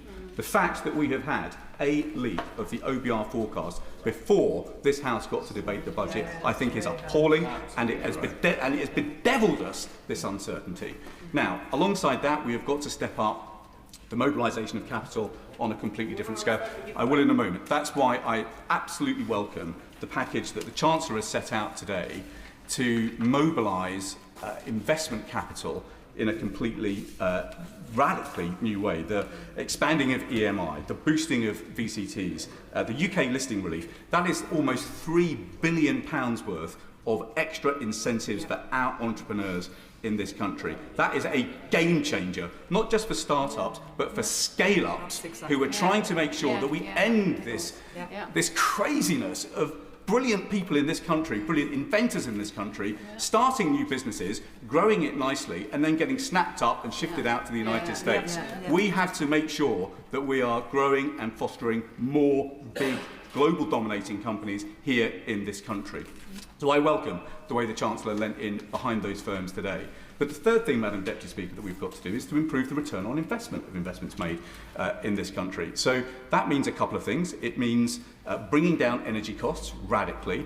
We didn't have a business energy cost scheme scored in the budget today, but that is because I know the government is now out to consultation. Every single member of our committee would implore the government to do whatever it takes to make sure business energy costs in our country are internationally competitive. It is wrong that firms like Nissan say to us that their energy costs up in Sunderland are the most expensive energy costs of any Nissan plant in the world. We have got to bring business energy costs down.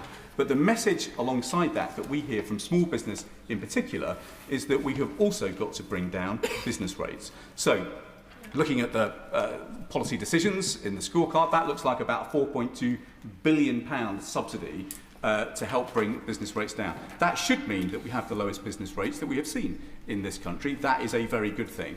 But where I would urge the Chancellor to go further is in making sure that we actually cut the costs of red tape in a really bold and radical way.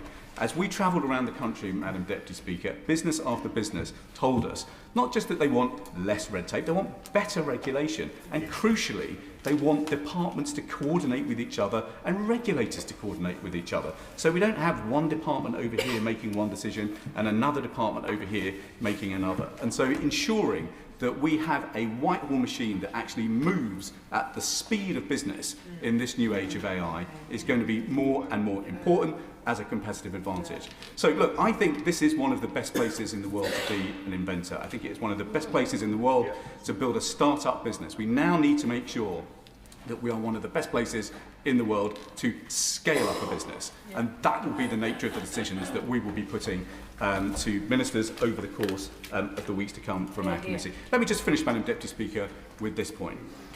The thing that shone through from the statement from the Chancellor today was one thing above all, and it was ambition.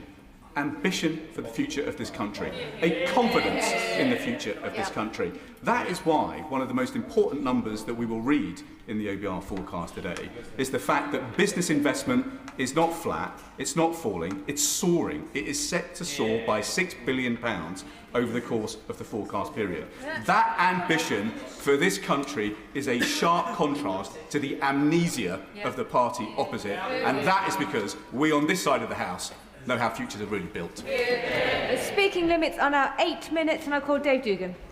Thank you, Madam Deputy Speaker, and thank you to the Right Honourable Member for Birmingham, Hodge Hill and Solihull for a fascinating lecture on amnesia, dripping with irony given the last role he had in government. I wish to congratulate the Chancellor on delivering what is almost certainly her final budget. There is no conceivable way that she can remain in post either politically and certainly not economically for a further year. Businesses, workers, bill payers, farmers, hospices, industry and the public sector cannot endure another cycle of this Chancellor. It's just over a year since she stood at that dispatch box delivering her first budget and boasted that she had made the right choices. Well, if only anyone outside the real economy believed that, we wouldn't be in this situation right now. She promised to restore stability to the public finances, and she promised to drive down growth right across the country. She told us that growth would be her central budget mission, but last month the IMF forecast that UK will have the lowest per capita growth in the G7 next year at just 0.5% compared to an average of 1.4% for advanced economies. Labour promised to turn the page on high food prices, but household see food inflation running out of control and hitting 4.9% last month. The Chancellor promised more jobs to tackle poverty, but this month unemployment hit 5%, the highest level since the pandemic, while poverty is now at record levels. Government borrowing stands at a 5-year high, £17.4 billion in October alone, with Labour spending double the defence budget every year just servicing the UK's chronic national debt. And the OECD have downgraded the UK's economic prospects, singling out the Chancellor's policies as exposing the economy to significant downside risk.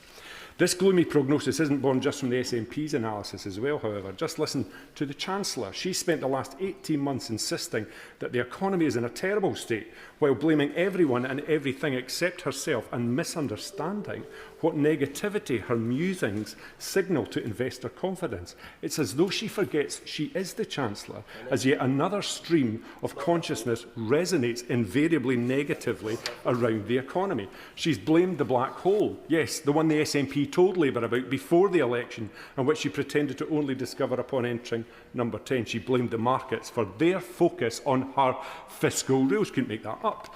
And she's blamed Brexit despite herself voting to trigger Article 50. But it's not just about the fundamental economic incompetence of the Chancellor. It's not even just about Labour's inheritance, which, whilst bad, wasn't the cause of this malaise. This crisis remains a product of the Chancellor's catastrophic decision, and she will own it. Just as she will own Labour's compound fiscal bonfire, she is in the frame for one of the most chaotic preludes to any budget in living memory. Andy Haldane, former chief economist of the Bank of England, called this a circus of speculation around the budget, with endless leaks, U-turns and media trails that created panic in the economy, and which Mr Haldane also added has without doubt, a shadow of a doubt, contributed to weaker than expected economic growth within the UK. There was nothing meaningful in here on energy. The measures on energy bills are a start, but they don't fulfil Labour's election promise to reduce bills by £300, and bills are set to rise in January and again in April. £150 of energy bills, Madam Deputy Speaker, will still leave the Labour Party in debt of £87 per year on their commitment at the election. And Labour's... give way in a second. The SNP did Labour's job for them with a budget proposal that involved a surcharge on banks that would have created that £300 discount for bill payers, just like Labour promised. I'm very happy to give way to the honourable member if you can tell me when Labour's going to come good on the promise. Thank you. I do thank him for giving way. Of course, if he takes the time to read our manifesto, which we were elected on in Scotland, that promise was to be met at the end of this Parliament. So we're actually ahead of schedule. And I'm sure he welcomes that, just like he welcomes the extra 500 million cash terms, extra 500 million in cash, extra 300 million in capital going to Scotland, and a commitment to above-inflation budget rises up to 2029. Fantastic, Madam Deputy Speaker, isn't it? Wow, Deputy. I'm sure the public will be delighted to hear Labour's never, never promise on energy bills. That, unlike him, I don't exist on my knees waiting to get patted on the head by Labour ministers on the front bench. I'm off my knees, and the consequentials that we get. The consequentials we get in Scotland are a consequence not of largesse by the Labour Party, but of the taxes that Scottish enterprise creates within this so-called United Kingdom. Nothing here, Madam Deputy Speaker, on the energy profits levy, which is putting North Sea oil and gas into an early grave. As things stand, 42% of firms in the North Sea oil and gas sector forecast revenues for 2026 expected to come out from outside the UK's continental shelf. An analysis earlier this month from the Fraser of Islander Institute showed that the industry is undergoing an accelerated decline. In my view, Madam Deputy Speaker, as a direct result of this Labour government who don't understand energy or the economy.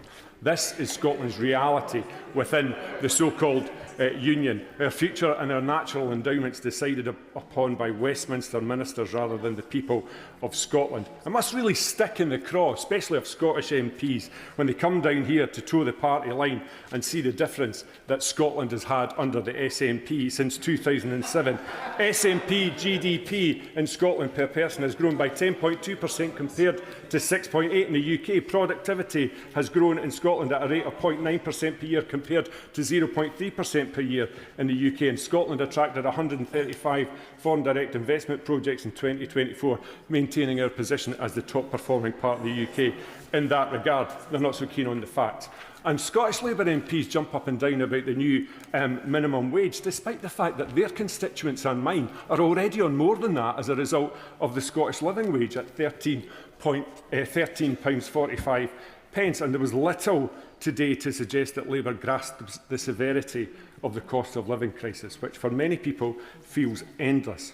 Inflation has almost doubled under Labour, and food prices are up a staggering 37% over the last 5 years. People are rightly asking, what is going to sort this? Well, I can assure them it's not Labour. And on the two-child cap, I'm very pleased to see that it's gone and taken with it the appalling rape clause. It's just a shame that all the Labour MPs that were cheering the Chancellor when she announced that today didn't vote with the SNP in September 2024 when we tried to get that removed in our motion. Rank hypocrisy. Businesses in the last year are now in the position of surviving, trying to survive this Labour government rather than trying to thrive and invest. Businesses know that this Chancellor doesn't understand business. Family-owned businesses feel this most acutely, and farm businesses know that the Labour Party is out to get them. Today's announcements will not repair the damage to the reality that exists for many businesses, and it's already too late for some. Whisky duty going up again, Madam Deputy Speaker. The SWA said hiking duty today for the third time in 2 years limits Scotch whisky's ability to generate growth and will have a direct consequence for investment and for jobs. This Chancellor has run out of road with businesses across these isles. Last year, after 40 billion of tax rises, most of that on jobs, she promised that she's not coming back with more borrowing or more taxes. This government has taken the hard decisions as a result, and we won't have to do a budget like this again. 12 months later, here we are again. Another round of tax rises, and let me make a prediction. 12 months from now, we'll be back here once more, albeit with a different Chancellor. Today's budget supports the view taxes are up, borrowing's up, cost of living is up, cost of energy is up, and spending is up, but growth is down. The central, let me remind the House, aim of the Chancellor. Scotland deserves better than this Westminster version of Groundhog Day, and fortunately, the people of Scotland will be in a position to choose that in May's elections. Thank you. Catherine McKinnell. Thank you, Madam Deputy Speaker. I would normally extend the courtesy of saying it's an honour to follow the Honourable Gentleman, but I have to say that speech was all a bit dreeked. And I've reflected hard on this budget, as it's the first since I left my role in the government as Minister for School Standards, and as the first Labour Minister for 14 years, focusing relentlessly on more teachers in classrooms, more support for struggling schools, pay rises that teachers deserve, an inclusive school system, and curriculum reform to transform the life chances of every child. And believe me, I would have given anything to have found a few million, or indeed a few billion, behind the government sofa if there were the chance to of making some of those decisions. And I suspect the Chancellor knows exactly how that feels over the last few weeks.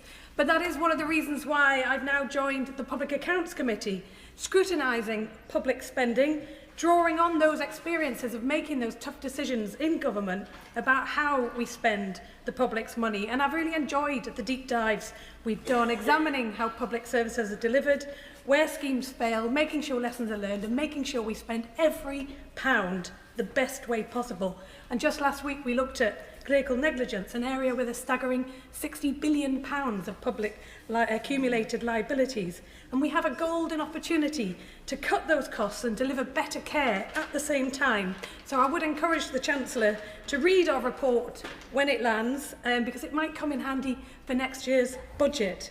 And in the meantime, I also wanted to thank the Chancellor for her comments on the... Oh, I will give way.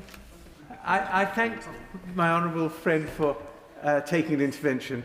I wonder whether she would agree with me that the cost of clinical negligence claims in maternity services is now greater than the cost of maternity services. I absolutely share those concerns, and I know the Right Honourable Member for Godalming and Ash is also very keen. So I think we have cross-party interest across the House in making better use of these resources.